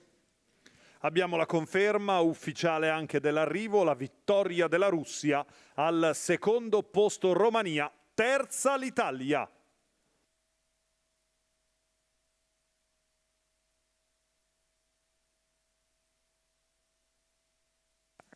And back up for the start of the lightweight men's double sculls. Heat 1 in lane 1, Denmark in lane 2, Switzerland in lane 3, Italy in lane 4, Greece, and in lane 5, Great Britain. They're already through 1,000 meters, so I'm going to go straight to Kat on the water to catch us up with this race. Yeah, it's good news for the local watchers and listeners from Italy. Stefano Oppo and Pietro Ruta lead the way here on Varese water. For the Italian squad, they're ahead of Switzerland and Greece as they move through this 3rd quarter. In questa prima qualificazione del doppio pesi leggeri maschile, riflettori puntati sull'armo azzurro. Stefano Oppo e Pietro Ruta, già vincitori del titolo europeo nell'anno 2020, sicuramente in acqua per dare il meglio di se stessi e cercare di andare alla riconquista di questo importante titolo internazionale. Sono in questo momento a condurre con i colori italiani questa regata, a seguire Svizzera e Grecia, che cercheranno sicuramente di mantenere le posizioni necessarie per l'accesso alla semifinale. It's a great showing here from the Fantastic form for Stefano Oppo and Pietro Ruta, of course, European champions from last year, silver medalists from the World Championships in 2019, and their form looks good here, doesn't it, Tim? Yeah, it does, certainly, and they have a point to make, a point to prove, I must say, here on Lago di Varese, because they want to become European championships for a second time. I think great form from the Italian crew. They really look composed at this stage, not rating too high, but it's a close field, and the crew from Great Britain is also hanging along very well at this stage, and the Swiss in lane number 2 are currently in second or third position, but the local favorites, of course, out in front, and I think unless something really dramatic will happen, these Italian scullers will get the first place into the AB semi-final. Ed è proprio il colore azzurro a brillare sulle acque della Schiranna per la gioia del comitato organizzatore, ma dei tanti volontari che possono brindare a uno dei primi grandi successi azzurri. È bello sicuramente vedere l'Italia lì al centro del percorso, i campioni d'Europa in carica, vice campioni del mondo nel 2019 Stefano Oppo e Pietro Ruta, che continuano a volare verso il traguardo. Ricordiamo i primi 3 in semifinale, accanto all'Italia anche la Svizzera e la Gran Bretagna. My Italian co-commentator getting even more excited as the Italians are out in the lead here, looking set to take that first spot directly through to the AB semifinal. Switzerland hot on their tails though, and Great Britain on the near side, putting in a good race as well. And I think they're just fending off also that little bit of a Danish charge there from the far side. So coming up to the line, Stefano Oppo and Pietro Ruta looking set to take that first spot. Switzerland second, and Great Britain in third. The Danes are just coming up to the line now to take that 4th spot, and they will pass through to the repechage, and Greece in 5th, also through to the repechage.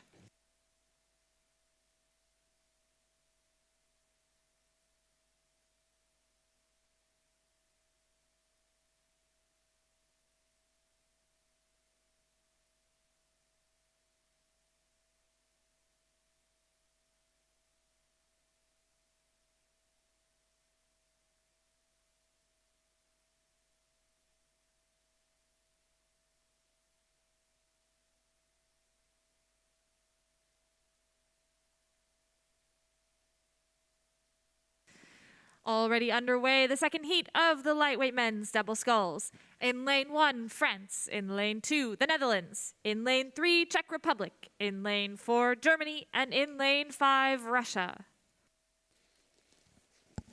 In partenza con il doppio pesi leggeri maschile, la seconda qualificazione che vede in acqua 1 Francia, 2 l'Olanda, 3 Repubblica Ceca, 4 la Germania, 5 la Russia. These crews coming up towards the 900-meter mark, and I think the Germans are out in the lead, but still a close race at this middle stage of the regatta. Yeah, it's another close race, Julie. We've got the Germans out in front, the Czech Republic with overlap, and Russia not too far behind them. So this German lineup just burst onto the scene in 2019, winning the European Championships, bronze medal at the World Championships, and with a silver medal from the Europeans last year. So really established crew here from Germany. And hot on their tails is this crew from the Czech Republic, Yuri Shimanek and Miroslav Vrastil Jr. So Miroslav Vrastil Jr., the son of Miroslav Vrastil Sr., who had several Olympic performances to his name for Czechoslovakia, and also an Ironman athlete, Miroslav Vrastil.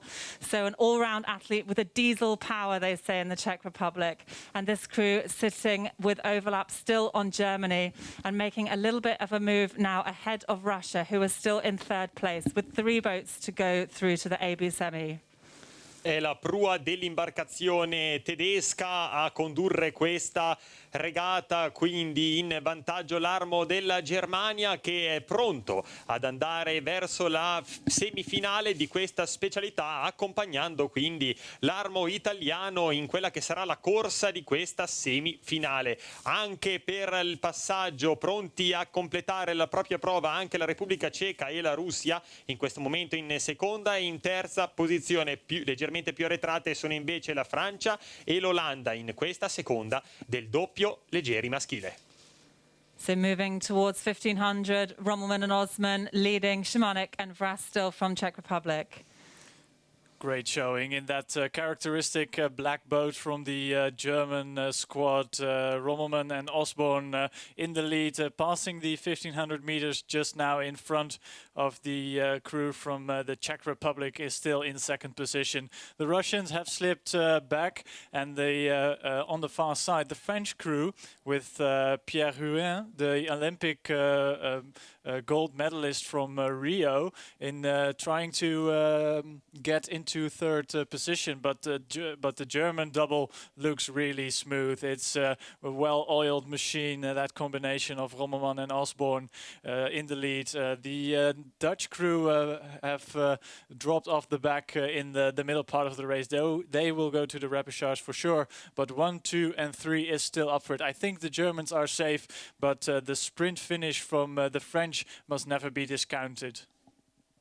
Se vi siete divertiti con Oppo e Ruta gli azzurri nella regata precedente, ora cercate di registrare con i vostri occhi, le vostre orecchie questo arrivo, perché la Germania lo scorso anno fu argento agli europei, quindi arrivò dietro di un soffio agli azzurri e quindi potrebbe essere l'equipaggio che darà gran filo da torcere agli azzurri. Poi in finale Germania lì davanti a comandare. Per la seconda posizione c'è la Repubblica Ceca, in rimonta per la terza posizione la Germania. Un arrivo tutto da scrivere ancora in questa seconda del doppio leggero. The last 50 meters here, and the Germans in the lead ahead of the Czech Republic. But what a great shout from Tim, the French there on the far side, really sprinting through this last part of the race. That's taken them ahead of the Russians and helped them to secure one of those 3 spots into the AB semifinal. So across the line, Germany, Czech Republic, and France through to the AB semifinal. In 4th, Russia, and in 5th place, just a little ways back, is the Netherlands.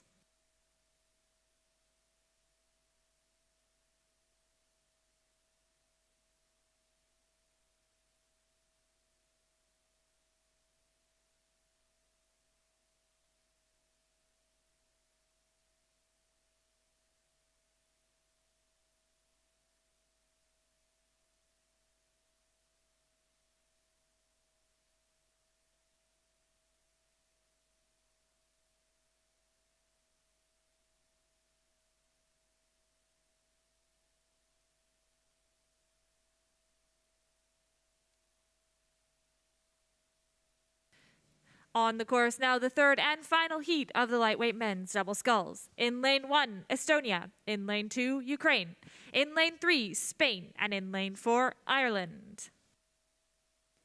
Terza ed ultima qualificazione del doppio pesi leggeri maschile. Estonia in acqua 1, Ucraina in acqua 2, Spagna in acqua 3, Irlanda in acqua 4. And Ireland, the reigning world champions, off to the best start in this race as they come towards the 850-meter mark. Kat, out there on the water, what can we expect from this speedy Irish crew?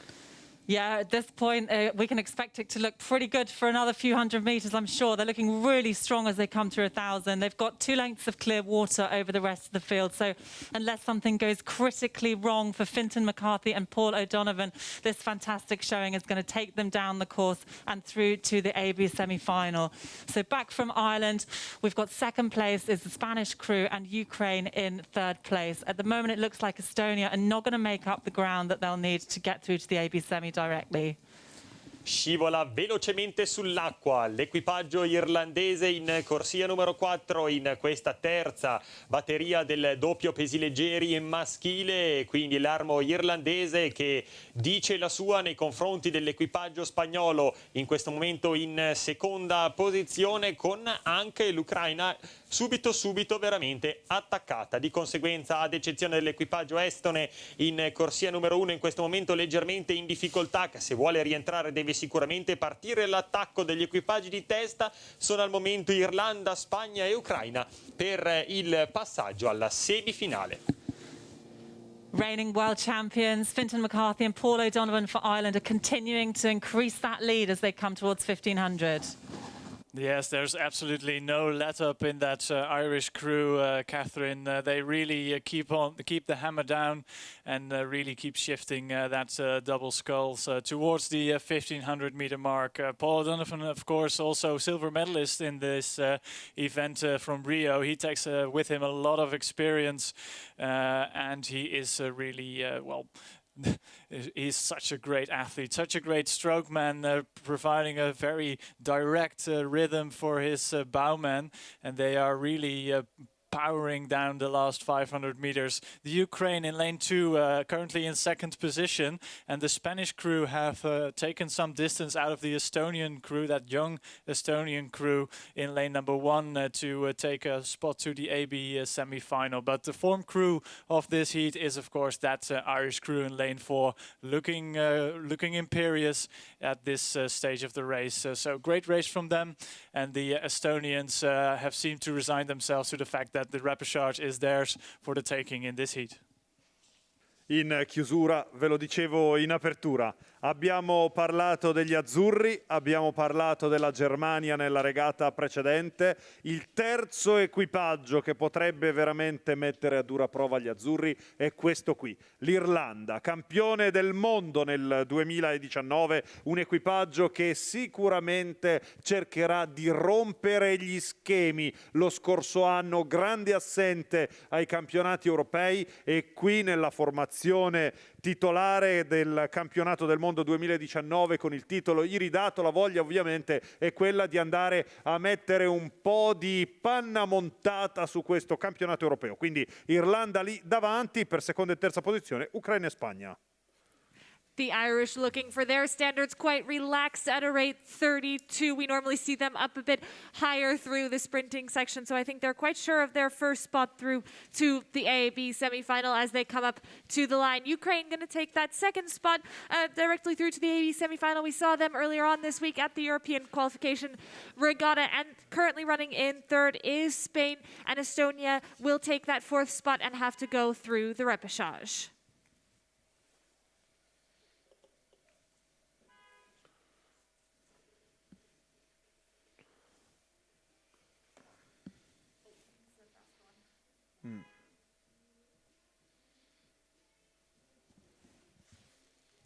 Should we go?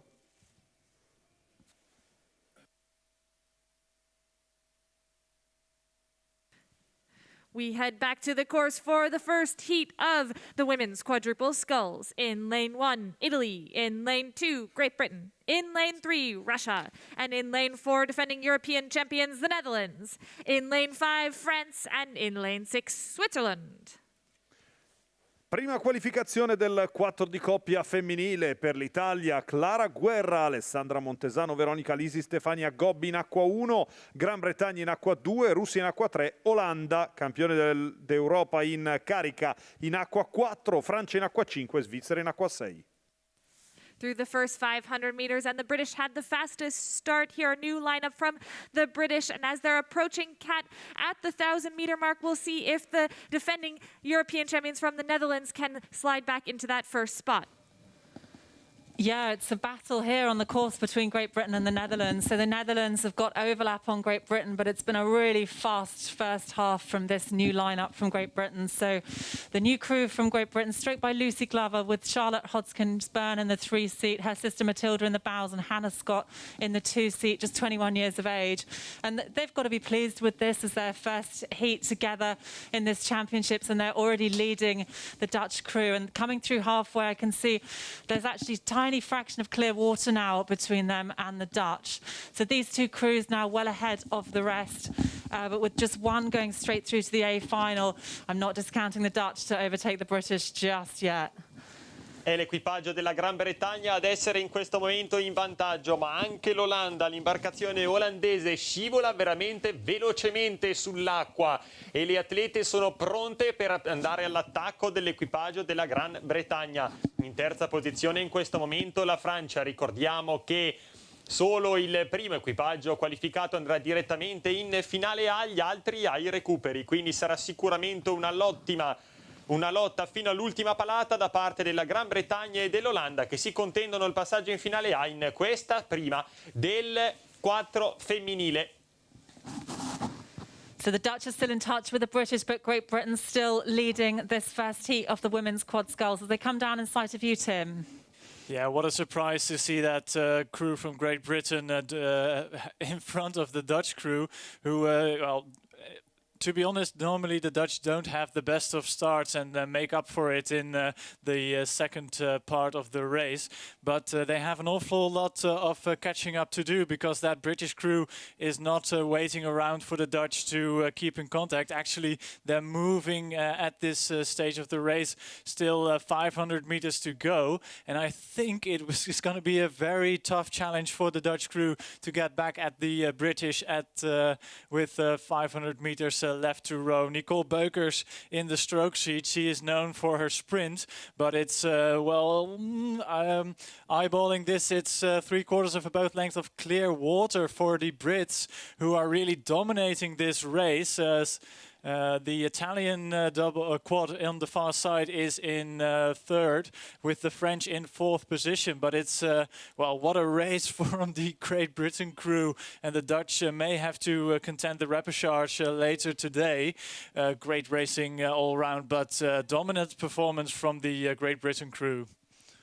Gran Bretagna che cerca ancora di crescere, di fare l'andatura, Gran Bretagna che rompe gli schemi e va così a sbaragliare le campionesse d'Europa in carica. L'Olanda, che si è trovata di fatto beffata quasi a sorpresa dopo aver imposto durante la stagione 2020 il suo dominio nella pur breve ma comunque importante stagione. L'Italia all'esterno prova ad agganciare il gruppo di testa per provare a rientrare. Ricordiamo, quinta dopo i primi 500 metri, da lì una grande ascesa in proiezione verso il traguardo, ancora 200 metri a chiudere. That's a fantastic performance from the British. They really built through the middle of the race, just gained a little bit of speed with every 500 meters. An impressive third 500 to overtake and put out more space between them and the Dutch. The Dutch just rowing nice and calm here through the finish. I think they're resigned to the repechage at this point. Italy on the far side also resigned to the repechage. So coming through the finish line, the dominant performance from the British here to take that one spot directly into the A final. The Netherlands looking set to cross the line in second, Italy third. Then we look back down the course. France will take that fourth position, and I think Switzerland fifth and Russia sixth.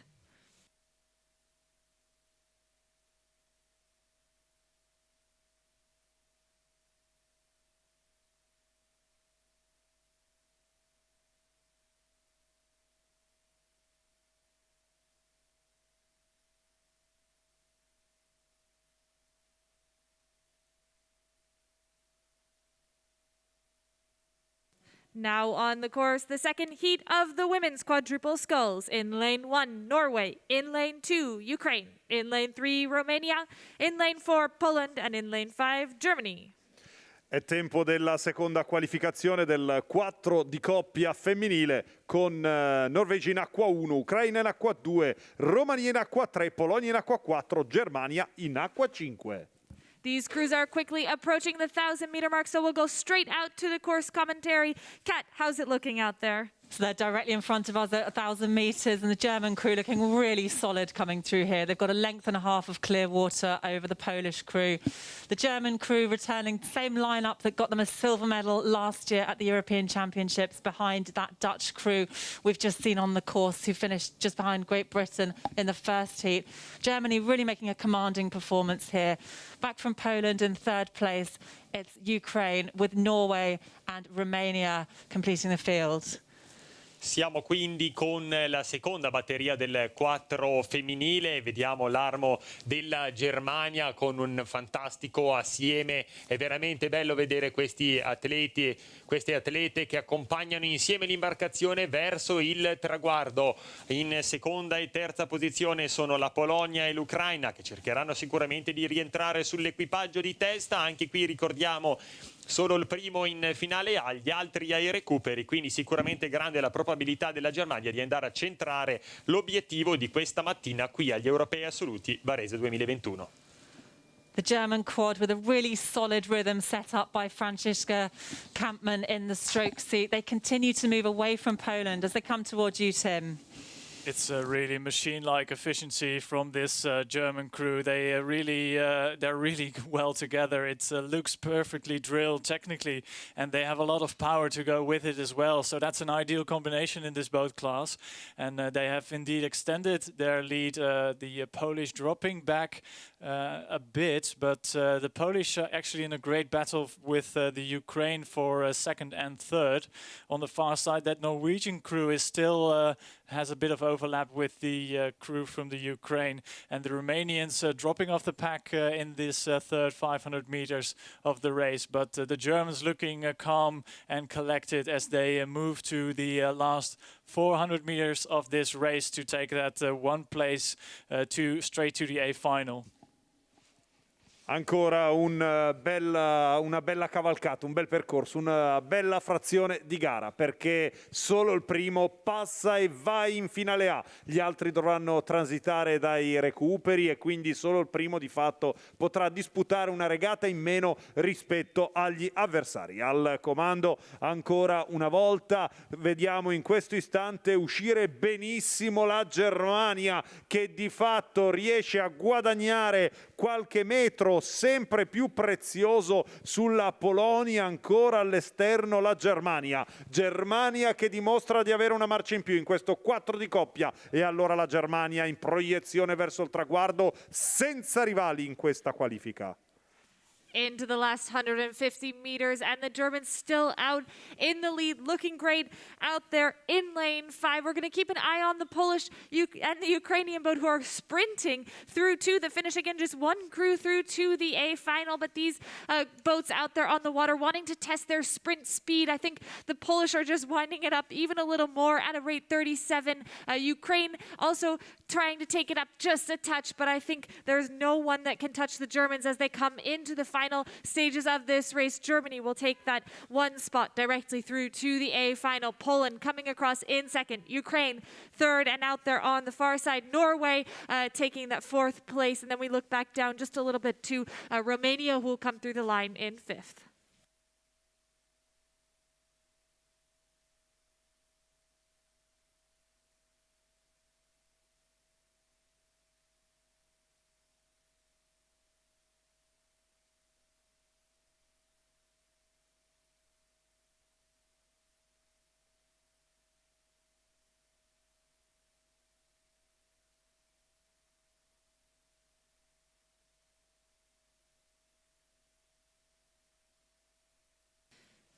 We go to the first heat of the men's quadruple sculls. In lane 1, Italy. In lane 2, Poland. In lane 3, Ukraine. In lane 4, Sweden. And in lane 5, Great Britain. Prima qualificazione del 4 di coppia maschile, 3 le prove per questa specialità. Italia in acqua 1 con Simone Veniera, Andrea Panizza, Luca Rambaldi, Giacomo Gentili. Polonia in acqua 2, Ucraina in acqua 3, in acqua 4 la Svezia e in acqua 5 la Gran Bretagna. These crews without any GPS data coming down the course, so we're just not quite sure where they are. So we're going to hop up to our commentator, Kat, who's out there on the water, hoping that she can get a clear view of these quads coming towards her. Yeah, I've got a good view of them coming towards me, Gilly. Nothing coming through on the GPS, but what my eyes are telling me is that Great Britain are having a really good row here. This new lineup for Great Britain is giving them a great position in this race, along with Italy. So the crews are going to come alongside us, be able to tell exactly who's in the lead here. The Italians really having a fantastic row here. Giacomo Gentili stroking this boat, an absolutely punishing rhythm from him. They're going to come through 1,000 meters in the lead. E ancora una volta l'Italia, sono gli azzurri ad essere in testa ai 1000 metri di percorso in questo momento, sfilano in questo momento innanzi a noi, sono Simone Venier, Andrea Panizza, Luca Rambaldi e Giacomo Gentili a tenere la testa di questa regata, quindi nuovamente i riflettori puntati sull'armo azzurro, seguito dalla Gran Bretagna, sicuramente anche un altro equipaggio ben preparato, poi Polonia e leggermente più arretrata la Svezia, che transita in questo momento innanzi a noi, quindi nuovamente l'armo azzurro in vantaggio, continua la propria corsa quando ormai mancano gli ultimi 750 metri ad andare a completamento anche di questa 43esima regata del nostro programma gare. Italy having a fantastic row here. They're still leading the way ahead of Poland. Poland, the silver medalists from the World Championships back in 2019. They finished there ahead of Italy, who had the bronze medal. This new lineup from Great Britain in third place. These three boats look good to take those three slots in the AB semi-final. Sweden, however, still somewhat in touch. It's great to see, Ukraine still somewhat in touch, and it's great to see a crew boat from Sweden competing in this men's quadruple sculls. Nothing gentle in terms of rhythm coming from the crew from Italy. It is a great rhythm, a powerful rhythm in this quad, and it's a very fast rhythm as well. They have that Italian crew in the lead, broken clear of the Polish the silver medalist from the 2019 Worlds. But the new lineup from Great Britain is quite impressive. Not as brilliantly gelled together as the Italian crew is in terms of technique, but there is a lot of power behind every stroke. So the crew from Great Britain in a solid third position. The crew from the Ukraine in lane number 3, currently fourth position, but I think the crew from Great Britain has already broken contact with that Ukrainian quad, but great racing from the Italian crew. Una gara meravigliosa, un capolavoro azzurro, quello di Giacomo Gentili, Luca Rambaldi, Andrea Panizza e Simone Venier. Giacomo Gentili, il capovoga, sta guidando da grande condottiero questo quadruplo. Giacomo Gentili, che ha iniziato la sua attività agonistica nel 2011 alla Canottieri Bissolati, allenato da Luigi Arrigoni, già campione del mondo anche in singolo juniores nel 2015, dimostra veramente di voler tenere le redini salde. Con lui in corsa per seconda e terza posizione Polonia e Gran Bretagna.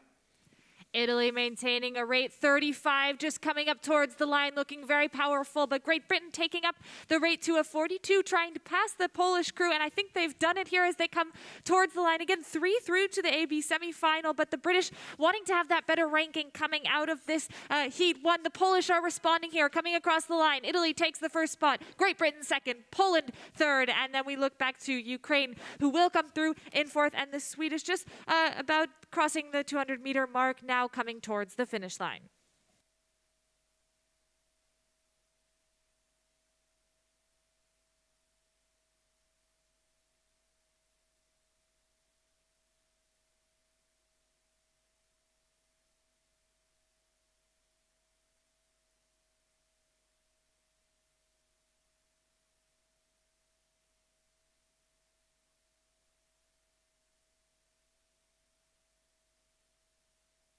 And we're underway with the second heat of the men's quadruple sculls.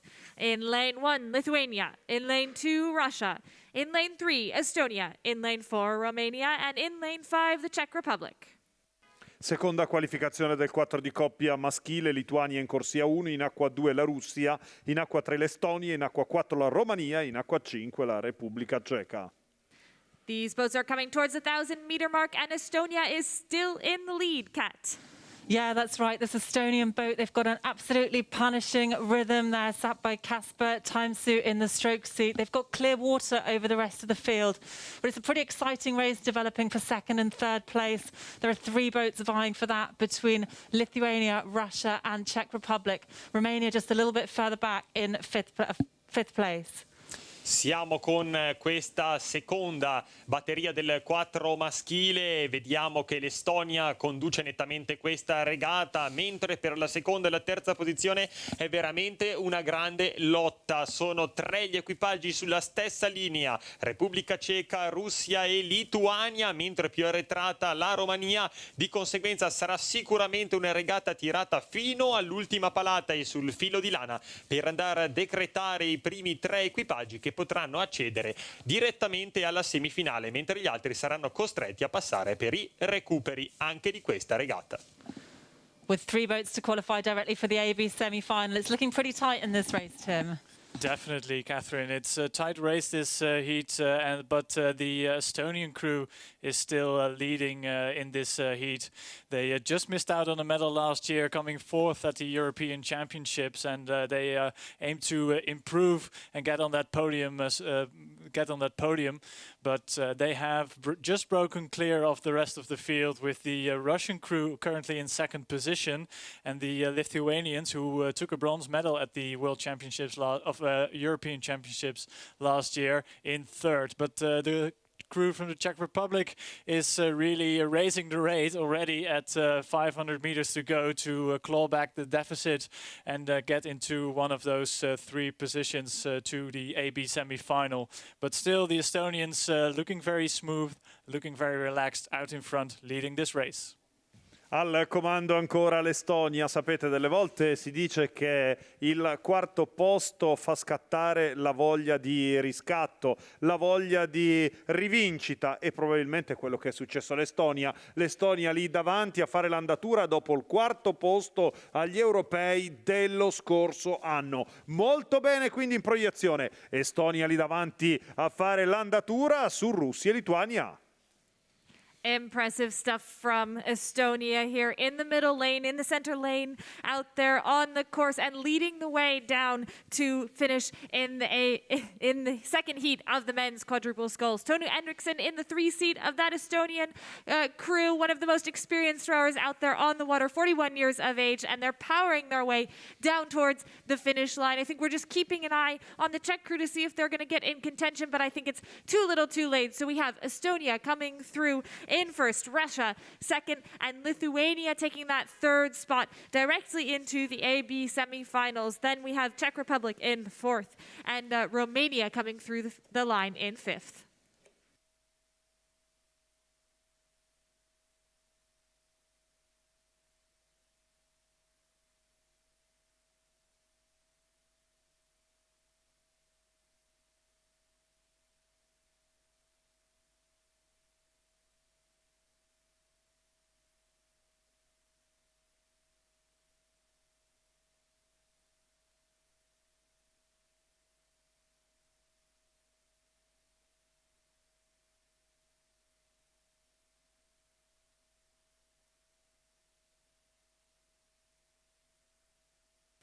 And we're on to the third heat of the men's quadruple sculls. In lane 1, the reigning European and world champions, the Netherlands. In lane 2, Austria. In lane 3, Norway. And in lane 4, France. Ultima qualificazione riservata al 4 di coppia maschile. In acqua 1 l'Olanda, campione d'Europa e del mondo, da notare. In acqua 2 l'Austria, in acqua 3 la Norvegia, in acqua 4 la Francia. These crews already coming towards the 800-meter mark, and the Netherlands, as we might expect, out in the lead. But between the other 3 crews, still quite a close race. And again, just 3 through to the AB semi-final. So, Kat, how's it looking out there on the water? Yeah, you called it exactly how it looks, Julie. The Dutch crew out in front, and a close, tight race between the other 3 crews. For me, it's not a surprise to see this Dutch crew leading the way. European champions from last year, world champions from 2019, and of course, European champions that year as well. And they've really had some stunning performances, especially in the finals. Here in this heat, it's looking crisp, it's looking sharp. They've got a great rhythm, they're moving really well together, and that's given them a length of clear water ahead of Norway. Stroked by Olaf Tufte, they've just got the better of the Austrian crew alongside them. France now trailing a little bit behind these 2. Sono ancora una volta i facilmente riconoscibili colori dell'Olanda, partita in corsia numero 1 a condurre quest'ultima batteria di qualificazione del 4 senior maschile. Solo la Francia leggermente più arretrata nei confronti delle altre imbarcazioni, quindi Olanda sicuramente in grande spolvero, già campione d'Europa nell'anno 2020 e nell'anno anche 2019 a Lucerna. Di conseguenza sicuramente un equipaggio preparatissimo, quello dell'Olanda, che insieme all'Austria e alla Norvegia potrebbero andare a conquistare il pass per la semifinale in questa specialità remiera. Più arretrata invece la Francia, quando ormai mancano gli ultimi 600 metri di gara. So a 4-boat race with just 3 boats to qualify directly for the AB semi-final. And it looks like France are going to be the one to miss out here, as it's still the Netherlands leading the way towards you, Tim. Yes, and looking absolutely stunning. They make it look so easy, this Dutch quad. Really a hallmark of any great crew. They make it look effortless, smooth rhythm from the Dutch crew. And they have about 2 boat lengths of clear water between them and the crew from Norway, stroked by Olaf Tufte, as you already mentioned, Catherine, who are having a great race. They're in second position, just breaking clear of the crew from Austria. And the French crew is also hot on their tails. But Olaf Tufte having a great race with his younger compatriots in the quad. But out in front, it's still the Dutch looking effortlessly as they come to the Red Buoy area, which means they have less than 250 meters to row. 250 metri al traguardo, 250 metri per andare ad archiviare anche questa terza qualificazione. Con i colori dell'Olanda, i campioni d'Europa e del mondo sono veramente su un altro pianeta rispetto agli avversari, ma poi c'è la Norvegia che insieme all'Austria in questo momento potrebbero andare a mettere in cassaforte la seconda e terza posizione. The Dutch looking absolutely unstoppable here as they come into the final 50 meters of this race. Incredible stuff. They're not letting up either, maintaining that open water that they have ahead of Norway, who's just on their tails. Olaf Tufte stroking that boat, 4-time Olympian Olaf Tufte, and Norway having a great race here as well. But as they come down to the line, Netherlands is going to take that first spot into the AB semi-final. Norway looking set for that second spot, and then third, I think we'll go to France as the Austrians have just settled their rate down a little bit. They're going to cross the line in fourth.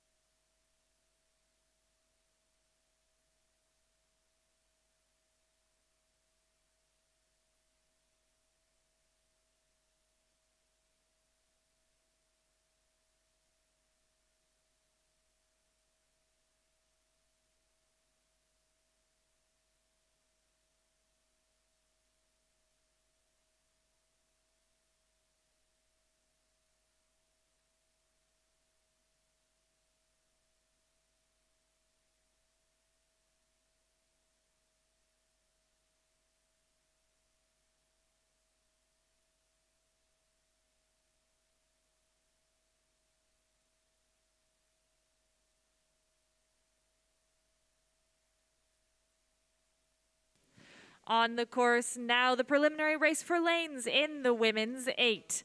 In lane 1, Russia. In lane 2, Great Britain. In lane 3, Germany. In lane 4, Italy. In lane 5, the Netherlands. And in lane 6, Romania. Ed ecco quindi anche questa regata delle acque riservata al lotto femminile. Russia, Gran Bretagna, Germania, Italia, Olanda e Romania, le 6 nazioni in corsa nel lotto femminile.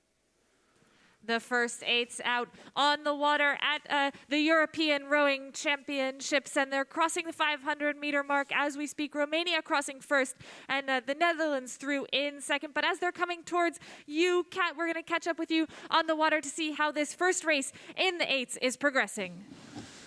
Yeah, they're storming their way towards us here at 1,000 metres. And my first comment really on the 8's races is I think this is the first international regatta I've commented at where there are more women's 8's than men's 8's. So we've got a full 6-lane preliminary race here in the women's 8's. We've got the Romanian 8, who are the returning European champions from last year, and the German 8, substantially the same as the silver medalists from the European Championships last year, and also the Dutch.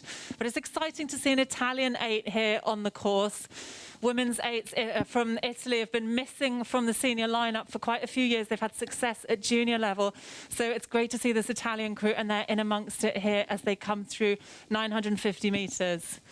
Siamo quindi con la penultima regata del nostro programma mattutino di questa edizione dei campionati europei assoluti 2021, con una gara preliminare dell'otto femminile per l'assegnazione delle corsie nella finalissima di questa specialità.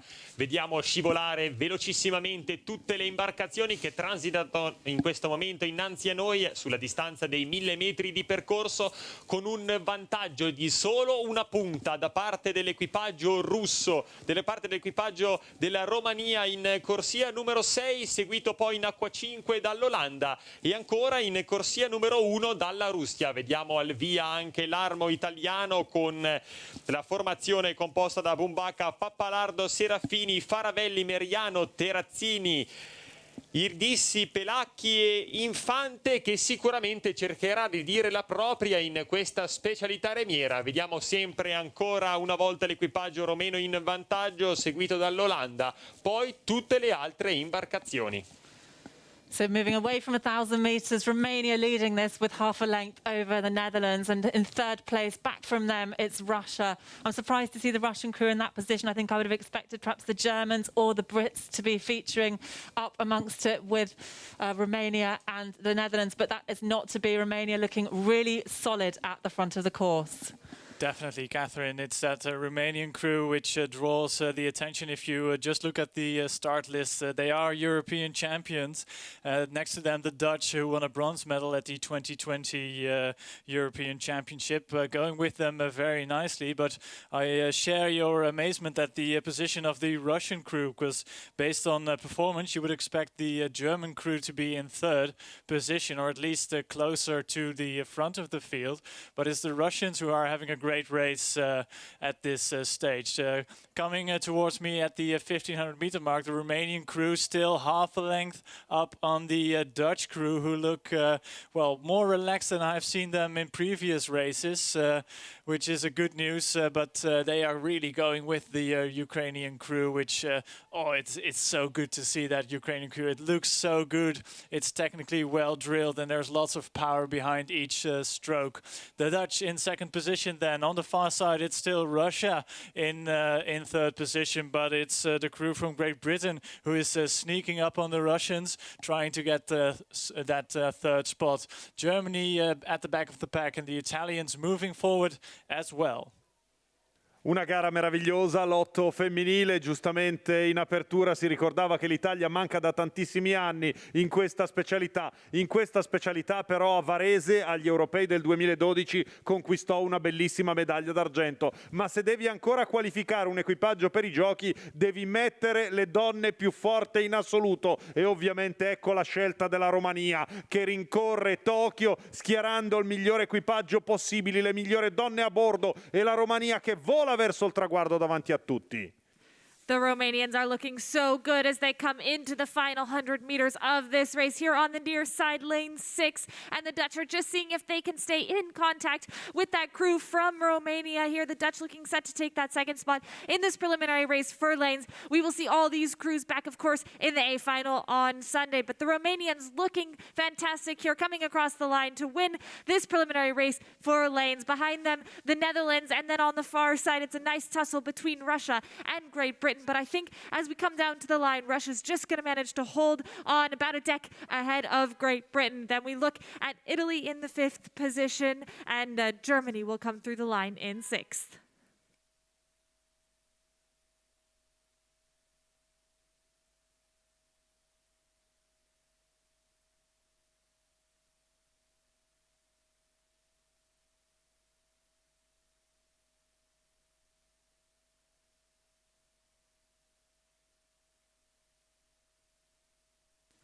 And the last race of this morning's session, the preliminary race for lanes in the men's 8. In lane 1, defending European and world champions Germany. In lane 2, the Netherlands. In lane 3, Great Britain. In lane 4, Italy. And in lane 5, Romania.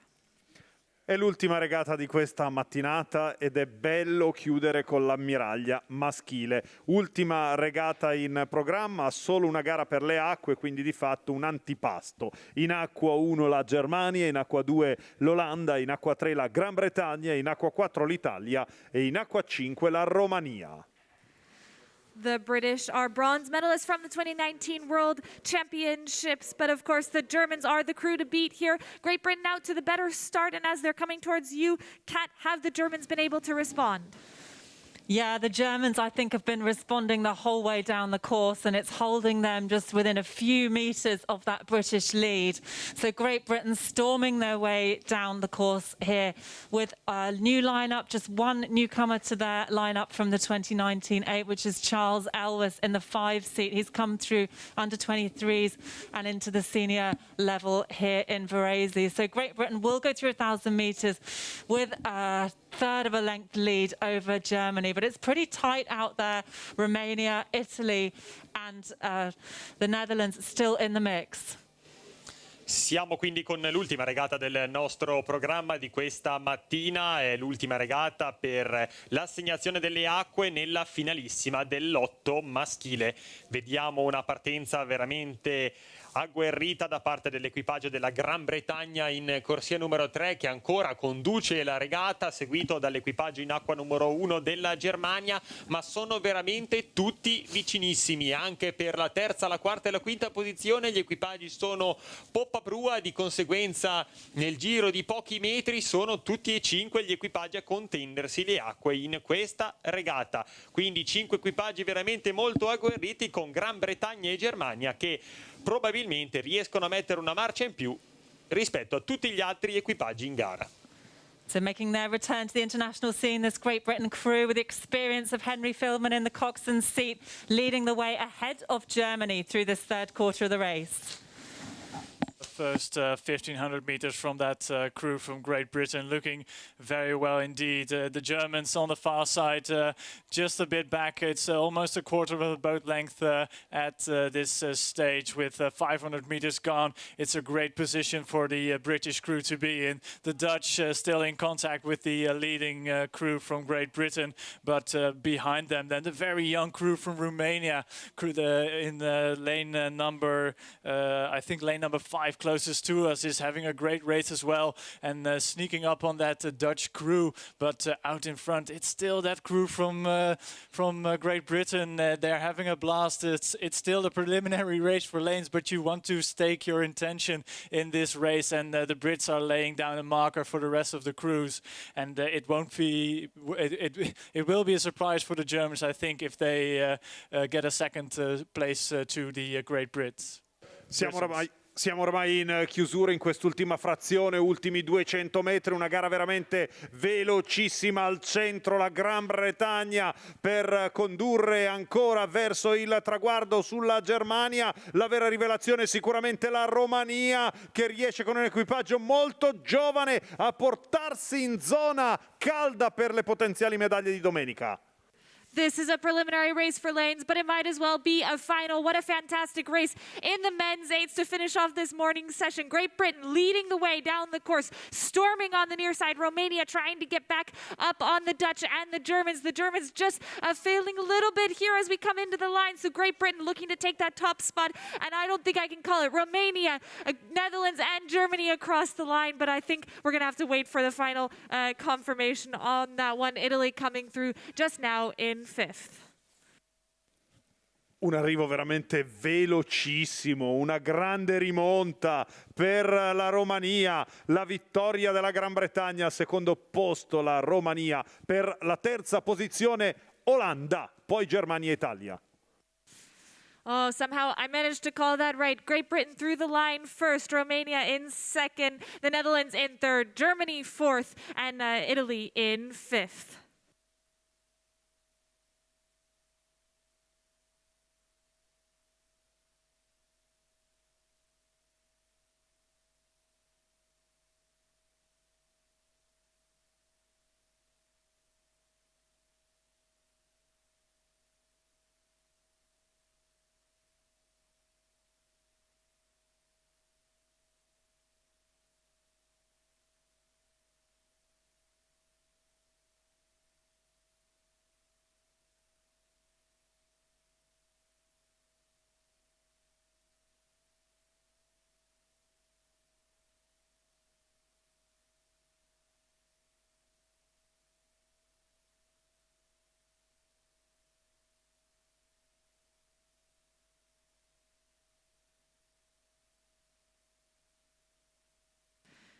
That was a fantastic morning of races here at the 2021 European Rowing Championships. Just rounding it off with that fantastic race in the men's eights, the preliminary race for lanes. We get underway again this afternoon at 3:30 with the repechage in the men's pair. A few repechages this afternoon just to round out today's day of racing. So fabulous conditions still here on Lake Varese. Not too much wind, tiny bit of wind, and just a few clouds here, but the sun is still poking through. Abbiamo completato con quell'eccellente regata, lotto maschile che sempre fa battere forte il cuore, la nostra mattinata lunga, devo dire, dei campionati europei assoluti. È stata una mattinata meravigliosa, carica di emozioni. Questo pomeriggio però ne vivremo ancora di più con i recuperi. L'ultima chance per passare il turno e procedere poi verso le ultime 2 giornate di regate. Ripartiremo alle ore 15:30 con il 2 senza maschile. A tutti voi un buon pranzo e grazie di cuore, a risentirci questo pomeriggio.